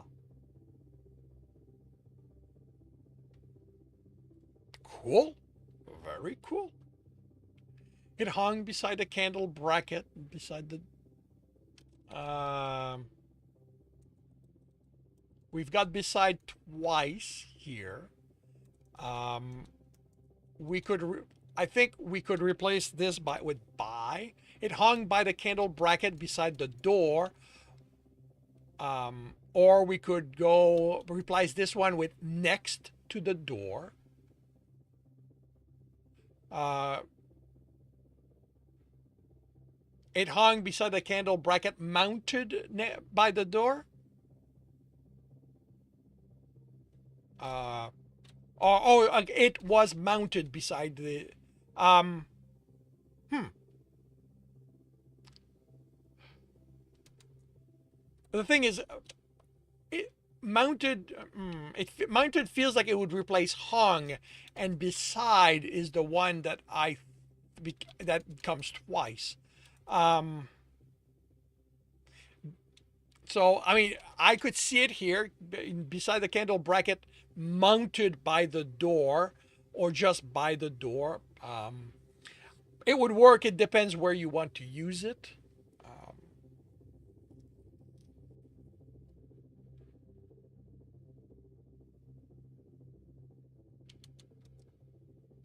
its polished bronze surface reflected a perfectly smooth face back at him, and he ran fingers through the hair Gersel had combed so carefully. Though 2 copra for the bath was a stretch to pay, he couldn't deny the quality of the service it had purchased. He still might not get the job, but personal grooming wouldn't be what held him back. Are you ready to head out? I think so, Tokim hesitated. Is it customary to leave Bibalia for Gersel and the laundry staff? Benito chuckled. Given that most folks don't carry coins tucked into their navel while they bath, no. I pay my people well enough. They needed to rely on guests' special gratitude to make ends meet. What I take from you on entry is the total cost, unless you add more service partway through. Gersel did take the time to comb my hair, Benito whipped it away. As long as he meets the minimum standard for attentiveness, in this case, holding you out of the pool if you try to drown on us, anything else Gersel offers is up to him. Conversation, assistance with bathing or grooming, I have no intention of tracking his every move to wring the last pars from folks who haven't it to spare. If you enjoyed the visit, save your bibale and come back another time. For now, didn't you have an interview to attend? I do, yes. Trokem took a breath. It was right. They were near the appointed time. And he still had almost a click to walk. Is there another route to Sanguine Horse? One that doesn't involve taking Temperan back to Ancora? You could go south on Opifex, then west along Crucible. It will shave off a couple of blocks, but not much more. That's fine. Tucker was more worried about avoiding the irate father than a few minutes' walk, but there was no reason to tell Benito that. If there's nothing else I need to do here, I suppose I should be going. If you want to attend your appointment at the Sanguine Horse, you certainly should. Benito walked him to the street door. I understand why folks are nervous. With the business they run, it's still a business. They're no like they're no more likely to start beating you at random than I am to snatch somebody off the street to give you my gosh. Mind what you ask for, and I'm sure you'll be right. To understand why folks are nervous with the business they run, but it is a business. Okay, all right. Okay, they're no more likely to start beating you at random than I am to snatch somebody off the street and give them a good scrubbing. Mind what you ask for, and I'm sure you'll be fine. Right, thank you. Trokim squared his shoulder and stepped back into the street. Clear sky shone with the slightly damp clear sky shone on the slightly damp shoulders of his hopeland, and the balneum door closed firmly behind him. He hadn't realized he was procrastinating, but now he was out of excuses. Opifex stretched before him, and Trokem began the last portion of his journey. The reason I had to look at this over is that For a moment, I thought Benito was referring to the merchants that that Throkim is concerned about meeting again. Uh, it took me looking at it again to realize that yes, of course, he's referring to the Sanguine Horse because their business deals with eccentric tastes, and yeah, okay, that's yeah.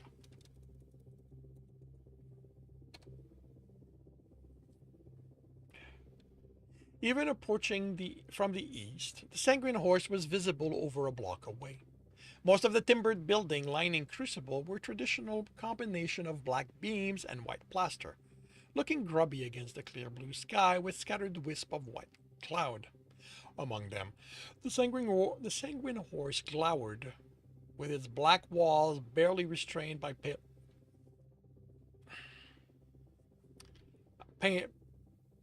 paler by painted beams. Trokim had thought the place ominous at night, disappearing into the darkness above street level, but the greater contrast by day only enhanced its menace.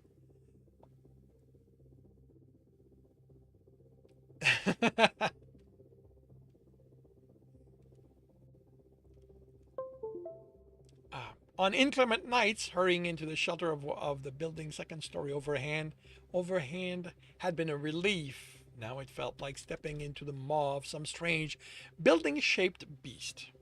On three sides, he was enclosed by dark stone, thick beam, and cold dark plaster, and the chance of making it out of the other side felt slim. Overhang, okay. Uh,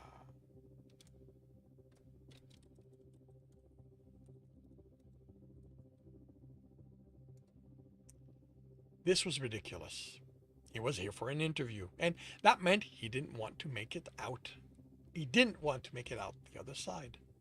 He stepped in front of the black door and made himself reach for the cord that extended through its frame. One solid pull was enough to set off a series of bells within that continued even after he dropped the cord. And it took all of Trokim's courage to remain in place as the cast metal herald announced his presence. He wanted to be here. He had an appointment. This was the best hope in months of finding work in his field. Trokim reminded himself of each of these facts as he stood waiting for a response. But neither his heart nor his knees were willing to listen. By the time he heard the bar scrape against its cradle on the other side of the door, his mind had fled a dozen times. When Tivel opened the door, his legs nearly folded. Trokim, I presume? The paint artist looked him up and down, close up. The man's shoulders were even broader than they looked on stage, and were fine lines that creased his face, and the fine line that creased his face only added to the unyielding expression. He turned away, and his dark hose were tight enough that Trokim could see the calf's muscle flex beneath the hem of Tivel's knee-length hopland. Come this way. Trokim followed him wordlessly around the lectern where Gizazin usually greeted guests, through the fenced-off passage between the main entrance and the dining room door, and into a dark room lit neither by wall lantern nor the welcoming light of a candle at the center of each table. Trokim shook his head. Of course, there wasn't.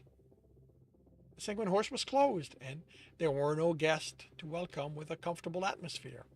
A sliver of light crept in through the windows, slit far above the floor, on the level of the mezzanine on the level of the mezzanine seating area that looked down on the rest of the room and were only used on the busiest night. Is something the matter? Impatience, rather than concern, colored Tivel's worse. Trokim realized he'd been staring and ducked his head. No, Dominus, Tivel snorted. Drop the title. You've neither earned it nor purchased the privilege. Yes, Trokim caught himself. I understand, I'm sorry. You could be sorrier if you slip around Kiri. Tivel turned right into the corridor that passed the latrina, ignoring the staircase that was off limit to guests and knocking on the carved wooden door facing it. Without waiting for a response, Tavel pushed the door open and gestured Trokim inside. The room was almost as dark as the dining room, an ember-shaded oil lamp offering scant illumination in a circle barely large enough to encompass the desk itself and a pair of black-carved fads stood facing it. The only other light in the room came from the glowing amber eyes of the daemon behind the desk. All right, let me take care of this.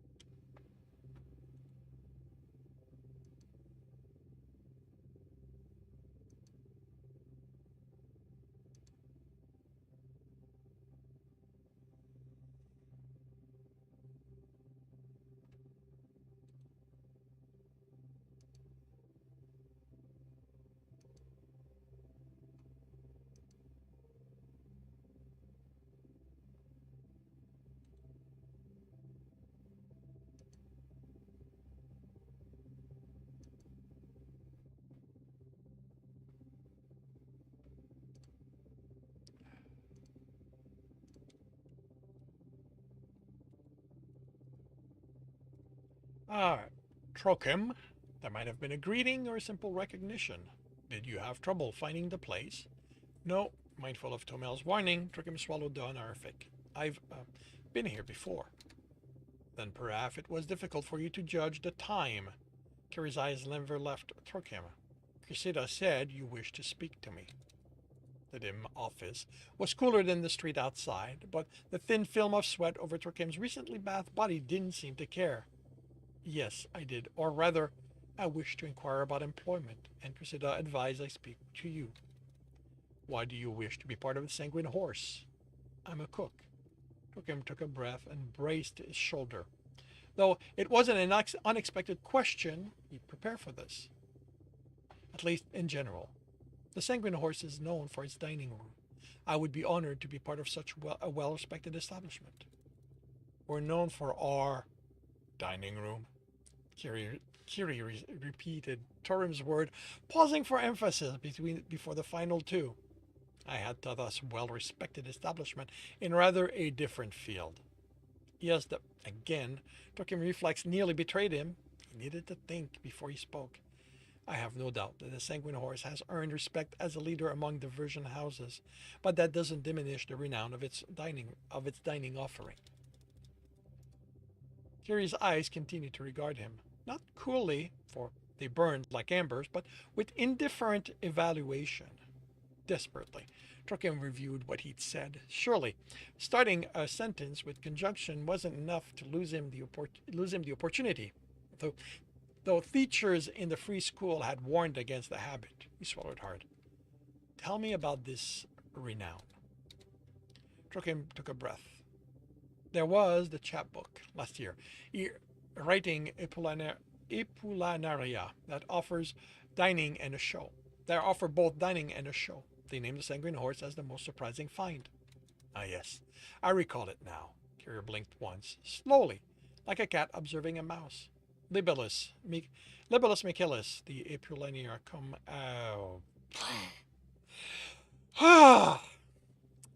Libellus Michaelis, Epulanaria cum Blactamento Capitole, wasn't it? It may have been. The title had been something in Celestial, Trokim recalled, though he hadn't remembered enough of the language from his school days to decode it.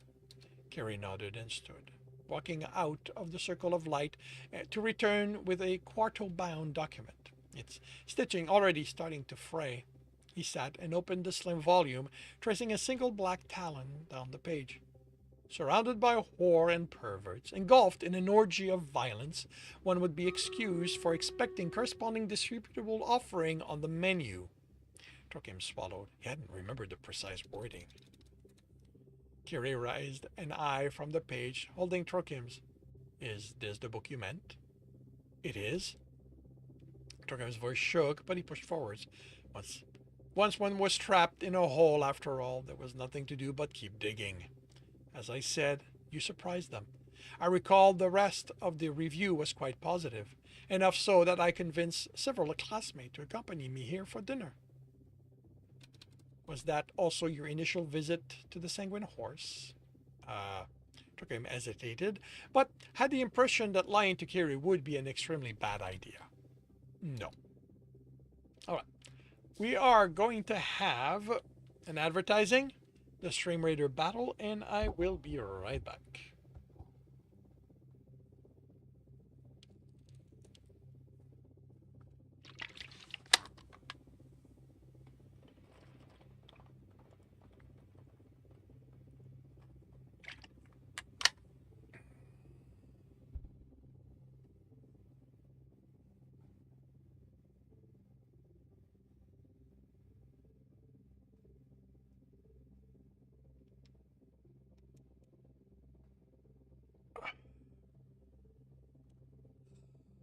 Battle Station, everyone. Battle Station. We have 61 allies. We're going up against 30 enemies. And we are off with Sigma in first place, Shoehorn in second, Bragit is in third. Braggy killed the puppet master, or the only one on the map. Sigma is in first, Shoehorn takes over second, Gatsby is now in third. And we're done. We have won. Sigma OS is in first place with 13 assists. Shoehorn in second place with 10 assists, and Gatsby is in third, 2 kill, 7 assists.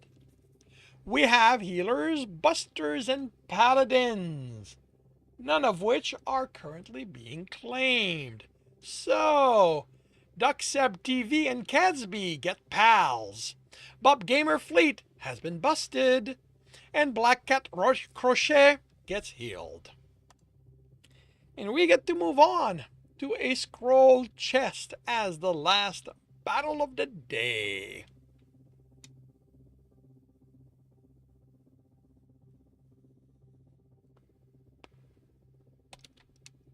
And it is time for my Lancer. Oh my. Quite the selection. Let's, you know what? Let's start here. Oh, that's the only puppet master I see, so somebody will probably take care of that. And let's mark it.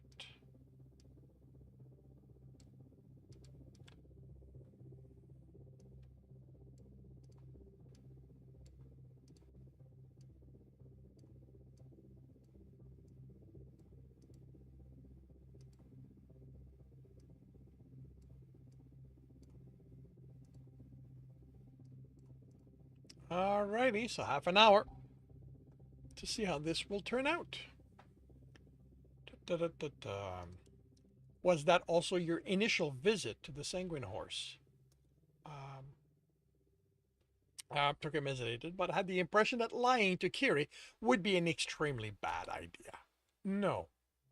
Among the bony protrusion above the demonic eyes, a ridge of black scale traced a hairless line. The smoldering coals beneath observed Turkim's patiently. Seconds dripped past, and one scaled brow rose slowly. Challenge or inquiry, silence became unbearable. I was initially attracted by your other reputation. Turkim swallowed. By the nature of the shows, I mean. I was curious. So curiosity drew you in, the Daemon spoke slowly, weighing the degree of truth in each word Turkim offered. But you returned for the quality of our dining room? That was part of it. Turkim's heart pounded against his rib, but it was true, as far as that went. And the other part?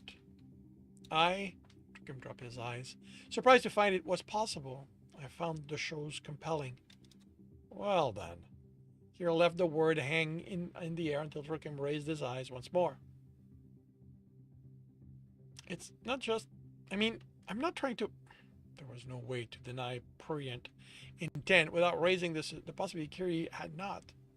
I respect the skill of your performer and the intensity of their work. So Crusader said, we would not be having this conversation otherwise. Glowing amber eyes. Glowing ambers continued to bore into Trokim's head, into Trokim's heart. But for the first time, hope stirred as well. Had Crusader truly spoken for him? I understand. Do you? A trace of smile quirked at Kiri's lips, or perhaps it was a trick of the light. I wonder, then, how you happened to go from enjoying the intensity of our shows with our dinner to seeking to become part of our well-respected and renowned establishment. It wasn't a question, but there was no doubt Trookham should answer. If Crusader had spoken to Kiri, the demon would already know how drunk Trookham had been, but he hadn't been drunk when he presented himself at the door today, and he certainly wasn't drunk now. He closed his eyes and selected a better truth. I graduated. The scaled eye bridge rose. Just a, his eyes are closed, so describing what how Kiri is physically reacting is might not be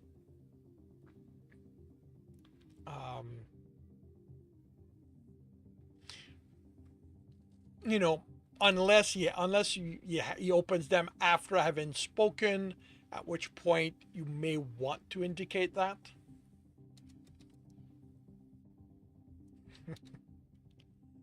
I studied for 2 years at Tene Curly in their culinary arts program. He needed to use complete sentences. Trookham took another breath.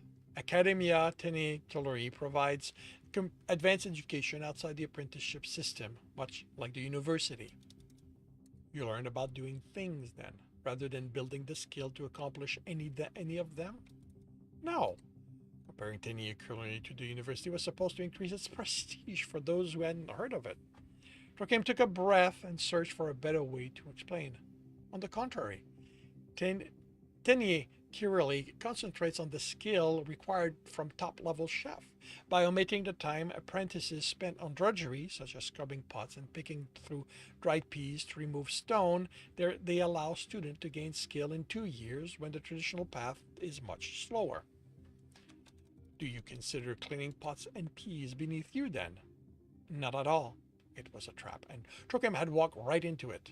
I do, however, believe myself able to master those skills with less than 4 years repetition. Without 4 years repetition, Kiri pressed the tip of his fingers together. Sharp talon perfectly opposed. That would make you what, 18? I'm 22. It was another trap. Entrance to the Sanguine Horse was restricted to people 20 and older, and Trookham congratulated himself on avoiding it. Tene Curly serves adult students and does not accept learners under the age of 20. Are you familiar with the Harkness Act, Trookham? Trookham blinked. He'd expected a question about the 4 years he'd spent between leaving his household, free school, and entering Tene Curly. He'd practiced that answer. The Harkness Act? Legislation governing patronage and employment in diversion houses. You may have seen the plaque posted by the entrance. A plaque? Trookham racked his brain. He'd seen it, certainly, many times while waiting for the Sanguine Horse to open. It had been some time since he'd read it, however. The one that dictates all guests must be 20 years or older, and all performer as well are of legal age for the species and serves voluntarily in this place. Human must be 20 to enter, yes.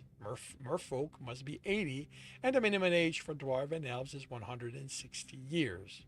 Guest must also be one of the aforementioned 4 sapient species of Somasho and be able to clearly communicate their desires. I have been. I followed the rules. As a guest, certainly. That evaluating gaze was back.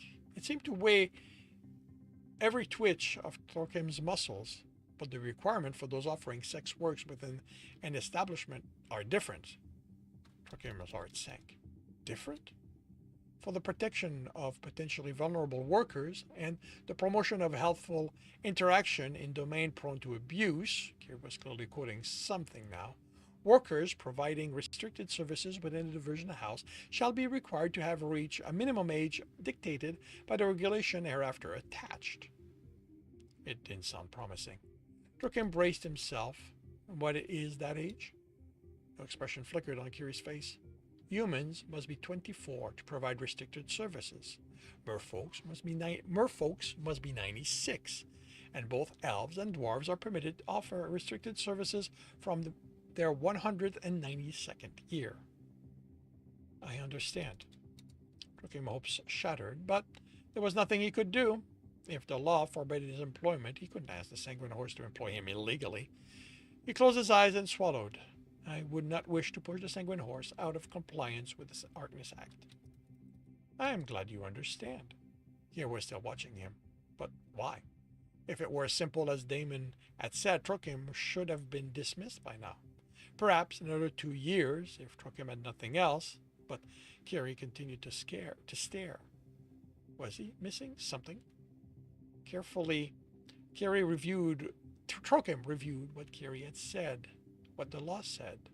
Kiri, the same scaled brow rouse. You have a question. Trokim took a breath. Is kitchen work a restricted service? It is not. Is there a minimum age to serve in the kitchen at a diversion house? In order to have any contact with diversion house guests, including service table or discussing menu option and available modification to meet guest special needs, workers performing non-restricted tasks must be of age to enter a diversion house. I have that, though. I am of age to enter a diversion house. Trokim bit his lip. Is there any reason the Arcnus Act would prevent me from working in the kitchen at the Sanguine Horse? If that is truly the extent of your ambition, no. Amber eyes burnt their way to Trokim's heart. Is it? Was the Daemon suggesting Trokim might have a chance at those restricted services? He shook his head rapidly. No, yes, that is the extent. So what you've seen on stage doesn't appeal to you. The Daemon's voice was smooth, only the slightest elevation of one eye ridge expressed doubt. You've never imagined yourself in their place, suffering what they suffer, or perhaps inflicting the same? I didn't say that. Trokim struggled to swallow. A lump that filled his throat. It would be dangerous to lie to a Daemon. He had no doubt of that. But how safe was it to admit? Perhaps I misunderstood then. You may elaborate. Trokim's heart raced, and thoughts skidded through his brain, unable to find purchase. He needed to tell the truth. He needed to remain professional. He needed to find something to say before those glow's eyes burned through his heart, leaving him an empty husk. I'm a cook. That much was true and simple and professional. Trokim took a breath and tried again. I have skills as a cook. Carrick, watch impatiently. The performers, your people, they have different skill. I'm a cook. Does it take skill, then, for Leo to be bound to a frame and beaten until blood runs down his back? Trokim flinched, but he forced himself to meet Kiri's eyes. I don't know, but I couldn't do it, so I believe it must. Fascinating. Kiri turned his eyes to the door. Devel, step in for a moment, please. The Daemon had barely raised his voice, but immediately the door swung open. Devel entered the room and walked past Trokim to the farthest to the room. Kiri's smile was full of sharp white teeth. Could you tell us, please, what skills Leo uses while you beat him bloody? Really? That's where you're ending this? Come on! Oh!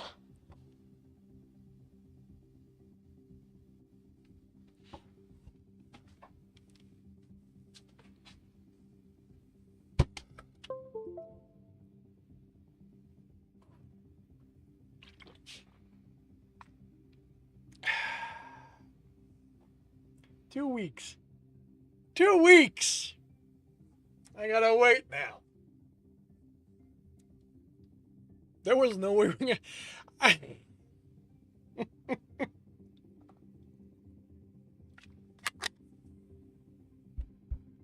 it. I okay. I will freely admit that a part of this I've been reading because I'm providing a service. This is getting interesting. Like, this is the kind of interesting I like because this is about people. Um, and, this is about surprising. Like, yeah, you have drawn me into this now. Like I said, for a big part of that, like, it has been enjoyable. I want to make this clear. Like, it has been enjoyable. It is well written. It is an interesting story, but you've drawn me in now. Like,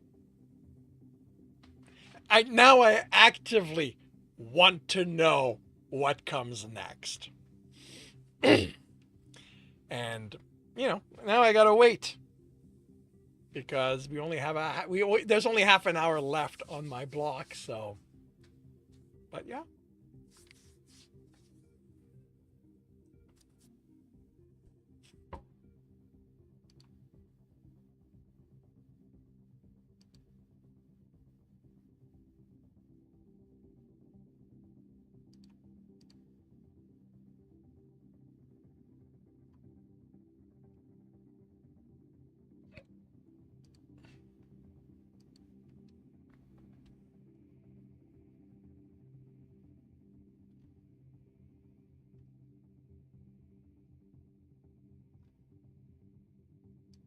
Yes. Oh yeah. Oh yeah. Yeah. This is very, as I said every time, this is well written. It is interesting. Um,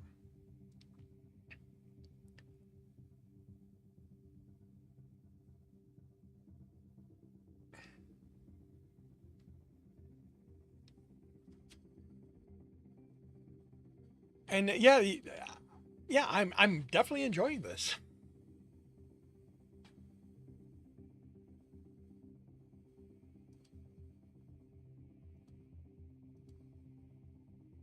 Okay, why are you telling me this? Really? That's um.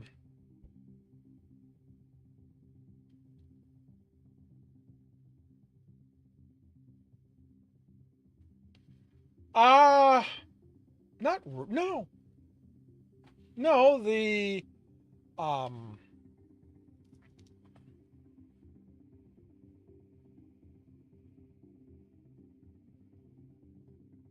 No, at this the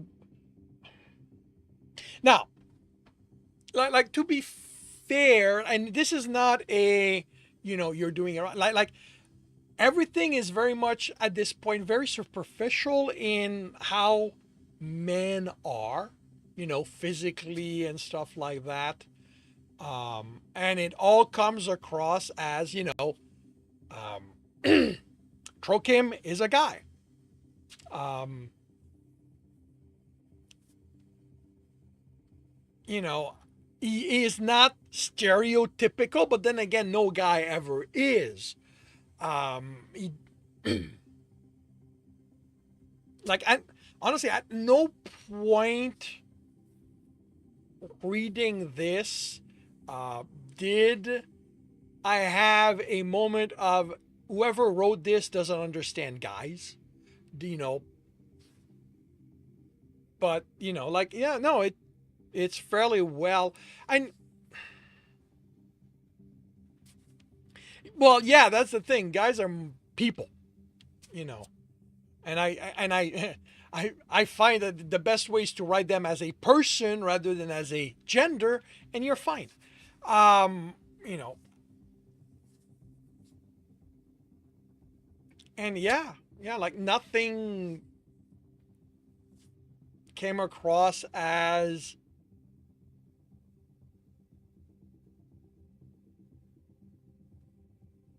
as wrong. Like, you know,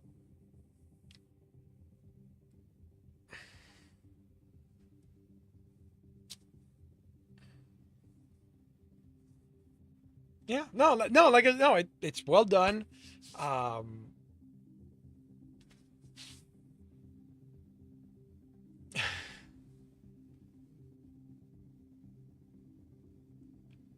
well, okay, yeah, but I don't really. Okay, if you had written things in such a way that there was more emphasis on the sexual characteristic of the man and slash woman in your story, I might have picked up more on that. But really, the stuff shrinking to cold response is not that important. Like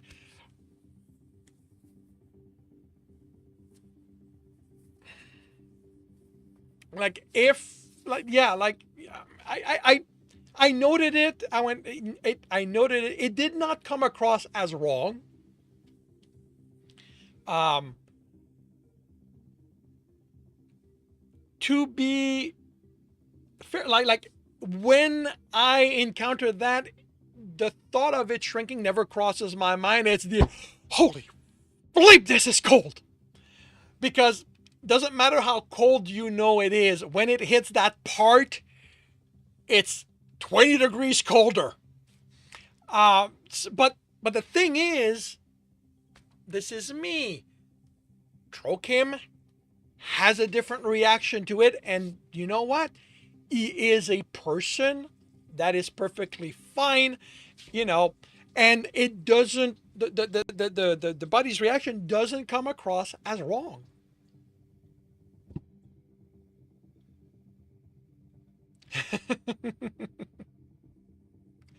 um so no, to me it's perfectly fine. And again, like, I think the main reason is that you do not in the writing bother a lot with that part of the anatomy. Most of the writing acknowledges that it's there, but beyond that, you don't make a big deal of it. So the little comment about it happening feels like it matches everything else. Uh,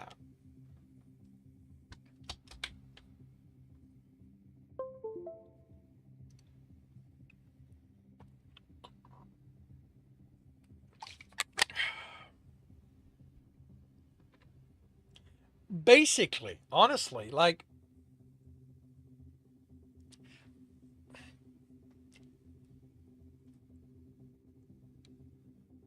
about the only time I've ever thought about it is when going about normal business,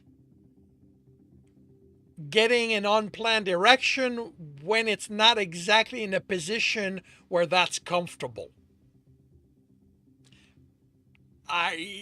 That's about the only time that it ever crosses my mind in those situations. Like, it's, you know, busy with something else, it is not something to pay attention.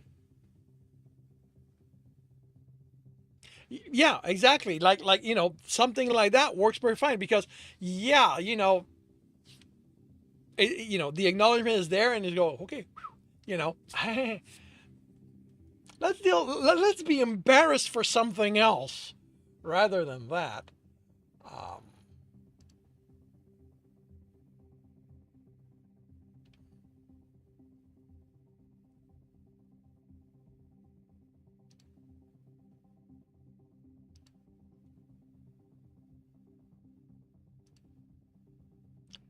Um, will I be raiding into you, Angst?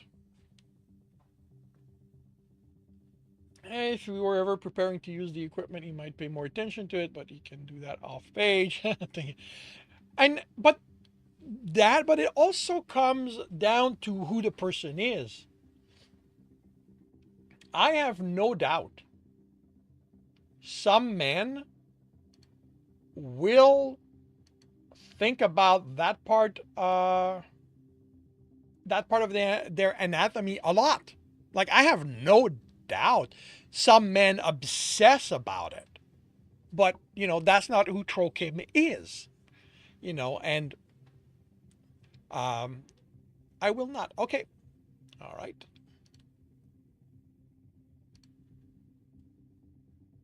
Then I shall set up something different.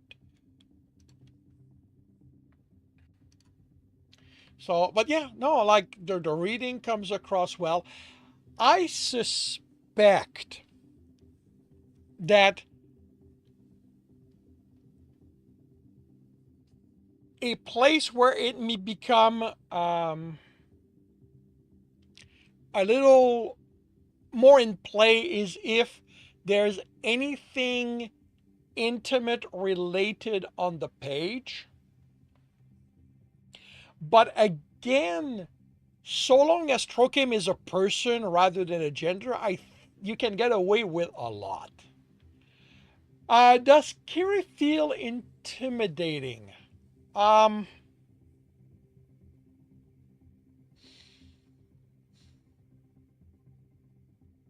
the only way I can answer that is it definitely feels that Trokim is intimidated by him. Um,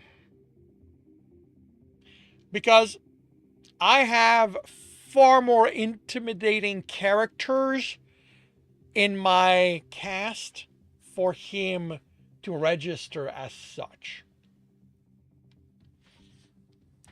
Like, he is a presence that is, he is a presence that is made clear by how he is and how little you have him do. Like, he is very still. The movements are minimal. And as such, like, that gives him a present. And everything else, because we are in Trokim's head, comes from Trokim's reaction. Very effective. Yes. Yeah. That, like I said, it gives him a presence, and then we get Trokim's reaction to that presence. So, and I don't think you can really do more than that. Like, because this is an interaction, you can't really have Kiri be intimidating. All you can have is people around him be intimidated by his presence. If this was a brawl, it would be completely different because then you'd have body language to play with. The presence would be impactful. Here, all we have and all that's needed is Trokim, clearly uncomfortable and being put off balance by this person just being there, you know.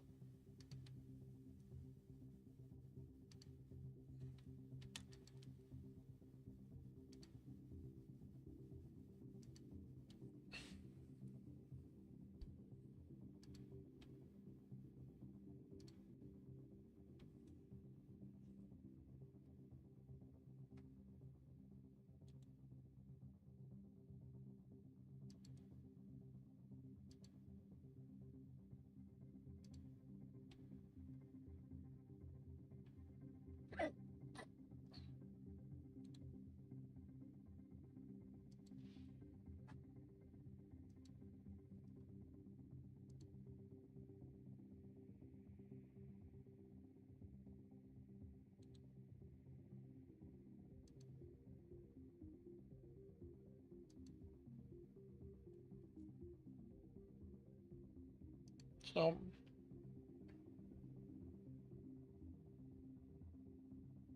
his approach is frequently to keep paying out And see if they hang themselves on the hammock.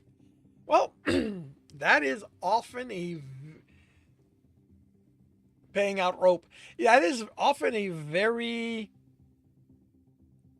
effective playing out rope. Yeah, I know what you mean. But yeah, that's often a very effective way. Just now, I don't do it to his level, but I do have a habit of just listening to what people say and letting them talk. And I'm always amused and a little amazed at how often they will literally talk themselves into trouble. Like they will literally tell me that, all the reason that they screwed up, trying to explain to me that they didn't screw up. It just amazes me how not aware of what they can be saying. Like it's amazing. Like, they'll just talk, and I'm going, and I don't act on it because it's very minor stuff, but I let them go. Okay, so you're, and in my head, like, you're okay, so you're trying to explain to me why doing this, is not actually your fault, but you've just laid down all the times that you understood that this is what you should have done and you didn't do it. So it's your fault. Like, it just like it this need to explain ourselves is a very interesting phenomenon. And I fall victim to that. Like I over explain too. But and being aware of it doesn't mean I don't do it. And I'm sure that when I start, I do the same thing. That I in me trying to explain something away, I reinforce what I'm trying to explain away. Like I've no doubt.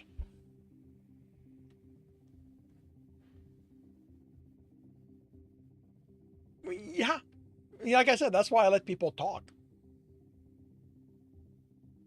Granted, with some people, it's a lot easier to let them talk. Like trying to stop them becomes very difficult. Mm. But yeah, like it's.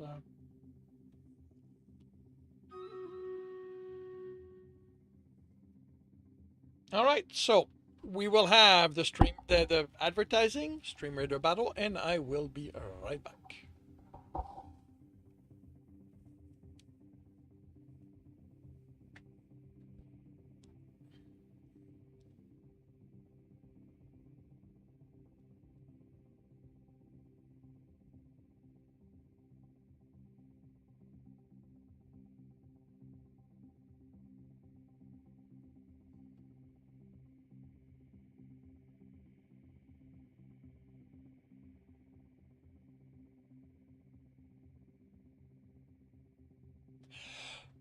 Battle Station, everyone.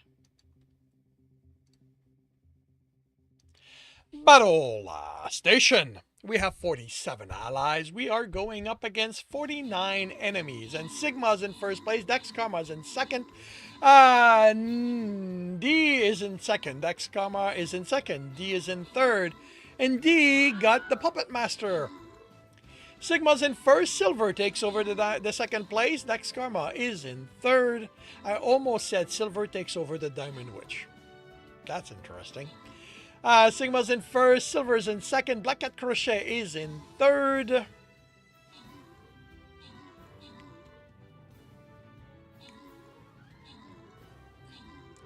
Black Cat Crochet is in second, Silver. Oh, wait, Evadine is in third.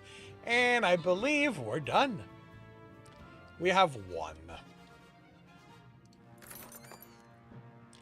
Sigma OS is in first place with 25 assists. Black Cat Crochet is in second place with 10 assists. And D is in third with 6 skill, 1 assist. Oh, tied with Evadine. We have gold twice. Do we have a Dr. Derp? How about a bluer Swede? There's bluer for the gold. We have fairies. Do we have a Catsby in this battle? No? No Catsby. Oh, darn. No Catsby in this battle. And the Flying Rogue is not currently claimed by anyone. So, Beckett Vok gets gold. Back at Crochet, Flying Rogues, and Braggy, son of Odin, gets fairies. And this brings the battling to an end for the day. Tomorrow morning, 7:30 a.m. Eastern Time, placement will start for an insane battle. Then we'll have Token and Boss. So I hope to see you then. You are quite welcome, X. As always, I quite enjoy doing this. It's fun. And I learned something new myself, so. Alrighty. And with the stream being done, I will bring the day to an end. Oh, what the hell? Come back here. With a raid to Judy.